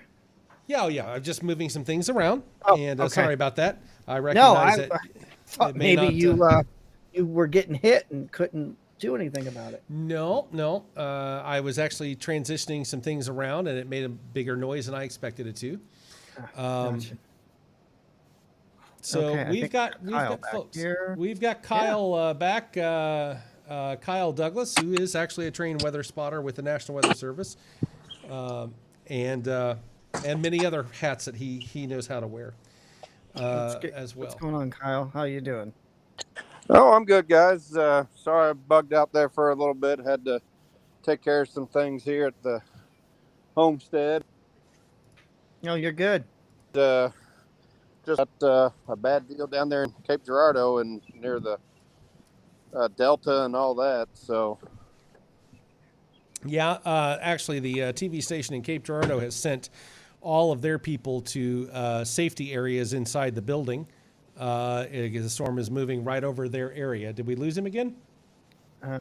Yeah. Hang on. There we go. That should be. There he is.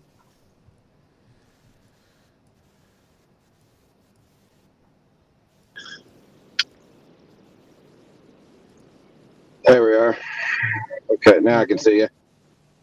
All right.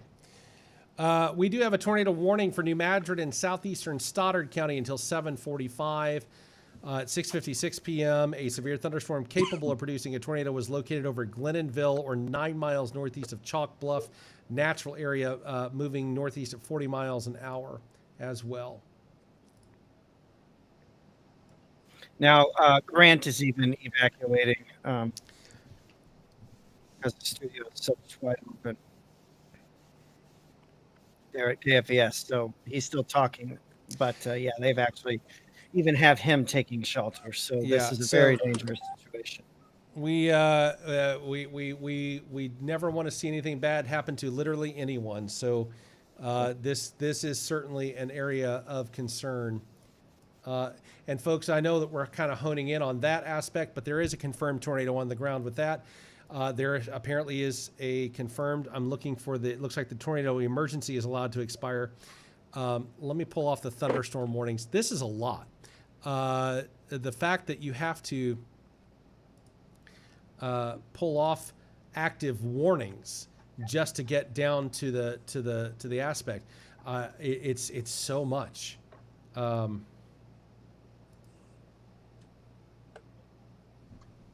It is so much going on that it's hard to figure out. Yeah, not to take away from us, but KFVS is saying they even caught the tornado on its tower cam. That's not good. So No, was that tornado actually headed towards downtown Cape Girardeau, or was it? it is. more It's towards the headed southern Yes. Headed right for their TV studios, actually, the tallest building in downtown. yeah. Now their studio's like on the second boy. level, but still at the tower. Well, that would be catastrophic. That's just a few blocks from the university as well. It is. Oh yeah, yeah.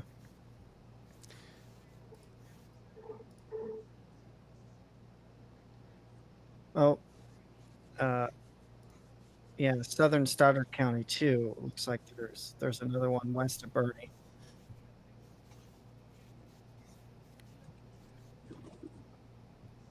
Are you seeing that one?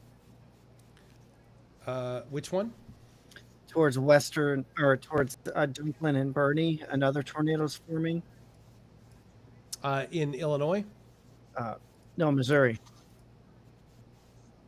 Because there is a Bernie, Illinois, too. Okay, so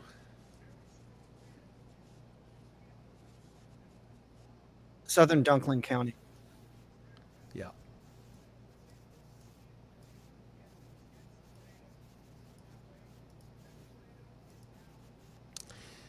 Yeah. Leachville moving northeast at 50 miles an hour.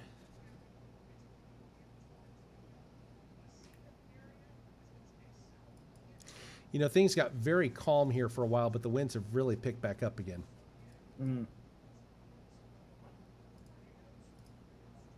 Yeah, here in Wow. Deloge, you can actually see the sun setting over here to my left.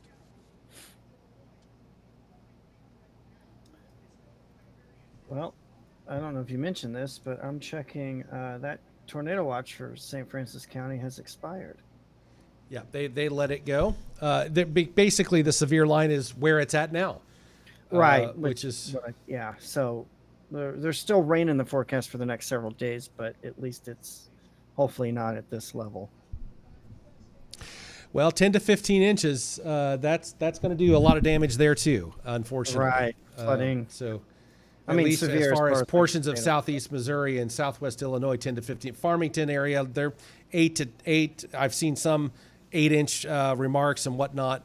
But possibly up to that height, but maybe 6 inches, 8 inches over a period of 4 days. You know, it's not going to be excellent, but it's not going to be catastrophic. Right.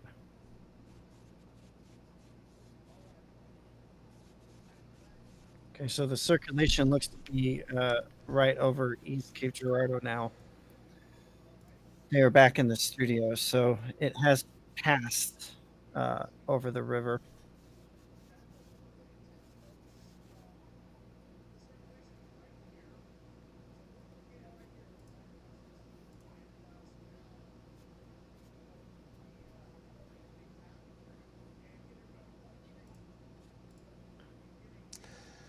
Yep.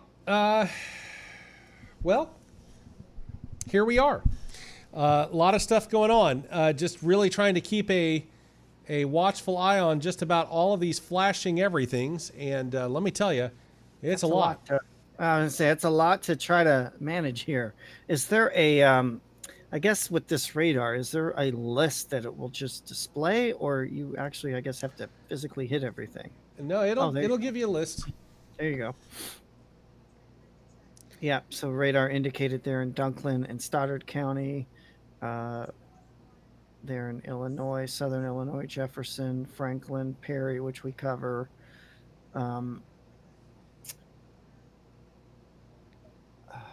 Yeah, it's particularly dangerous right there for the Arkansas. Yeah, and right there in Dunklin and Pemiscot, also within our listening area. There's the Cape Girardeau, Union, Alexander, and Scott. Yep. And then Another radar one. indicated. Wow, just so many of these dangerous situations, and then 25 severe thunderstorm warnings as well. But that's total. That's not just in our area, but Right. still, that's a heavy day of severe weather. Everyone's staying active and keeping an eye out. Now, I mean, we mentioned you're in Western Kentucky. You said things are calm. It looks like the radar, that stuff's not impacting. Oh, you it's at the calm for moment. right now, but it's not going to be. We're looking at about 8 o'clock, which was exactly what the models were showing, which means it's dark. Right. And that's a couple hours from now. So, or well, about an hour, less than an hour now for you. It is. So, and I am prepared to, as long as we have power there, to take over, so you can do your shelter. One thing I don't know that we've talked about while we're looking at some things, is you actually have a go bag, and many people should actually have that as well. Everyone should have one, so that way, if they have to evacuate, they have their necessities. Yeah. So basically, a go bag in a situation like this is your identification. So like your birth certificate, your social security card, all of that stuff, a passport if you've got it, all of that stuff. Clothing, because what if you come back and the only thing you've got is what you're wearing, and any medications, anything along those lines that you really genuinely need. Medical devices, if you've got a CPAP machine or whatever, get your go bag ready. Have it packed. It's not something I normally feel inclined to do. For the first time in my life, I've actually done that. So definitely. And for the pets too, the kids, the pets, everybody, have leashes, have dog and cat food, whatever you may have, have that stuff. Almost like in California here, and I'm as guilty as some not having it, but you should have an earthquake preparedness kit. Well, but the same here. Right. Exactly. You should there too, because of the new Madrid fault line. The Madrid fault line, it's yeah. But it's something that I think Californians mostly expect, that they have that together. So it's the same thing. But yeah, just look at that line from Indianapolis all the way down to Shreveport almost. It is that is a monster. If you're wondering what the different shades are on the screen for the backdrop, that is actually daylight. So this is completely dark in Washington, D.C. It's almost approaching sunset here. Still considered daylight, but it's quickly moving into that civil twilight situation here in Western Kentucky. That line will continue to move. It's still daylight, but there's Massac County EMA again. Oh, wow, Whoa. that was a bolt of lightning. Yeah, let's keep that up a minute. That lots of lightning now. And that is now, is that still that severe storm? Is that, yeah, looks like it's still severe over there. It's actually facing off toward basically toward basically all this area right here. So it's seeing lightning from way off yonder, if you will. So this looks like Yep. a brand new, considerable threat tag, 70-mile-per-hour winds for a blanket. Wow. Blanket thunderstorm warning for the following counties in Illinois: Southeastern Union, Pulaski, Southwestern Johnson, Alexander County; in Kentucky, Fulton, Carlisle, Hickman, Ballard; and in Missouri, Mississippi, Scott, New Madrid, and Eastern Stoddard County until 8 p.m. Severe thunderstorms were located along a line extending from near Ware to near Bell City to near Holcomb, moving northeast at 55 miles an hour. 70-mile-an-hour wind gusts and quarter-size hail, radar indicated as well. So we are now where we are with all of this. Yeah, just trying to get some eyewitness reports of some stuff throughout the area. Don't like reporting things that aren't, but an eyewitness states that they heard the city of Delta is gone. I'm going to try to get some confirmation on what they mean by that. I mean, I know what they mean by that, but sounds like it was really destructive.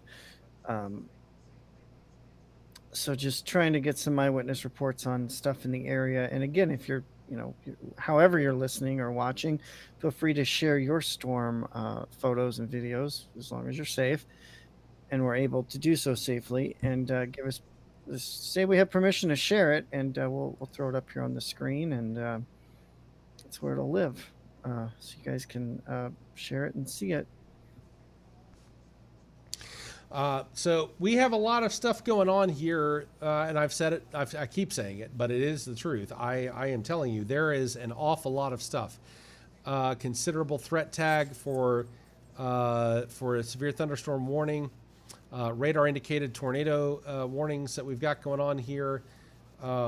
We've got some ominous looking pop-up little storms here that are developing ahead of the storm. That's what I keep saying. We got to really watch carefully.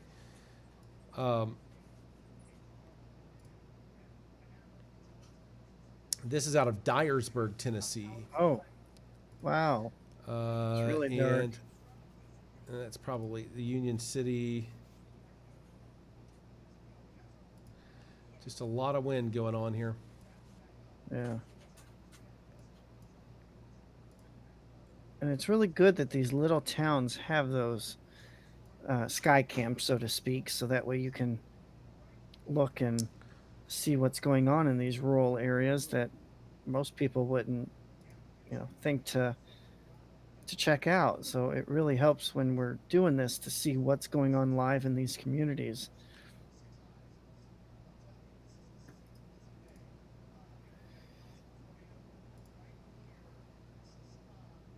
Okay, so tornado warning continues for the towns of Kennett and Sinneth in Hornersville, Missouri till 7:30, so about another 16 minutes. A lot of action in Arkansas, and I'm just trying to see if that's going to move our way at all. Yeah, in fact, buddy, if you want to remote in and take the helm for just a moment, I am out of water. Yeah. If you want to remote in on Splashtop, it should be screen 1, and take a hold of all of that, and I will be literally right back. Yeah, I'm going to do that right now, and I see your message now. Okay.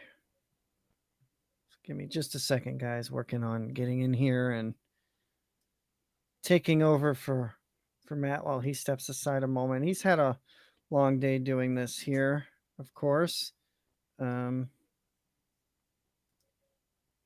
Let's pull this up. Here we go. So yeah, if you just look at how massive this line is, and earlier I said it was, yeah, it's like beyond Indianapolis all the way down to Shreveport. And in this area right here is where this tornado warning has been issued till 7:30, the one that went over Cape Girardeau. And thankfully, our friends at KFVS, they had to take shelter, but thankfully had no damage from what they could tell, but they did catch it on their Skycam.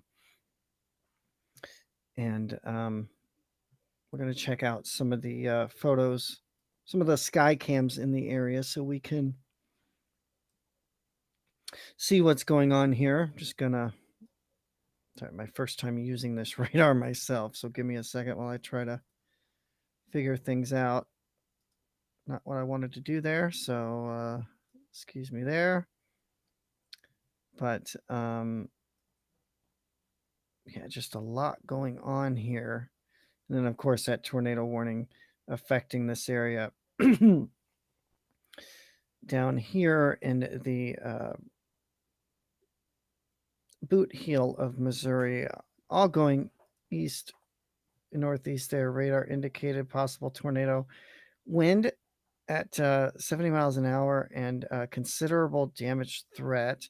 Now, this expires in about 40, a severe thunderstorm warning expires in about 43 minutes. Tornado, radar indicated tornado has hail at about 3/4 of an inch, and that expires in about 28 minutes as well. Let's see. Yeah, New Madrid and Stoddard County, again, until 7:45, 6:56, a severe thunderstorm capable of producing a tornado was located near Glennonville, which is about 9 miles northeast of Chalk Bluff. Natural area moving northeast at 40 miles an hour. Again, it's radar indicated, but that doesn't mean it has not or isn't on the ground anywhere. So it's looking to hit, just went through Essex and heading towards Parma right now.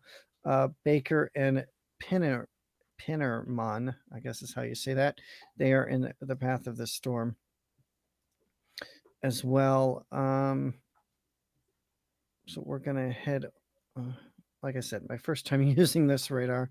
Usually Matt's taking care of it. So I'm kind of learning the ropes here on this tornado warning that is in effect till 7:30 for Central Union County. That's in Illinois. That is a confirmed large and extremely dangerous tornado located near Ware, or the Trail of Tears State Park, moving northeast at 55 miles an hour. It's a particularly dangerous situation if you're in the Anna Jonesboro, Cobden, or Ware areas. It says it was headed there around 7:15, but Mill Creek also being impacted, and that severe thunderstorm expires in 27 minutes attached to that, but you got about 12 minutes left on that tornado warning, and that also says considerable damage threat with 1-inch quarter size hail, and that is a confirmed observed tornado. Like I said, that's the one that went through Cape Girardeau and it crossed the river, and there you are. So we're gonna head over here to there's Mayfield, Metropolis. That was the area we were looking at earlier. You're starting to see it, not starting to see, but it was all developing over these areas, but now it's really down here and more popping up. So let's see if I can find his thing with the tornado warnings and see what else we've got going. Make sure we didn't miss anything that might have popped up here. Yeah, there's some video there. I want to hit that area we saw around Metropolis with the camera. There we go. See if we can see this.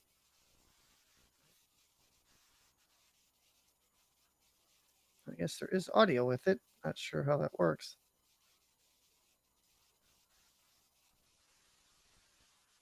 I'm gonna close that and try to get that back up. For those listening on Show Me Live, we are watching some cameras here from Massac EMA of what's going on there with their camera. Their tower cam looks like it's pointing south towards the storms. They're entering Illinois, coming out of Missouri. Some nasty looking clouds. And yeah, the wind, it also has can measure wind and everything as well. So checking this one out, another tornado warning, which expires in 39 minutes. This is for Eastern Union County, Northwestern Johnson County, Williamson County, and Southeastern Jackson County in Southern Illinois until 8 o'clock. So this was newly issued as of 2 minutes ago by the National Weather Service out of Paducah. At 7:20, a tornado-producing storm was located over Anna, which it's the same one that came through Cape Girardeau. It's moving northeast at 55 miles an hour. A damaging tornado and quarter-size hail are expected with this. It's only a radar-confirmed one at this point. You can expect flying debris to be dangerous and caught without shelter. Mobile homes will be destroyed. So Cobden, it's expected to be there around 7:25, in Goreville around 7:30, Lake of Egypt area around 7:35, Marion and Creole Springs around 7:40, and then the Pittsburgh, Illinois area around 7:45 tonight. Other areas impacted include White Ash, Spillertown, and Williamson County Regional Airport. So you're talking the areas of Interstate 24 in Illinois between mile markers 1 and 6, and then Interstate 57 between 29 and 61 mile markers. And they are saying, again, this is from the National Weather Service, we're just relaying the information, that a tornado is on the ground. And they're saying take cover or lower interior area. Matt, do I have that? You do, and it sounds like you're having some issues on your end as well. On your audio side. Oh, am I? Okay. Well, there we go. Now we can hear you again. There we go. Okay. Well, I was trying to learn the radar. I'm going to hop out of there so you can take care of that. Understand. So I did also take a moment. We've got Kyle back. Yeah. Yeah. Hey, Kyle. How's it going? Oh, pretty good. Got a phone call from Dad, and so he was. Everything okay? Oh yeah, he was just asking us how everything was out towards Potosi, and I was telling him about some of the areas around here. It's I don't know. It's I know you guys are covering all this stuff down there, but I'm looking out west here, and it is a beautiful sunset here in Deloge right now. Yeah, we are now under the gun with where I am at right now, and there's a lot going on, no question. Well, I just was going over when you were coming on, and I guess my audio is cutting out. There is a new tornado warning issued. For I was just zoomed in on it.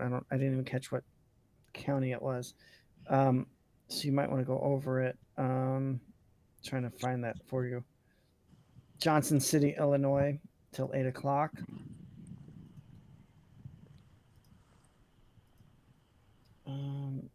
That is, it's Indiana. Sorry, I lost my thought. Okay, it's Union County, Johnson County, Williamson County, and Jackson County in Southern Illinois till 8 o'clock. It's that same cell that went over Cape Girardeau, entered in, through Anna and that area, and now it's making its way into the more central southern area there.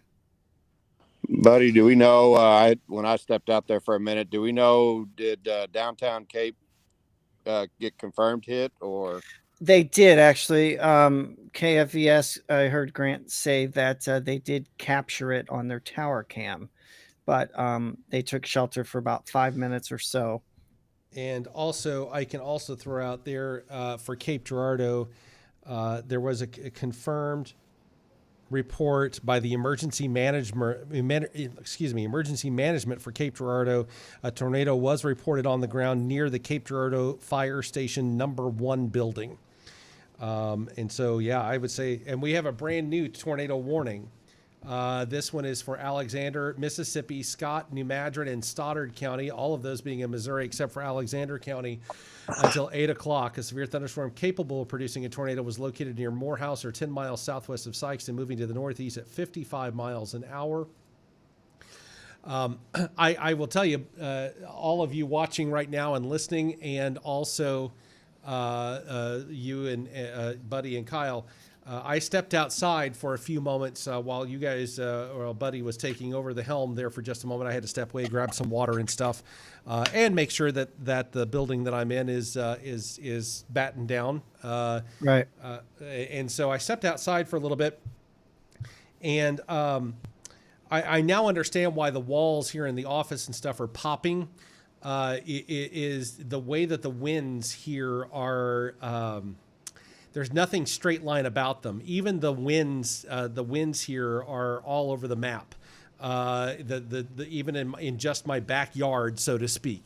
Some trees are blowing in one direction, other trees are blowing in another direction. I see your video of that. Yeah. Yeah, it's. I just sent you guys that video that I just quickly grabbed out of the backyard there. Everything's moving in a very odd way. And so that is creating some issues, no question, in the atmosphere, and making things a little tumultuous. I'm not going to lie. I would be a little on edge myself. I mean, that's kind of a scary thing. I've not seen trees go two different ways, typically. And given my location versus the storms, there I could barely see lightning off in the distance for how far they are away versus where I am currently located. So imagine that on top of it. And you start thinking, well, what do I do? Yeah, there's just a lot there to try to digest. Let me see if there's anything. Got some rain there going on in Metropolis at Massac County Emergency Management. Yeah, I was trying to blow that up, and I could not figure out how to blow the camera up. Well, you just you click on the camera. Oh, well, that's fair enough. Oh yeah, That's look all at you that do. light. You just click Yeah, I on was the looking camera. for one of those buttons, and I was moving it around too much. So I told him that was my first time using it, so they had to bear with me. Understandable. Understandable indeed. So yeah, we've got just once this line gets through, this is a 1, 2, and 3 punch for all of Missouri. So even you in Washington, I thank you, Ashley. Sunset in Deloge looks beautiful. You're in a 1, 2, and 3 punch. The next punch after this severe line moves through is torrential rains until Saturday. Now, most of southeast Missouri, most of southern Illinois, potentially 10 to 15 inches of rain. Deloge, Farmington, less than that, but still nothing to really sneeze at. 6, 7, 8 inches of rain is certainly a possibility. And so that's just the stuff that we want to look at. And yeah, that's just where we are right now. I am thoroughly curious and concerned at the same time. I'm going to circle these things. This right here, that's abnormal. That does, and then little notches in here and in here, and in here, in here, in here. I'm thoroughly concerned. Yeah, what's the concern like? Are you telling everybody what that concern is? So the concern rotation? the concern is yes. Given just even what I can visually see myself outside in literally my backyard, I'm looking at this and I'm going, trees are moving in multiple directions. You have so much volatility and instability that this is very abnormal, and so you can even almost envision and see the instability in the way that these storms are forming. Mm-hmm. Yeah. Versus how they would normally form. The wind is creating very interesting dynamics with some of these storms. How often do you see legs coming out of storms that are like this? You don't. It's right. not. It has happened, but it's quite rare. especially when you have a line that's starting to develop a bow echo. That's why for the 70 mile, the considerable threat tag. Plus, you have a tornado warning in the midst of all that. Why would you normally? You wouldn't normally see these things. And then you have a big bow echo.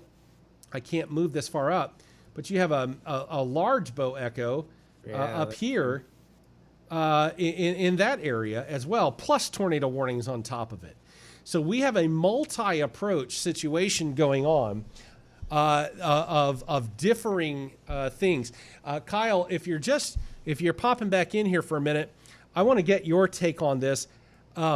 How often have you seen, and I'm sure it's happened a few times, it doesn't happen a lot, when you see a solid line of thunderstorm activity like this, but then directly attached to that, these little fingers or legs coming out along the storms? It's very rare. You don't see, you might see it a little bit of a deformity like that. You don't see them expanding out that far. That is a tremendous amount of wind and everything involved with that. I don't know if that's splitting off, or if they are merging in, inward, or if those are being pushed off from it. I've not seen them develop like that. They're just kind of developing right outside of it. So there's a lot of energy already feeding the storm, and it's actually, if I'm reading it correctly, better trained meteorologists could tell you better than I could, but it's almost like it's just, there's just so much energy there, it can't get into the main part of the storm. Right. And it's just forming outside of it. It has nowhere to go, so it has to go somewhere. So it's forming almost like a what would you call that? A perpendicular squall line? Well, honestly, yes, because if you look, can I still draw? Will it still move? Yes. So if you look at this line right here, it's moving off pretty fast to the east. Yeah. But if you look at these right here, they're almost moving northeast, but still kind of east. It's very odd. Yeah, I've seen some develop before and then combine in like that. I've never seen it. It's almost like that. It's almost like you're filling up a cup full of water, and it's overflowing, and that overflow's got to go somewhere. So it's going outside of the cup, and it's forming perpendicular. It's like two intersecting lines on a map. It's crazy looking. There's just got to be a tremendous amount of turbulence up there for that. I mean, and even look at the directly above this tornado watch box. Look at this bow that is coming in with this storm, and then the tornado. I mean, it is a large amount. It's a huge bow with tornado warnings on top of it, on the top of that bow, and then you're getting kind of a similar situation in here. Now, what you're really seeing is in, what is this, Arkansas and Tennessee, basically eastern Arkansas is where they're getting pummeled with a lot of stuff. Right now, for the Show Me Live area, it is almost over as far as severe weather for you. The Boot Heel, Sykeston, Cape Girardeau, once that crosses over into basically Kentucky, it's we can toss that part back to music. We might keep the video side going. We probably will, because we usually always do. And I mean, why not, right? So, but I mean, the fact of the matter is, it's just wow at this point. There's now even Evansville has a tornado warning. In Evansville, Indiana. And the National Weather Service keeps trimming back that tornado watch as it moves eastward. So that's good news for our area.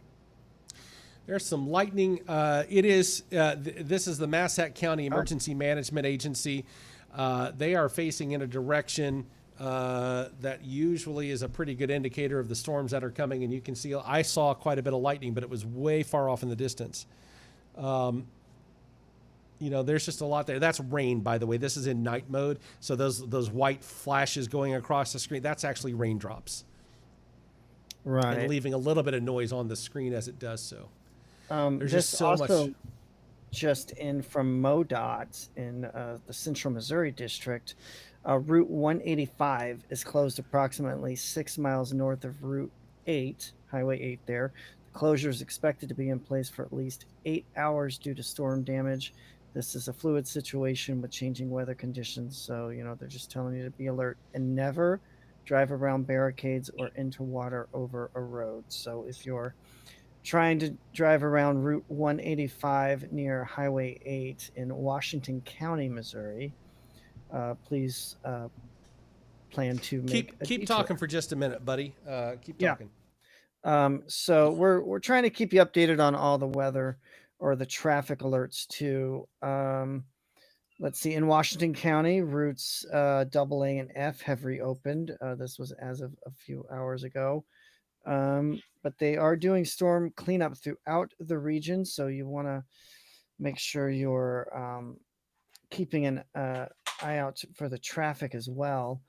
Let's see. It looks like Just some of the returns I was seeing from people that lived out there in the Potosi area and the 185 area. We do know for sure there were some homes that were hit by that earlier tornado. And so we hope, as far as I know, everybody seems to be okay. I believe they had some rescuers underway out there, but to my knowledge, I have not heard of anybody, hopefully and thankfully that, everybody's okay out that way. And it was just a case of somebody having to kind of be dug out of their basement or whatever. But I would say out at 185 there, that's going to be closed until they can at least get power lines and roadways cleared. And what you're seeing on the screen for those streaming us on social media, this is a MoDOT camera from that tornado that went through Cape Girardeau earlier, right across I-55 at mile marker 92. I don't know, Kyle, if you can see the screen, but look how monster that is a massive storm right there. Yeah, now we can share this because it's government from MoDOT, but and you said that's at what mile marker? 92? 92 there at I-55. Okay, so that's just south of the Walmart and shopping center areas there then. Yeah, south of all that. Whoa, wow. I went to Simo's. Excuse the dog barking there. But I went to Simo's, so I'm familiar with all that area. But look at that. That is and then just when pretty, but definitely dangerous. That's the crazy thing about weather is it's so beautiful and pretty, but it can be so destructive at times. Oh too. yeah. Yeah, that's like people say, I'll sit there and see people, they just love to marvel at tornadoes, and I like watching them too. But if they're going to hit, I would rather them just hit open field and not, if they tear up crops, that's one thing. I don't want to see them tear up anybody's house or a major city or anything of that nature. Right. Yeah, that's the scary thing is when it hits these urban areas like this, and but I can replay it. Well, we also should keep in mind that now with it getting dark out, it's again get even more dangerous because before we could kind of see these coming. Right. You could kind of maybe you had a decent chance of possibly seeing it, and now with it getting dark out at night, that's when it really gets dangerous and scary. And there you go. There it is. There it is, right there. No question. Yep. There it is. And I mean, obviously traffic was still moving. Now, somebody moved that from MoDOT, but even that looks just terrible. Clear wall cloud right there.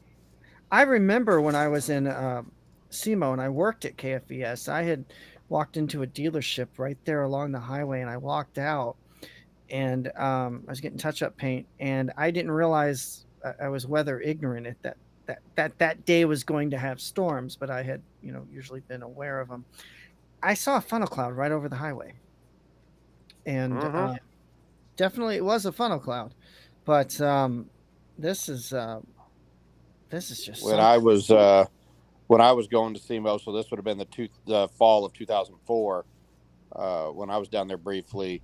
They had I want to say October-ish sometime. So right about the time the summer and fall weather were kind of clashing with each other. And we know from experience that sometimes October, it gets pretty interesting down this way. But Right. I'd heard that there was bad storms approaching and everything. So I went down to the landing and walked across where the flood wall is there. They had the flood wall open, and I looked up, and you could see a funnel. It wasn't all the way down, but you could see the funnel. It was over on the Illinois side of the Mississippi River. And I was just like, well, that's, this is before, this is back in the days of the old Motorola flip phone type thing. So there was no way I could get a photo of that. Yeah. And so then I hopped in my truck and I went to work at Walmart. And as I was crossing the interstate there on the overpass, they said there was a tornado on the ground. It's near the Scott City Airport. And you look down that way and all you saw was just dark blue, gray. It was a rain wrapped tornado that was going through. So that's an area that you have to watch down there for sure. I know we've talked and documented before about Perryville, been hit by a couple of tornadoes over the last 10 years. And Jackson's seen them, Cape's seen them, Scott City sees it a lot. So it's definitely something that they're used to down there. Yeah. I mean, looks like Fox 2 was also in Potosi, just showing destructive damage of homes there. I'm trying to see. I don't know exactly what area that is, but so we have a new tornado warning very quickly here. Yeah, go ahead. It is for Mississippi County in Missouri, Alexander County in Illinois, and then also Carlisle and Ballard County in Kentucky until 8:15. And it is, you remember, Kyle, that I circled those little fingers sticking out. Well, there you go. There's where the warnings are kind of falling into play there. I'm not going to lie. If that continues on its path, buddy, you may be in the captain's chair for a little bit. Well, I was already, so we'll figure it out while you. Yeah, you take you cover. may be there. It's just as simple as that. This is going to be an interesting dynamic, to put it mildly. I have not liked what I have seen on the radar all day, all afternoon, Right. and I am especially not liking what I am seeing on radar now, even more so than earlier today. Well, the for storms one, themselves are looking. It's a lot closer to you, and it sounds like they've gained strength as They're they're just moving changed. area. They're dynamically different than they were, let's say, in Washington County and St. Francis and St. John and Iron, and they are literally, they look different on the screen now, and there's a reason for that. They have more I think Kyle's right. I think if you're still here, Kyle, I think. I am. I think it's just trying to figure out what to do with the energy at this point that it's pulling out of the atmosphere. You put it a little bit differently, but in all honesty, that's basically what it kind of looks like, because now we've got a thunderstorm warning for Mayfield, Graves County, off in toward Martin, Tennessee, which has nothing to do with the lead line, and it is moving in a direction that is not moving, that this main line is moving in. Well, I will tell you, not to change the subject there, but while I'm looking for confirmation for things, I'm just this Old Mines and Potosi tornado just keeps popping up from Fox Weather too. I just sent it to you guys, but Potosi's making headlines with this tornado. Oh, sure. And that's never good. No, it's not. And I'm genuinely concerned about the area of Sun and Lake because of I hate to say it this way, because I know that was somebody's home building, the whatever the case may be, but the debris ball that I was seeing on the screen as it was going over that area of Washington County, my heart sank. I have no other ways to describe it, but that's exactly what was going on in my mind, because there was really no mistaking what I was seeing. Yeah, there's just, I mean, my feed is just full of weather. Of course it is, because, uh, uh, what we're dealing with here, but I'm just constantly seeing this Potosi tornado on my feed and on the TV, and everybody's just talking about how dangerous this is. And I mean, this is a multi-day severe storm threat. This is day one of storms that are supposed to be moving through the area, but flooding is also something we haven't discussed a lot of. Is the flooding that is expected to not only come with this storm set of storms, but the next several days. And that's why earlier they were draining Kentucky Lake a little bit, because they're expecting 15 more inches, and it just can't take it with the water that was in there. Well, and I was talking with someone today. The route that I go to work, which is out in Viburnum, Missouri, I take a state road, C Highway. Matt, you're familiar with that area. Oh yeah. And right where I'm talking, down there at the bottom of Turnbow Hill, and right there by the Antioch Cemetery, that area right there. Back in October, that flooded, and it flooded all the way into those fields and everything. So that highway was actually closed down for a couple of days. We actually missed a couple of days of school. So when they're talking anywhere from 5 to 10 inches of rain down here, a lot of these streams still haven't been cleaned out from fall and winter. Yeah. And the last flood that went through there. So, I mean, I may be taking a different way to work if I even get to have work this week. Well, and they're talking 10 to 15 inches here, which, if you can imagine, I mean, just the whole insane. whole thing. I'm concerned for Nashville again. I mean, they were flooded about 15 years ago, the Cumberland River, and if they're it actually got to the interstate. It's supposed to stall over Nashville like midnight when it hits there. So I'm concerned that they might, get another flooding situation like that. Yeah, it's they are not supposed to be getting quite as much rain as basically the lower Ohio Valley and mid Mississippi Valley, which is basically Illinois, Kentucky, the border there, and then the border with Missouri, Illinois, and Kentucky. That is the area that's expected to get, between now and Saturday, some 10 to 15 inches on into Northwest Tennessee. Nashville is basically on the same side of the quantity of rain as like where Kyle is at in St. Francis County.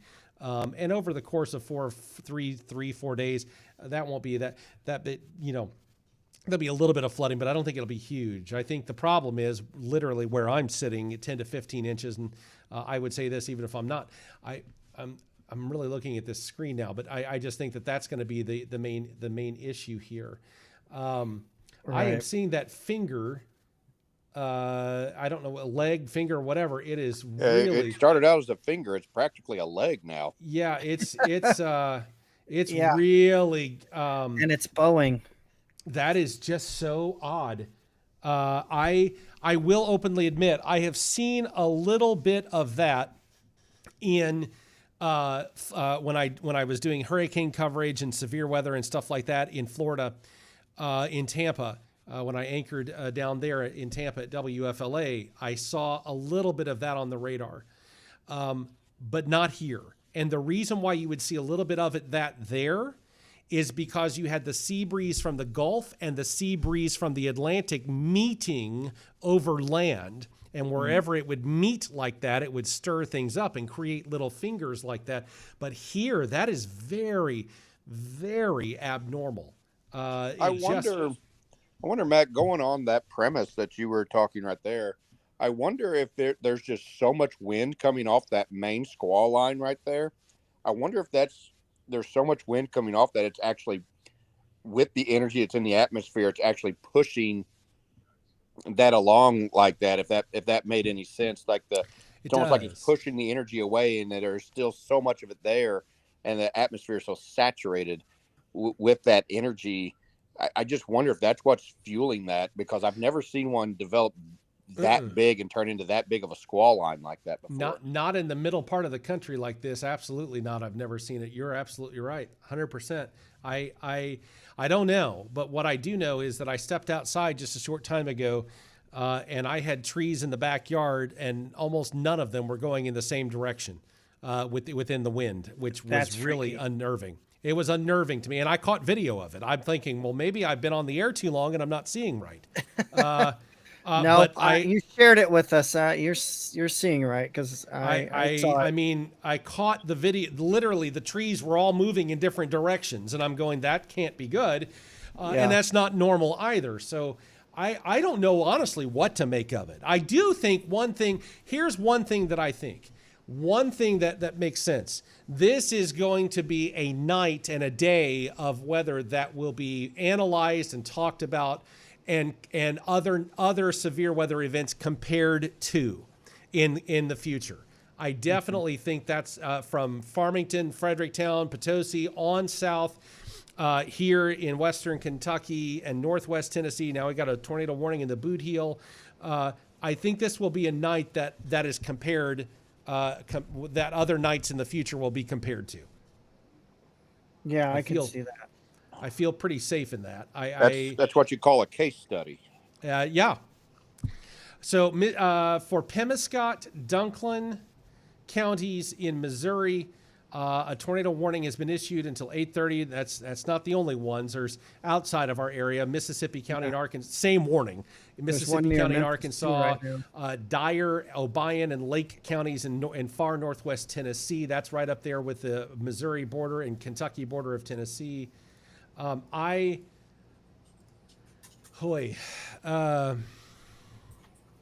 scary is it looking for you based on your? I mean, I'm looking at the radar, just asking for the audience. How scary is it? Someone just asked, "Is Paducah going to get hit?" My husband's working over there, I responded that it is on its way, unfortunately, but at what severe level are you anticipating based on what you're seeing? The problem is it's developing right over the top of us, and what I think may happen now may not be that accurate 5 to 10 minutes from now. Right. And that's the problem that we're seeing. Well, and it's going to come in two ways, because that initial squall line that just, when the radar just updated, that initial squall line is going to hit, and then you're going to get a brief reprieve, not long of a reprieve. That brief squall line is going to hit, and then the main part of that storm is going to come right through. It looks like it's and see the. Shanna says her husband's on a barge. Oh my goodness. That does happen, and they do have the barge companies, Shiana. They do have their contingencies in place for barges. That I have actually seen video of barge pilots capturing tornadoes as they are crossing over the Mississippi and the Ohio rivers. Literally, one between Paducah and Metropolis. I have seen. Before, and they caught it on video from a tug. So it is not anything that is out of the question. We do, for those of you in Paducah, we do have a brand new considerable threat tagged severe thunderstorm warning with 70-mile-an-hour winds. That is literally knocking on my doorstep right now. I think I hear it in the distance. Is that hail like- right here? No, that's the air conditioner that you're That's hearing almost right now. hurricane force Yeah, winds. 4 more miles an hour, and we'd be at a Category 1 hurricane. So what we've got right now is, if you are in the following area, some of this is still in our listening area. Some of it we're just here because we're here. And so we're in central Pulaski, Pope County, eastern Johnson, Alexander, southeastern Alexander, Hardin County, Massac County in southern Illinois, Ballard, McCracken, Fulton, Carlisle, Hickman counties in Kentucky, Mississippi, and New Madrid counties in Missouri until 8:45. That's basically a blanket thunderstorm warning. Weather Service doesn't usually like doing that, but in extreme circumstances, that's exactly what they do because they have to. That's what we're looking at here. So 3 different interstates. I-24 between mile markers 1 and 3. There's exit 4 in Paducah, and in Illinois, mile markers 15 through 38. So basically through Massac County to the Kentucky-Illinois line. And then also I-57 between mile markers 1 and 4 in Illinois. So basically the moment that you cross over from Missouri into Illinois. and then Interstate 57 from mile marker 12, which is exit 12 in Charleston, all the way to the Mississippi River. And then in Kentucky, I-69 between mile markers 1 and 5, that's going to be as well. So there's an awful lot, and my house is popping again. The office is popping again. So, and I just got a message from a friend of mine who is also here in Paducah, and she said that her house is also popping. It's been doing that all afternoon, and it's unnerving to me because this house is very well built, and it normally does not do these kinds of noises, and so we are. It is quite unique in this case. So, folks, if you're just joining us, my name is Matt McClain. You've been listening to Buddy Yon and Kyle Douglas as well. This is Show Me Live, and we are actually an online radio station. On top of when severe weather hits, we throw on the video. We do what we need to do. We get our folks across southeast Missouri and southwest Illinois. We let them know what's going on. We thank you. We have, at last check, we have tens of thousands of people that have tuned in since we started broadcasting about 5 hours ago. And I'm telling you, we've just had an awful lot of stuff going on. I'm going to flip over to a different radar because some of this is getting so close to the Paducah NexRad site that it's not going to pick up correctly. And I don't feel like moving the tilt up a little bit to see what I've got going on. For those of you, Sean, if you're still watching or listening, Cheyenne, I think that's how I'm pronouncing. Please correct me if I'm wrong on there. I don't mean to be disrespectful. Can you kind of tell us where on he is possibly at on a barge, like where he might be? And maybe we can try to zoom in and help you out a little bit on that regard. Happy to try and see kind of what's going on. Here comes that latest crawl. She is still here, so I think she's going to let us know. Yeah. And I just responded on there as well. So, yeah, let us know where he. I'll be glad. I'll be very happy to zoom in and see what we can find out. We do have some rain going on in Metropolis. That's a Massac County EMA in Metropolis. It's looking out toward Kentucky. A lot of lightning and a lot of stuff going on there.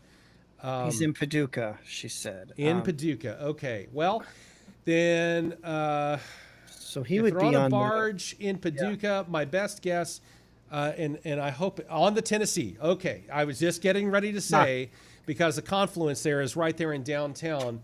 I can see where I was going to guess. Yeah, the Tennessee River, because you have the big Tom Bigby waterway that connects the Cumberland, the Tennessee, and through Kentucky Lake and Lake Barkley. That'll get you down to Mobile, Alabama, and then obviously down the Ohio to the Mississippi. You can get to New Orleans. So you got a lot. We have a lot of barge traffic in Paducah, and was that thunder? It is thunder and wind. Okay, you went dead there for a second, so I was making sure. Well, you're okay. I wanted to see kind of what was going on. I mean, you know what I'm saying. I wanted to. I'll take over. You can just in fact, you could just leave the radar alone once you zoom in for her. And if you want to run out and check, no, we're okay. We are okay for the moment. So basically, right now, Cheyenne, this is kind of what we're looking at. And for anybody else in this area, we're looking at kind of a 1-2 punch. This is out of the Fort Campbell radar because some of this has gotten so close to the Paducah radar. It's not going to be quite as accurate. And I'll even show you what I mean. It's just, the radar can't see when it gets so close to that. Quite as well, so we kind of bounce around a little bit trying to find a better quality situation. Yeah, I don't know if you can hear all of that or not, but I did. Yeah, it's trying to figure out if that was here or not. Nope, it's here, and so in fact, I just saw where I live. I'm not going to point that out, but I just saw the spot where I live, and yeah, it's on your doorstep. It's beyond the doorstep. It's definitely on the rooftop, at least that leading edge. That finger, though, has kind of morphed and changed again. Yeah. It almost looks like that finger or leg has robbed possibly. I don't want to say that too loudly because it may not be the case. I don't have an accurate velocity right now because of the different things that are happening with the radar site. It's just so busy. But I want to believe that this is robbing this of some needed moisture in the air and atmosphere. I may be wrong at that, and that's like I said. I can't pull up an active current storm velocity. This is 12 minutes old, so I can't pull up anything that's actually just a minute or two old. Right. Unfortunately, well, actually, this is 4 minutes old, so bear with me here. Definitely got some winds. Boy, did we have some winds. Oh yeah, that's headed right for you, unfortunately. It is, unfortunately. 70, 80, yeah. 80 miles an hour. Yeah. That's what we've got. So, but like I said, even here, you're looking at wind speeds that are pretty okay. So that's just a few minutes old. That's fairly accurate. Oh, I heard that. I have not heard thunder like that since living in Florida. The thunder there is very different sounding, and nobody believes you until they themselves hear it. It just sounds really different down there. I have not heard thunder like that since Florida, when I lived there and anchored news there. So You got chills or That's a little goosebumps bit- yet? well, considering that this area is not supposed to sound like that, yes, that's not okay. All right. Did we ever get Sienna's? Did we ever zoom into that area, or did we get sidetracked? Yeah, we did. I mean, right now there's not a lot there. You've just got that finger that's kind of dissipated a little bit. Oh, jeez. I cannot describe that thunder. That is unnerving. Well, if you you just tell me when you want to dart, and I'll get back in there if I have to and move the radar around. These notches are a little concerning. Do you have? And I might have asked you this before. Are you set up? I guess you're not set up to share your live view, are you? My camera, Yeah. like me sitting here. No. Your outside camera, Oh, the outside cameras. No, I'm not set up to do that, unfortunately. because you got a pretty good view of a lot of terrain there. That would be interesting to see if if you have to take off, what that looks like. Yeah, it's a good point. Let me actually dial into that manually and see kind of what I got going on. But unfortunately, I would show it if I could. Right, but I mean, at least you can monitor it yourself too to know what it's looking like there. Allison's watching for Jennifer Nickel. We won't finish the name there. Thank you. Yes, Meredith, I'm aware the dogs are being loud. I'm trying to combat that, but it's just what happens. They're getting restless because we've been on the air for 5 hours, and it's hard for me to sit in one spot, let alone them. But yeah, so Mayfield, I mean, yeah, this is just surrounding you. I mean, it's really heading that direction. I don't fully understand. This is so unique. It's one of the most unique things. Yeah. And how much? All right, we've got a confirmed tornado on the ground.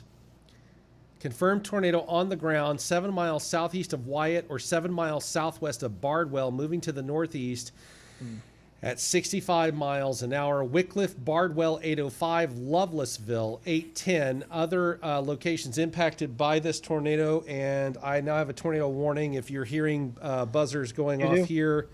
Okay. I don't. Do you want to keep on Show Me Live? Do you want to keep it here? Yeah, it's fine. Go ahead and keep it on there for right now. But we do have a brand new tornado warning as well. Confirmed tornado on the ground, folks. This is what we've got going on. Yeah, right at you.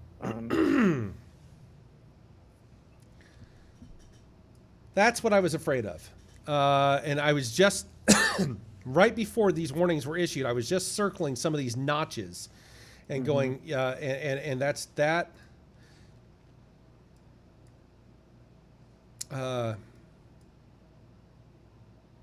Give me 1 second, Matt.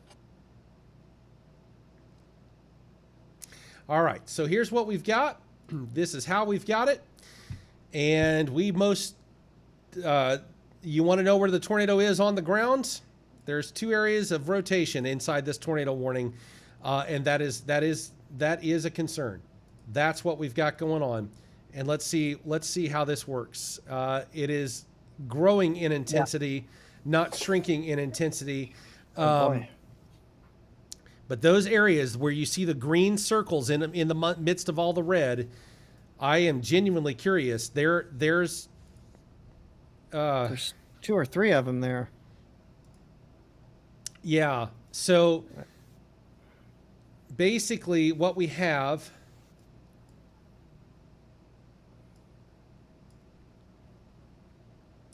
I'm just trying to get a trajectory here. Yeah.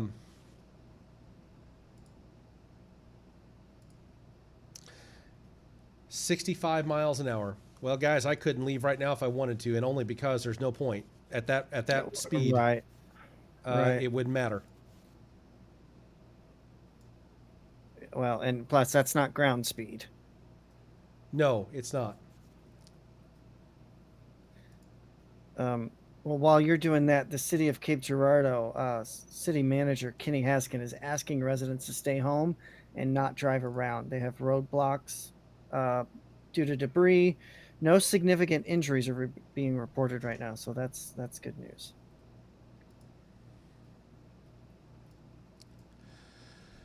Oh boy. All right. Bardwell, it's on top of you. Blandville, 5 minutes. Cunningham, 7. Gage, 10. Lovelessville, 11. Melbourne, 16. West Future City, 16. 16 minutes for Future City. St. John's, 19 minutes. 19 minutes for West Paducah.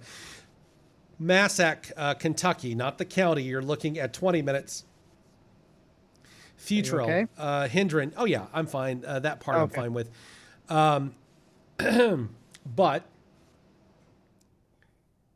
But yeah, this is going to be moving very close to me. So that is where we are. And I have virtually no time to prepare for that. See, this is part of and it has gotten super calm outside as well. If you need, are you watching on your own monitors there, your video cameras? I am not, and I'm not planning to at this point. There's just no reason to at this point. Well, just you tell me when you want to take shelter, and I will take over. What was that? That is the I don't know exactly, a tornado warning. It was letting me know of a tornado warning. One of the phones. Gotcha. All right. Well, folks, if you're just joining us, hi. We're all in this together, at least for those of us in Western Kentucky. I will say this. Let me flip back over here for just a moment. For those of you within a few more minutes, we can go back to regular programming on Show Me Live and go back to music. On the video streaming side, we'll keep it right here for a little bit longer. We have folks that watch us here in Western Kentucky. We also have another tornado warning, radar indicated. This is for Callaway, southwestern Marshall, and southeastern Graves County. Severe thunderstorm capable of producing a tornado was located near Linville, or 13 miles east of Fulton, moving northeast at 55 miles an hour. And I am getting stuff all over the place. So give me not stuff, but just do not disturb is what I'm trying to get put onto my phone, because I've got dings on my watch and everything else going off. And so here's. All right, so if I can just get through this next couple of 20 minutes or so, then yeah, that's where we will be. It says observed, and a confirmed tornado. Let's see. Confirmed tornado 7 miles southeast of Wyatt or 7 miles southwest of Barville, moving to the northeast. Yeah, so radar confirmed. Radar confirmed, considerable threat tag, and observed. Okay, so we got you, Kyle. If you got something to say. No, I'm just watching right now. Gotcha.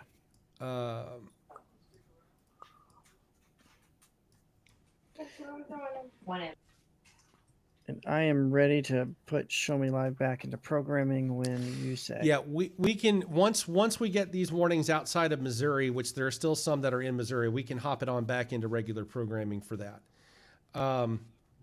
What in tarnation is going on with our radar system? Well, that's It's unique. been acting funny today, so It's just overwhelmed with so much Right. stuff. So let's go over to a base you're velocity rumbling. All here. right, you are rumbling. Yeah, you can hear that. That's impressive. Yeah. Well, Wow. near Bardwell, that's going to be it. I saw a 93 mile an hour. Jeez. That's going to be it. That's what it's seeing. So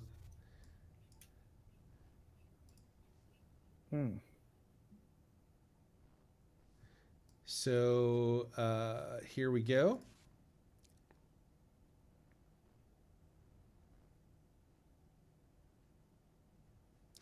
The sirens are going off in McCracken County. I can confirm that. Yeah, I don't hear those. I hear the thunder though.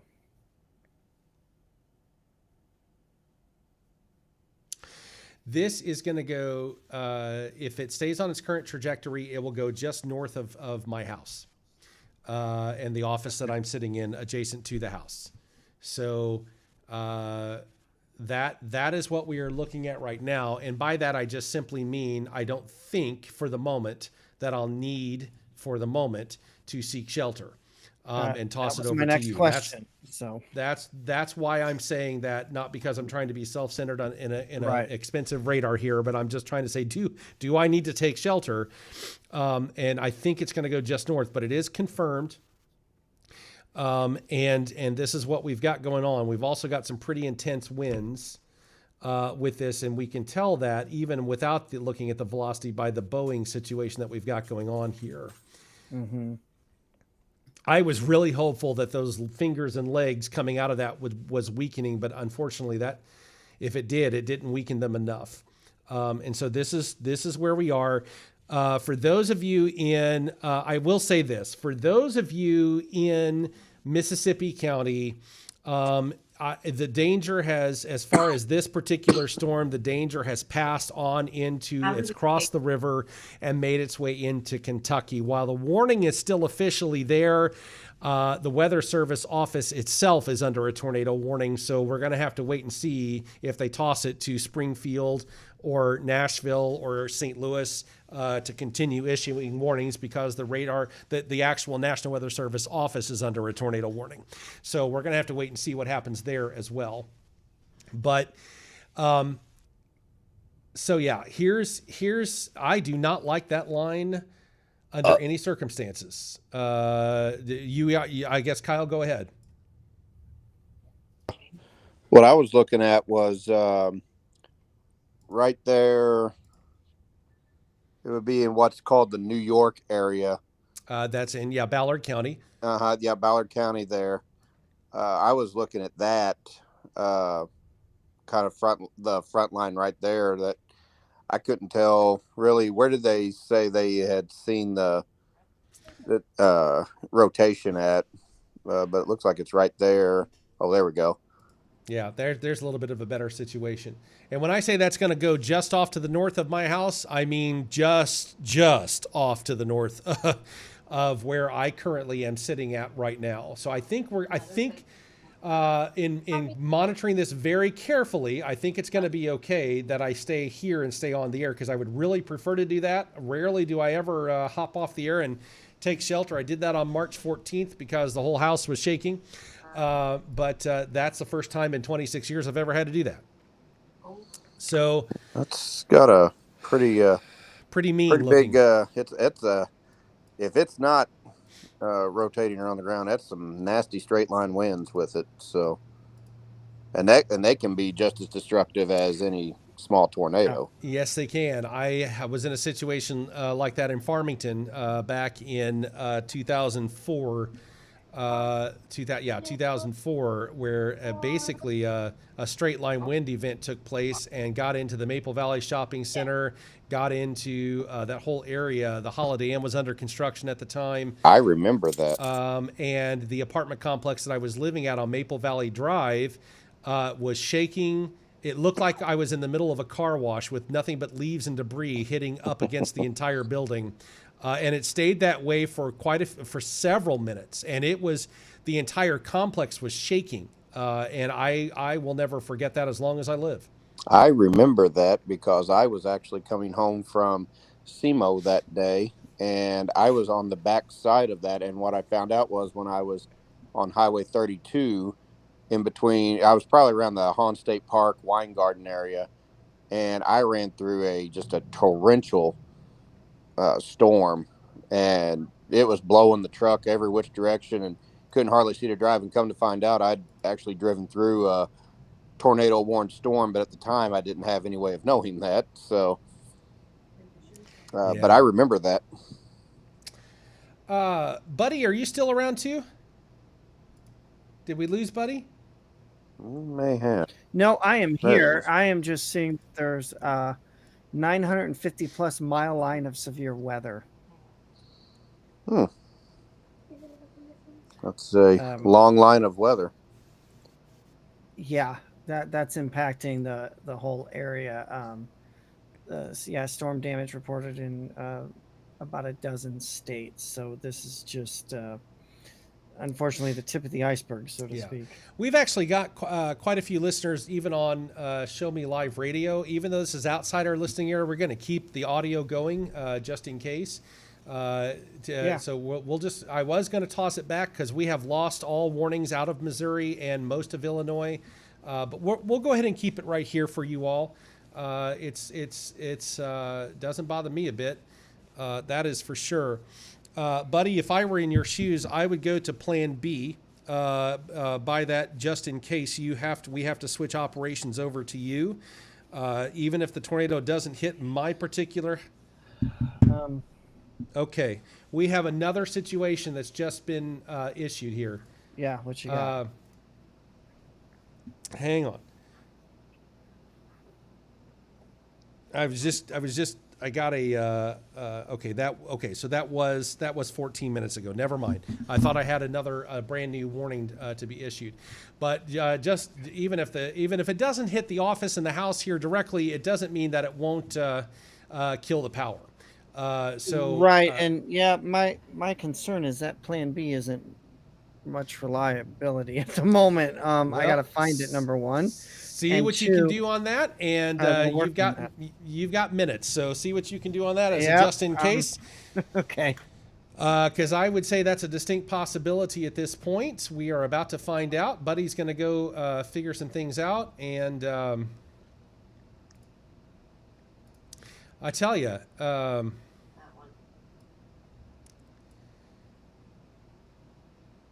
That's some strong winds. Kyle, I think, Kyle, you're still with me. I'm still here. Yeah, those are some very strong winds. And,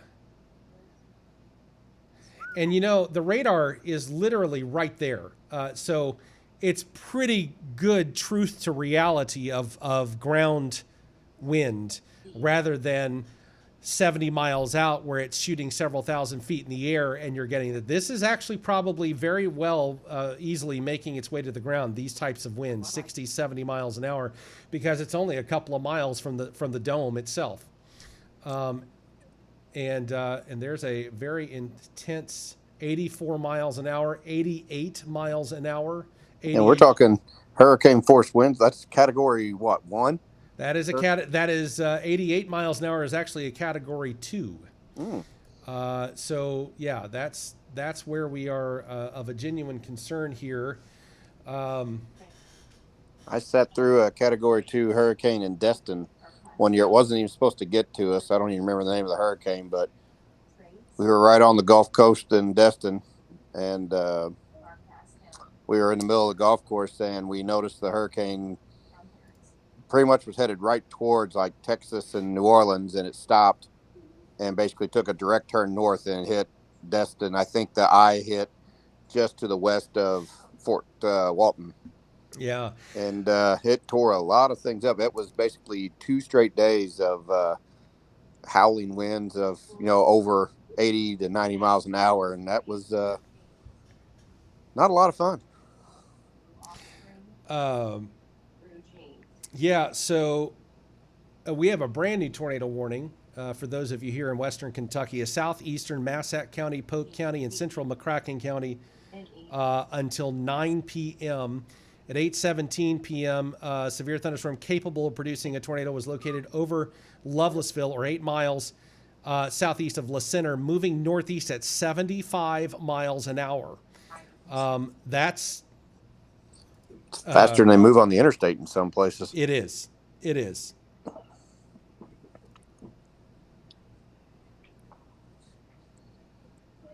Yeah, that is it's basically been a just as they predicted, it was going to be a very active night. And now we're getting to that point where the radar is going to start losing the ability to see. Let me see if I can do a tilt up. High res reflectivity, velocity. Let me go do a tilt 2. And it's going to be a little bit older. Yeah, about 5 minutes old. But if they'll update that one.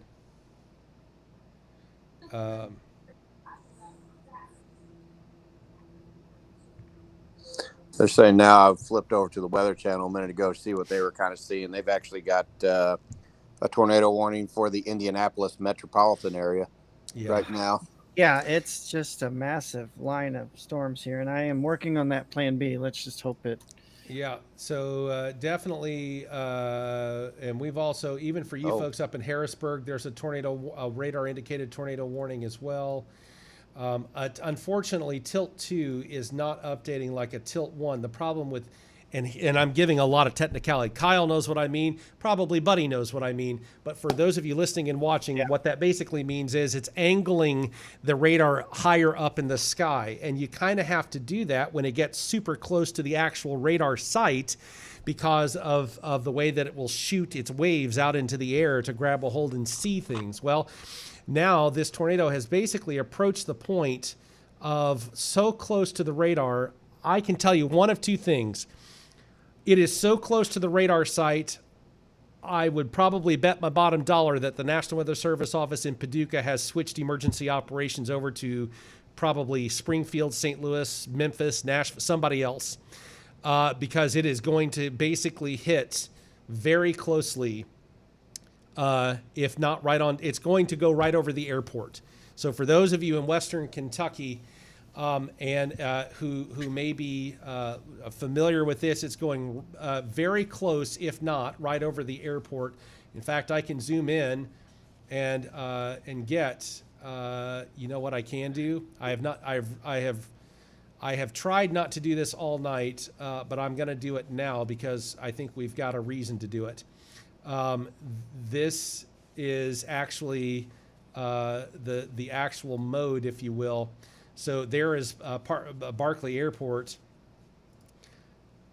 with its brand new terminal building, and right now it is dangerously close. This little green dot is where the National Weather Service. It's at the side of the it's on airport property essentially, where the runways are right there, and the National Guard Center is right there as well, Kentucky National Guard, and this is going right through that area. Where, Matt, where is that in relation to, like, right when you're getting on, it would be I-24 exit 7 where that rest stop is, and everything there in Paducah. So basically, so exit 7, where you're talking about, exit 7 is essentially right there. The rest stop that you're talking about is right there. Okay. So this is relation to that. I am very worried about our folks and our friends at the National Weather Service office. The building itself is one thing. It is all National Weather Service office buildings are solidified to withstand a direct hit by a tornado. So I'm not. I was about to ask why they wouldn't be considering All Weather Service office buildings are generally built to withstand a direct hit. The problem that I'm getting at is, you have a whole airport infrastructure out there as well, and there are people. Right about now, there should be one of the American Airlines. I'm assuming it's roughly right around now. You would see one of those planes coming in for a landing for the night. So with passengers on it. Now, it is so close. I mean, that's got to be it. And it is so close. We're going to lose the ability from the radar site in Paducah. So bear with me for a second. I'm gonna pop open. I wonder if Evansville. I'm thinking out loud, so I apologize on that. But let me see if while Fort you're doing Campbell, that, it is a confirmed and observed tornado going through northern Indianapolis right now. I'm not surprised. Of course, I've been through Indy a few times. I've gone to the racetrack there, the Brickyard, Indianapolis Motor Speedway, and I've seen a couple of races there before. It's a really neat place. If you've never been, they've got, of course, the museum that's on the inside of the track there, and of course, there's also a golf course, part of a golf course on the inside of the track. That's kind of neat, but that's one of those areas. I went there in '95 and '96 to see a couple races there, and so we really hope everything turns out okay there. Indy, never been there. Chad in Metropolis. He's in his basement at the moment, still watching. Thank you. Stay safe. Matt, that tornado warning, Chad, does include Metropolis at this point. Matt, ahead. that Plan B is not looking likely here. Okay, well then we will stay on the air as long as we can. And because we're at nightfall, unless there's just... They have moved the camera around to show in the right direction to be able to see anything. If there's a flash of lightning that could show anything, this is the Massac County EMA. It's actually looking off toward Paducah, toward where this storm is moving toward them. And those flags are flying in the foreground here on the screen at the bottom there.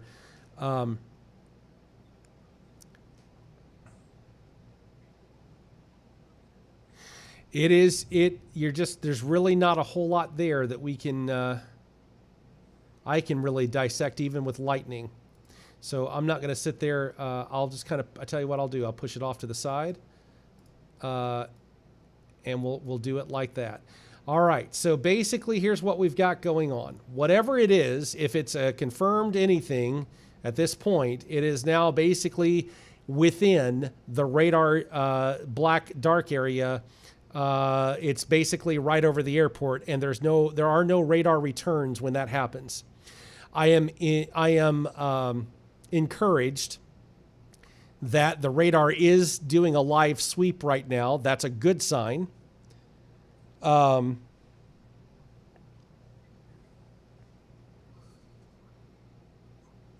if you get a chance, Matt or Buddy or anybody else that's watching, they've got the wind velocity on the Indianapolis tornado. And you remember before when we saw the red and the greens, and then in the middle of it, we saw the yellows and the oranges. They are detecting a large area of yellows and oranges in the middle of that tornado up around, it looks like I-465 up by Carmel and things like that. So it's very similar pattern of what we saw with the Potosi tornado. Yeah, well, yeah, that's usually a good indication there's debris in the air. It is extremely calm outside, at least where I am at here in Paducah. And so that's Fox Weather has tornado outbreak in progress, and they just had it north of Indianapolis there. Mm-hmm. Yeah. So that's kind of what we've got going on here. We have a tornado warning that is continuing for Callaway, I'm losing track of my counties. I've covered how many states now? Western Callaway, Southwestern Marshall, and Southeastern Graves County until 9 o'clock, 8:07 p.m. A severe thunderstorm capable of producing a tornado located.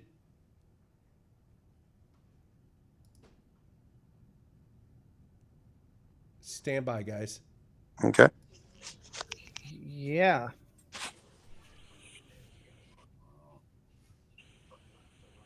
Okay.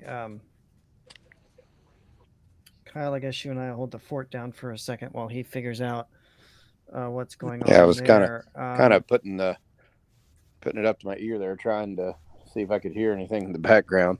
Well, I got very quiet because I myself was trying to hear as well. Oh, gotcha. So, yeah. I guess I ruined that. No. You're fine. You're fine. I pulled the earpiece out so I could hear. What I heard, what I thought I was hearing, I just, like I said, I'm not going to show exactly where I live on this map, but let's just say it's visible here, and it is going off to my north, thankfully, at this particular point in time. But sadly, it is. Take, for example, the McCracken County High School is where this is currently over the top of right now in West Paducah. Normally, if this were during the day, there would be several thousand people inside there. There's not, obviously, at this time of night. So there's just a lot there, understandably. So we are... bear with me here for just a moment. Well, take all the time you need, man. Yep, I'm just trying to keep audio going because we do have the radio station that obviously will be. Oh.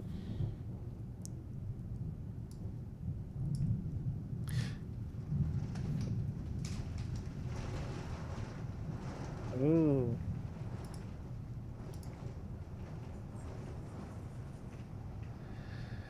Shockingly, the radar is still working. Is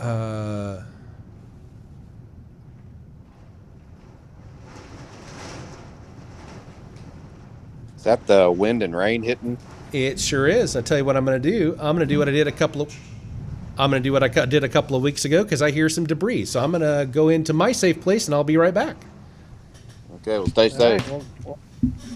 Right, we'll hold down the fort here. All right, guys. So again, Matt needing to kind of evacuate his office.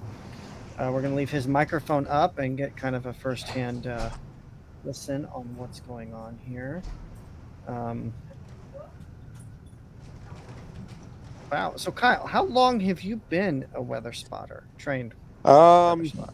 I don't know the exact date on that, but it's been probably 5-6 years, something like that. And all I really did is one night, the National Weather Service guys that work for NOAA, NOAA, they were having a class, I guess you could call it, over at Mineral Area College. And I just decided, you know what, I'd kind of like to go see what that's all about. And it's free and open to the public. You don't have to pay a dime. You just go there. And I walked in and saw some people I knew, saw a few people I didn't know. And it was a 2-hour class. And basically what they did is they went over what you're looking for, how to try to spot it, what exactly you do. And at the end of it, if you wanted to, you could sign up to be like what they call an unpaid spotter for them. And so they give this little card. It has a number on it, and they write your name down on that card and write it down in their little book. And they said, whenever you observe something, whether it be high winds or a tornado or hail or anything like that, just call this number on the back of the card, give them this number, we'll know who you are. And that was that. And so nice. It's kind of, I think they call it, maybe they still call it the Skywarn system. So yeah. And so I really thoroughly enjoyed that class. And it's, if you're looking for something to do, and even if you're don't want to be a trained spotter, you don't want to be the one that calls it in, if you're just looking for something to do and you want to educate yourself, and that's essentially what I was doing. I had no idea I was actually going to take to it as much as I did. But I just remember when I was in school, even in like daycare, elementary schools, I studied weather like crazy. I was that nerdy kid that instead of watching cartoons or anything like that, I was watching the Weather Channel, and I was, educating. I was educating myself that way, and so it became a running joke. But then people started asking me, "Hey Kyle, here they are asking this 12-year-old kid, hey Kyle, what's the weather going to be today? Should we be in shorts or should we bring an umbrella?" Well, this is what they're saying. This is what it looks like, and it just kind of went with it, and then I got into it it's more. just always been a love and a passion of mine. Yeah, I got into it later. I used to be deathly afraid of him, and then I had a cousin who lived in Farmington. I lived in Leadwood. He came one Sunday night when it was storming like crazy and came and got me and took me storm chasing, much to my mom's disliking. And it's when I really enjoyed it. So in college, I wanted to take a weather class. Well, Tony Gans was my advisor, and he actually had put me into the rocks class, and I was devastated because he's like, I don't know which one is which, but I would have the whole mass communications, his office basically full of, all the computers would be full of weather, and he would know when I was in there because I would forget to close the radar and everything. He'd come in like, buddy's been here. He's had weather crap everywhere all over these computers. All right. There is a confirmed tornado on the ground in Paducah, Midtown Paducah, near Park Avenue, moving east at 50 miles an hour. And that I am also seeing that debris. I'll tell you why I went ahead and took some shelter there for just a few moments. I did so because of some of the things that I heard that I was a little concerned about at that point in time. And I was also concerned about the returns on the radar that I was seeing, which were rapidly changing in and around that area. So the velocity, basically the wind is so strong. Midtown Paducah, I mean, that's, how old is this? 832. So that would be about right. There it is. That is exact right here, Midtown Paducah. It has already made its way out of Midtown Paducah into downtown Paducah, and portions of it into now Illinois, just east of Brookport. We're talking, some very high winds there that it's showing in and around that particular area. So we got quite a few folks watching again. Hi. I'm kind of in the midst of it all right now. But we do have a confirmed tornado now on the ground, according to the National Weather Service, near Park Avenue, moving east at 50 miles an hour. And that's as of just a couple of minutes ago. It's already, because it's moving so fast, the wind has already made its way toward downtown Paducah right now. You can see Park Avenue on this map. I'll zoom in. Park Avenue kind of takes off from Hinkleville Road and goes on into downtown. And this fuchsia pink, these bright colors, that's more or less what you're seeing right there. And I would suspect that's not going to be very accurate. But this, on the other hand, probably will be. Let me go to a tilt 2. Yeah, that's going to be a whole lot more accurate because we're still so close to the radar site. And that's what it is. So basically, there is a secondary tornado warning that has also just been issued, radar indicated. This is for southeastern McCracken County, all Kentucky at this point, Crittenton, Livingston, Caldwell, Marshall, McCracken, Lyon counties until 9:30. Tornado was located over Reedland, moving northeast at 65 miles an hour. Now you know why I took shelter. Even though I am not in Reedland, I'm actually more in the Lone Oak area. What I heard that was a very distinct sound moved right over the top of this office and my house. I knew exactly what I was hearing, and I thought, nope, we're not doing that tonight. Right. This is the area. This is an area. These are areas of rotation. The problem is they're rain wrapped, guys. And so if you are watching and listening here in the Paducah area, these storms are they're not going to be too easy to see. They are rain wrapped. But that one of these rotations, that sucker went right over the top of where I am at. I knew exactly what I was hearing, and I said, "Nope, gotta go." And I had seconds, and that's the key. And guess what? None of that was on the radar until it got here. These things are forming so quickly, and so that was a little scary. Not gonna lie, a little intimidating. So you said you're over by like the Reedland area? So I'm in the Lonoke area, Lonoke area Okay. Of Paducah, Hendron, Lonoke area, right around that area. Essentially, I don't really want to give my actual home address, but let's just say I'm right in this area, and that rotation went right over the top. I was trying to, in relation to State Highway 62, because I'm familiar coming that direction. Whenever we go down to Lake Barkley, when we would go to Bristol, Tennessee for the NASCAR races, we would come off 62 and get on 24 that way. So it went basically right through there. And I'm seeing now on this little app that I've got, this Maps app, a lot of traffic jams on I-24 right now. Looks like some road closures even in a few spots right now. All right, we have a confirmed tornado over Reedland moving northeast at 65 miles per hour. Weather spotters confirmed this tornado. I'm not surprised given what I just heard a few minutes ago over this house. Damaging tornado. Practically went right over you. And so folks in Calvert City, Ledbetter, Eddyville, Cresswell, Marion, Farmersville. This is where we're going. I've got into the Vols because we're in Kentucky now. I recognize those of you in Southeast Missouri, you're wondering, but that's, Louisville. You've got these pronunciations, 845, 855, 905, 910. If you're in Dykesburg, Fredonia, Catawba, and Smithland, this is moving toward you as well. I-24 between mile markers 12 and 41. Mile marker 11 is mine, exit 11. So you can imagine. I-69 in Kentucky, basically the Calvert City area. Mile marker 51 between mile markers 69 and 74. So, folks, we've got the stuff. This is what we were afraid of. In fact, there's a tornado. This is what they're talking about. It's confirmed right over Possum Trot currently.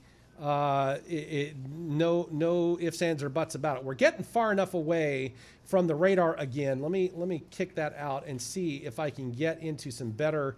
I'm just impressed that the radar and thankful that the radar is working. But yeah, there's your. And I'm impressed. What you're It's like talking about. the third time you've been hit, basically. And no electricity's gone out. We've stayed on the air the entire time. Yeah, the power is still on, shockingly. So that is what was in Midtown Paducah, the top circled blue. The one that went literally over my office and house is now circled and toward Possum Trot, and it's moving so fast. All of these things are moving so fast. So now that we have managed to make... So you folks in Western McCracken County, Ballard, Carlisle, Hickman... Let me zoom out and make sure... No, well... Fulton's not quite out. Fulton County is not quite out of the woods yet, but pretty darn close. Folks in Mayfield, we got another tornado warning for you. It's a radar indicated southwestern Marshall, southeastern Graves. So actually not Mayfield proper itself, but tornado with $half size tail a possibility. That's in effect until I don't see it. 9 o'clock and moving to the northeast at 65 miles an hour. So yeah, that's what we've kind of got going on there. Yeah, I am in no way, shape, or form am I surprised to see a tornado warning and confirmed at this point with trained weather spotters, given what I heard. Not in the least bit. Not even a little bit. I knew what I was hearing, and I knew what I thought I was hearing, and I knew. And so, yeah, that's That I hate that feeling. I have felt that feeling more too many times in the past month.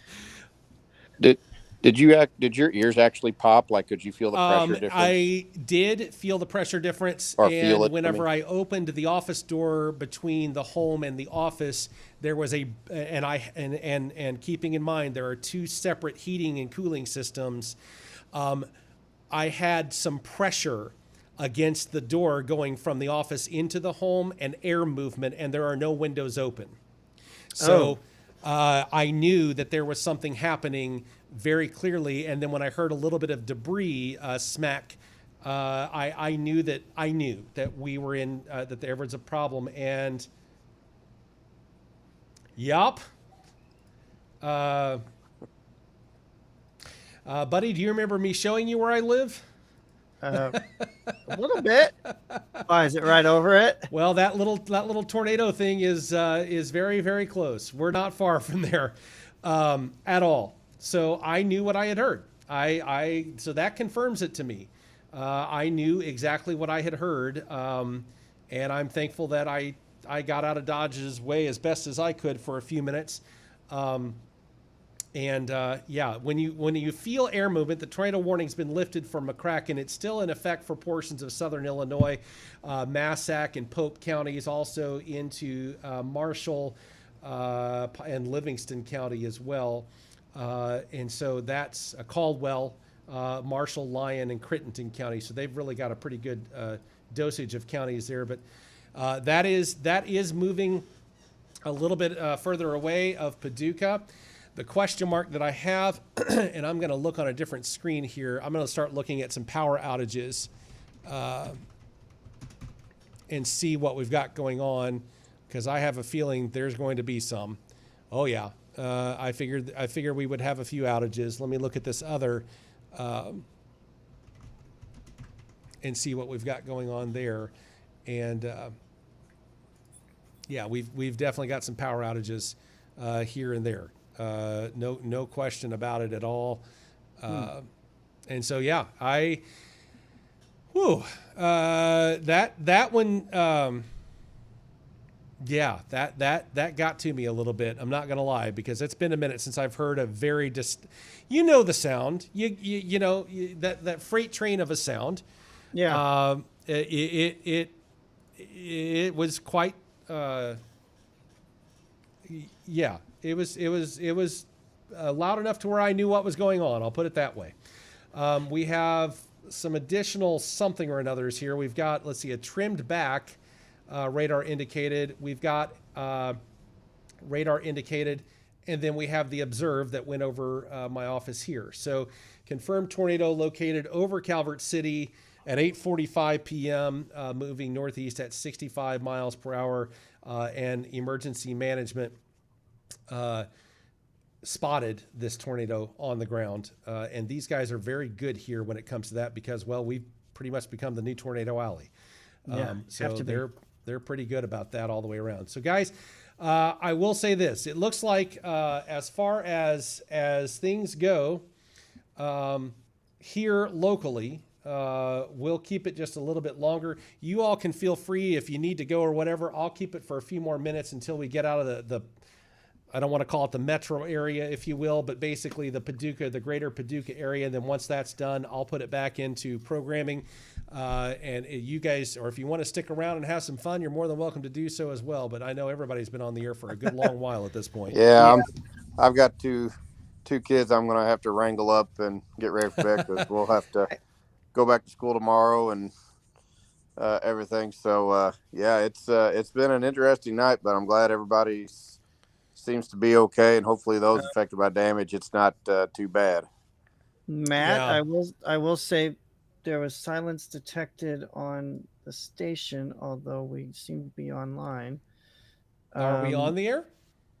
As far as I know, I didn't know we weren't. It still shows we are. I'm gonna double check here. Hang on, and then I've got to go wrangle my kid. Hang on.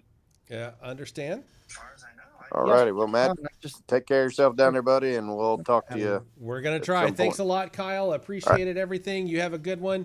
You too. Did you say that we are on the air, buddy, on Show Me Live? Yes, we are. Okay. It may have just triggered for just a little bit. Might I did have. have some internet issues for a short amount of time as the storm was moving Oh, through. okay. That's probably what it was then, and it just popped back on because Yeah. I just heard us. So you want to take over the station too if I hop off?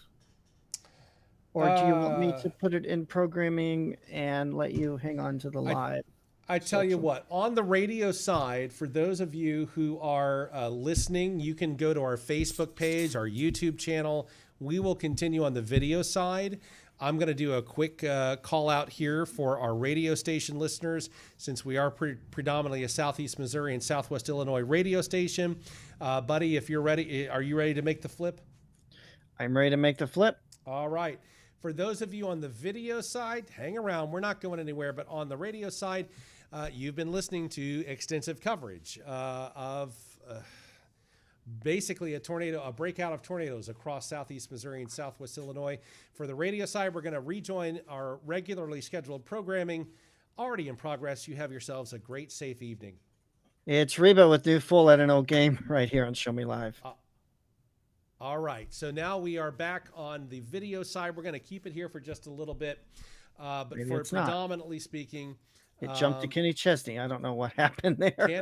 can't help you there. But we have a can't couple of either. tornado warnings. I'm going to keep it right here at this point. Callaway, Marshall, Trigg, Graves, and Lyon until 9:30. Severe thunderstorm capable of producing a tornado was located near Sedalia, or 9 miles now south of Mayfield, moving to the northeast at 65 miles an hour. And then we've got multiple tornado warnings all over again. I'm just going to back it back down here for just a moment. And I'm gonna, you got this, Matt? I'm gonna I let got you. this. Yeah, you're fine. Okay. All right. You are fine. Stay safe, and if you need me, you know how to get a hold of me. Absolutely. Thanks so much. And that is Buddy Jan and Kyle Douglas. They've been with us for hours and hours now. We are broadcasting coming up on 6 hours solid, not even a commercial break or a bathroom break. Go figure. Just took a quick tornado shelter break a few minutes ago myself, but that was about it. And so these are the things that we've got going on. I do want to... Weather spotters have confirmed a tornado. This is for Calvert City. That was about 3 minutes ago. Eddyville, 8:55 p.m. Cresswell and Farmersville, 9:05 p.m. Other locations: Fredonia, Smithland, Catawba, and Dykesburg. This is an area, obviously, we're watching very, very carefully. So that's I tell you. That was a little scary all the way around. I'm not going to be afraid to admit to that, because I know what I heard and I know what I was hearing, and it flat out confirmed in every aspect of that. So there is no question about that whatsoever as to what we saw and what we were seeing on the radar. For those of you in and around these areas, understandably, there's a lot going on. We're going to keep it here just a little bit longer and let these warnings kind of work their way through. And then once it gets out of the greater Paducah area and all of these areas, then we'll go ahead and cease for the video production for the evening as well. It looks like we've got, did I see? No, just one confirmed, one observed tornado.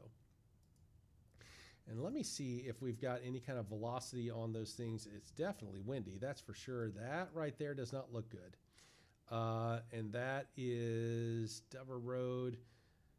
This right here that I'm talking about does not look good at all. Just to the east of Calvert City, and it's still going toward Luca, Cumberland River, Dykesburg. Yeah, that's got to be it. That's got to be the tornado that they're talking about.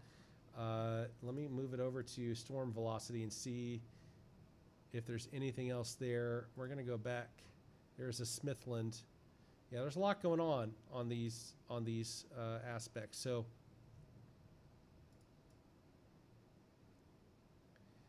that's probably going to have to be about it with regard to the different types of winds. 82 miles an hour. And you got to keep in mind there are several of these storms that have tornado warnings on them. So you have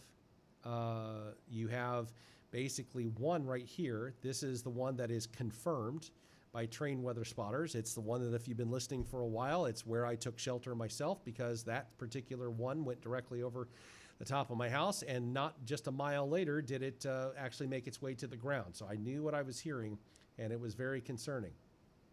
So that is where we've got a separate tornado warning right here, and the same kind of returns just northeast of Smithland. And then we have one right here that I'm concerned about, but there's no active warning as of yet. It's surrounded by warnings, but in and of itself does not have a warning.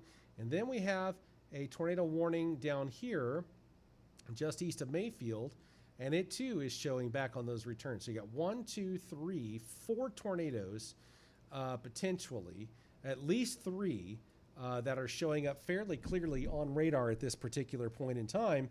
And so, yeah, there's a lot to pay close attention to at this point. We won't leave you hanging at this point. We'll go ahead and let these warnings expire and do these things and kind of go from there. And see kind of what's going on with everything along those particular lines. But yeah, there's just a lot there that is a little bit on the concerning side, to say the least. And so we're just going to keep watching these things. This is the latest return.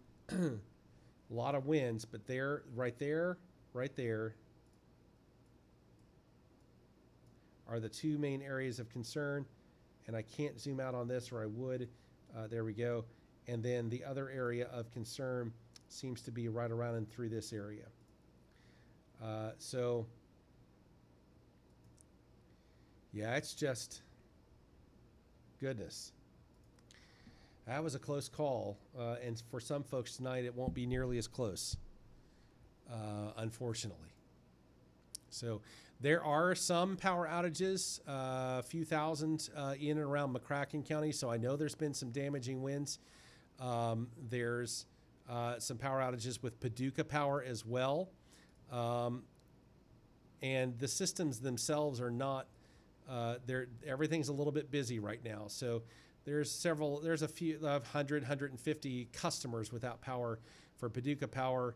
And then there's about 1,400 right now, and that'll jitter a little bit. We do have some large power outages in Livingston now, Livingston County, where these areas are at. No surprise there, given what we are seeing in and around this area. Goodness gracious.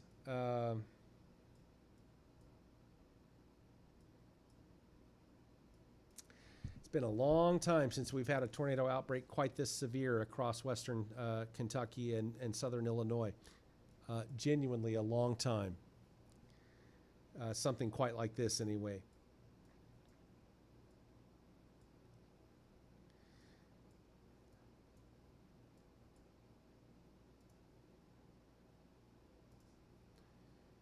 So at 8:58, a confirmed tornado was located 7 miles west of Eddyville, moving northeast at 65 miles an hour. Weather spotters have confirmed that tornado. Weather spotters have confirmed this tornado at 8:58, literally 60 seconds ago. A confirmed tornado 7 miles west of Eddyville. So that's where we're looking at right now. Right here. This is a confirmed tornado on the ground. This is a 60-second old echo return from the radar system right here. That is what we're looking at currently as far as debris. There's also areas of concern there with a little bit of rotation. Obviously, again, the radar catches a slice of the atmosphere, and that's what it's looking at. I'm still concerned about that up there. That's in its own tornado warning. But this one seems to be a fairly obvious situation right now with a confirmed tornado on the ground near Eddyville at this point. So folks, if you are in the path of this, there is a confirmed tornado on the ground. Dykesburg Road, all the way to basically between Eddyville and Dykesburg. And eventually this is going to get close to Fredonia, Bakers, the Bluff, Crider, and White Sulphur. Let me get rid of that for a moment. Let me see if I can zoom out and see what we got going on. Well, we got a brand new sweep. Let's see what, yeah, it's still on the ground. Easily. Shouldn't be a problem. This is going to go north of Princeton. So you folks in Princeton are okay. Fredonia, not so much. That's what we're looking at right now. Goodness.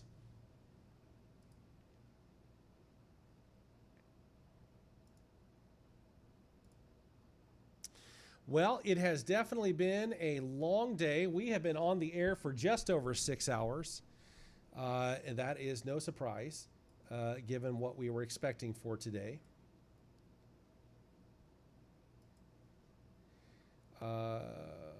Vehicle turned over, no injuries. So a tornado report in Massac County by the emergency manager. A vehicle was overturned. This was just east of Brookport during the tornado that went through there. So, yep, we've got what we got.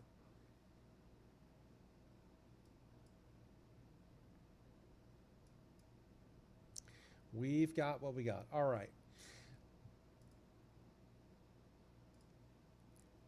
I feel like we have basically done. I'm going to keep it just a tiny bit longer, and then we really are we're gonna kick it into a different mode all the way around.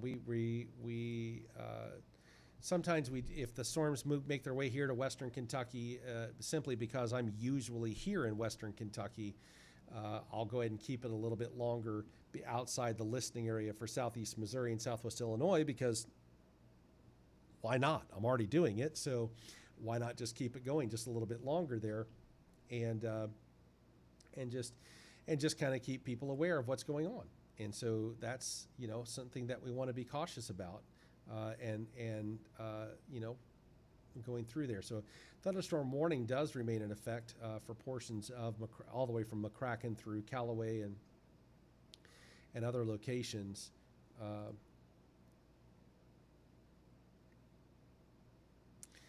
Let me go back over to reflectivity. These tornadoes pretty much going to be a rain wrap situation. Like this one, observed on the ground, it's a rain wrap situation. And even if it's slightly visible, it's only during lightning strikes, because we're sitting here at 9 o'clock at night. Tornadoes really seem to hit Western Kentucky and Southern Illinois right here together at about this time frame every time, unfortunately.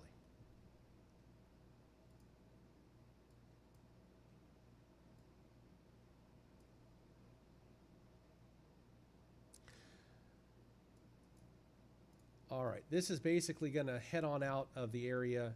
For the most part, there's one left that I'm going to keep an eye on for a minute, and it is right here for you folks in Benton.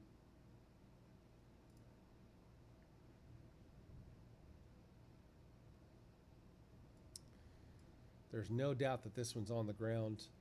It's confirmed, but even beyond that, there's no doubt. I mean, just look at the radar. There's no doubt that this thing is on the ground and creating a problem. And that is unfortunate.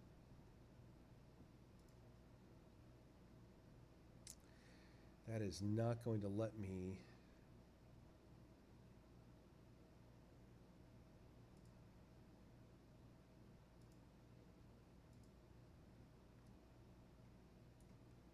Actually, I don't do this often on video,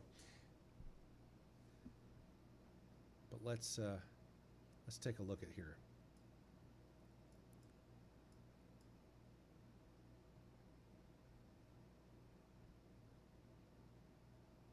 These storms are pretty tall. We don't often show this on video side. This is more of a aviation type of a thing. It is beneficial by aviation. It's very handy if you're a pilot. While I don't have to worry about 50,000 feet up in the air as a drone pilot, I'm a licensed drone pilot.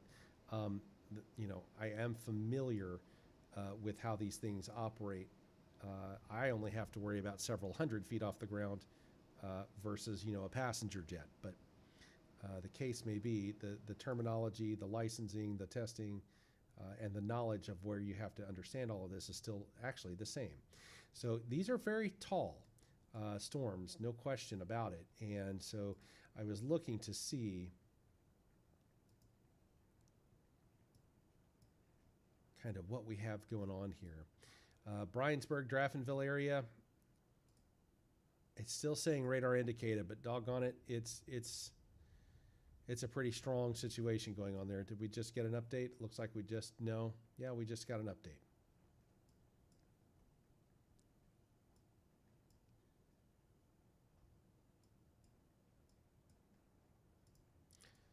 It's still saying radar indicated 24 minutes.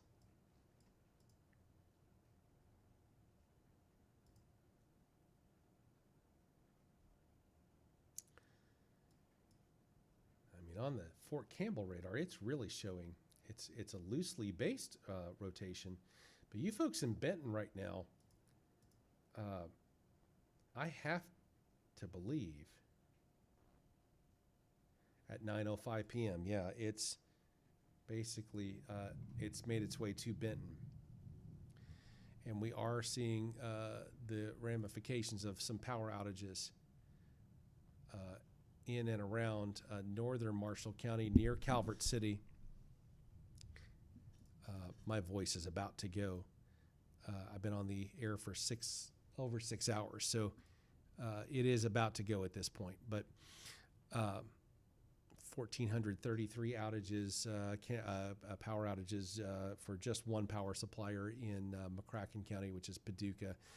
And I'll check the other main. There's actually several power suppliers, energy companies in McCracken County for the city and then the county.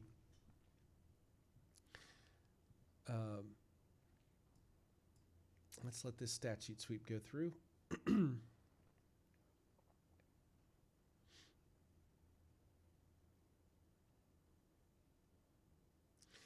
Yep, it's where it is right now.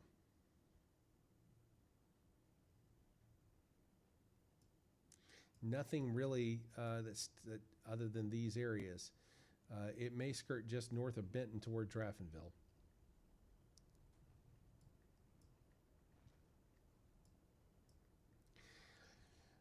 Princeton is now under a tornado warning till 9:45. Severe thunderstorm capable of producing a tornado was located near Princeton, moving to the northeast at 60 miles an hour. So for Caldwell, Hopkins, and Lyon County. But yeah, it's they've trimmed back even the tornado warning for Graves County. They've discontinued it for Graves County. Y'all are in the clear, just like McCracken County. Y'all are in the clear. All the river counties to bordering Missouri, y'all are in the clear.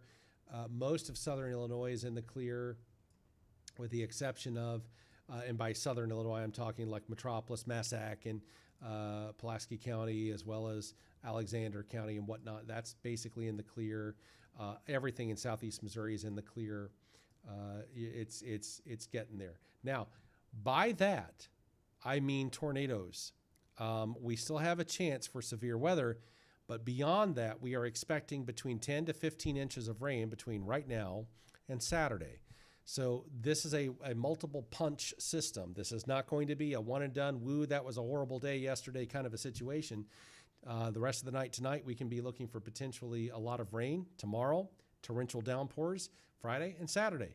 A culmination of up to 15 inches of rain, which is why even TVA has been draining out Kentucky Lake as best as they can, as quickly as they can. Same with Lake Barkley for the Army Corps of Engineers, so that they can hold back some of this water, because that's not very normal that you get a 10 to 15 inch rain thing over the span of 3 to 4 days. That's a lot. That is an awful lot.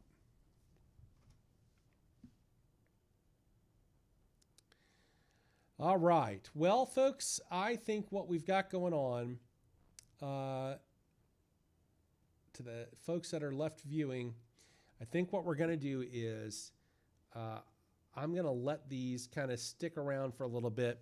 I'm going to get a little bit of a glass of water because my voice is starting to go. And once these warnings are lifted for this area, then we'll go ahead and cease the video broadcast as well, because that's going to basically cover pretty much everything. So basically 15. Oh, we do have an observed tornado. Hang on. Weather spotters. Southwest of Benton near Callaway County line, moving north, damaging tornado. Weather spotters confirmed tornado. Well, a land between the lakes, Birmingham Ferry Recreation Area, Hillman Ferry Campground, Demumbers Bay Campground as well. Other locations impacted by this tornadic thunderstorm include Hardin, Kirksey, and Brewers, and then I-69 as well. So this is now a confirmed tornado. That's what we've got going on. Pardon me while I take a quick drink of water.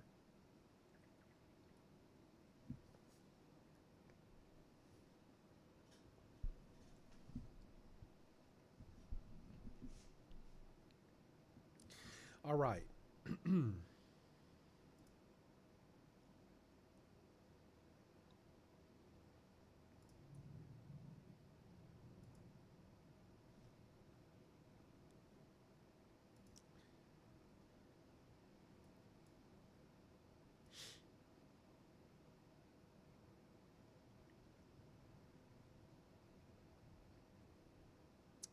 Right there.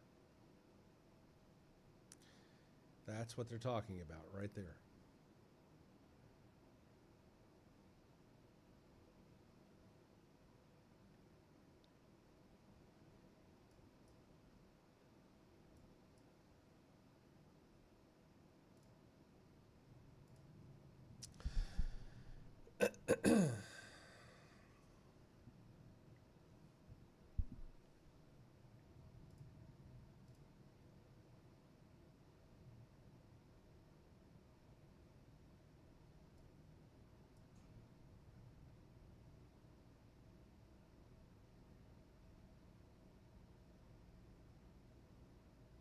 We'll let this last sweep go through.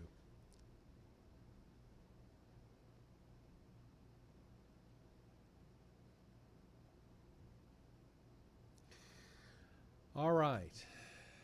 Well, we do still have a lot of polygon warnings out there.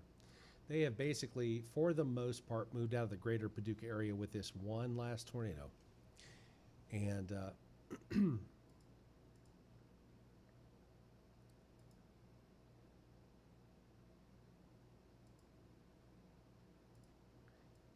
I think we'll just go ahead, and we now have apparently a flash flood warning for Hardin, Pope, Crittenden, and Livingston County, 2 in Illinois, 2 in Kentucky till 3:15 in the morning.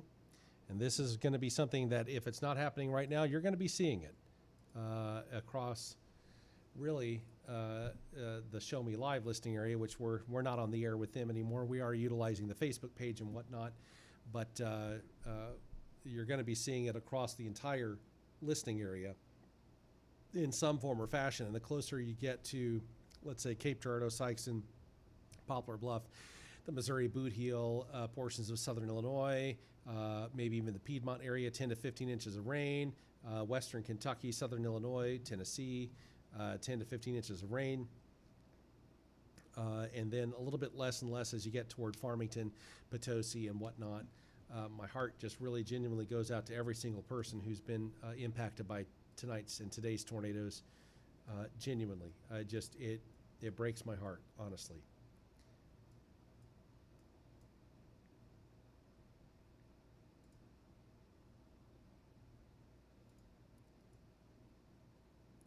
I think we will go ahead. I hate to do it, but I think we're going to go ahead and call it here. I'm going to leave the radar on. I'm going to turn off my mic and have some more water. And then for those of you that are still watching, I'll leave the radar up for you so you can kind of see what's going on and move some things around for a few more minutes, and then we'll call it an evening. Thanks so much for watching, and we really appreciate it.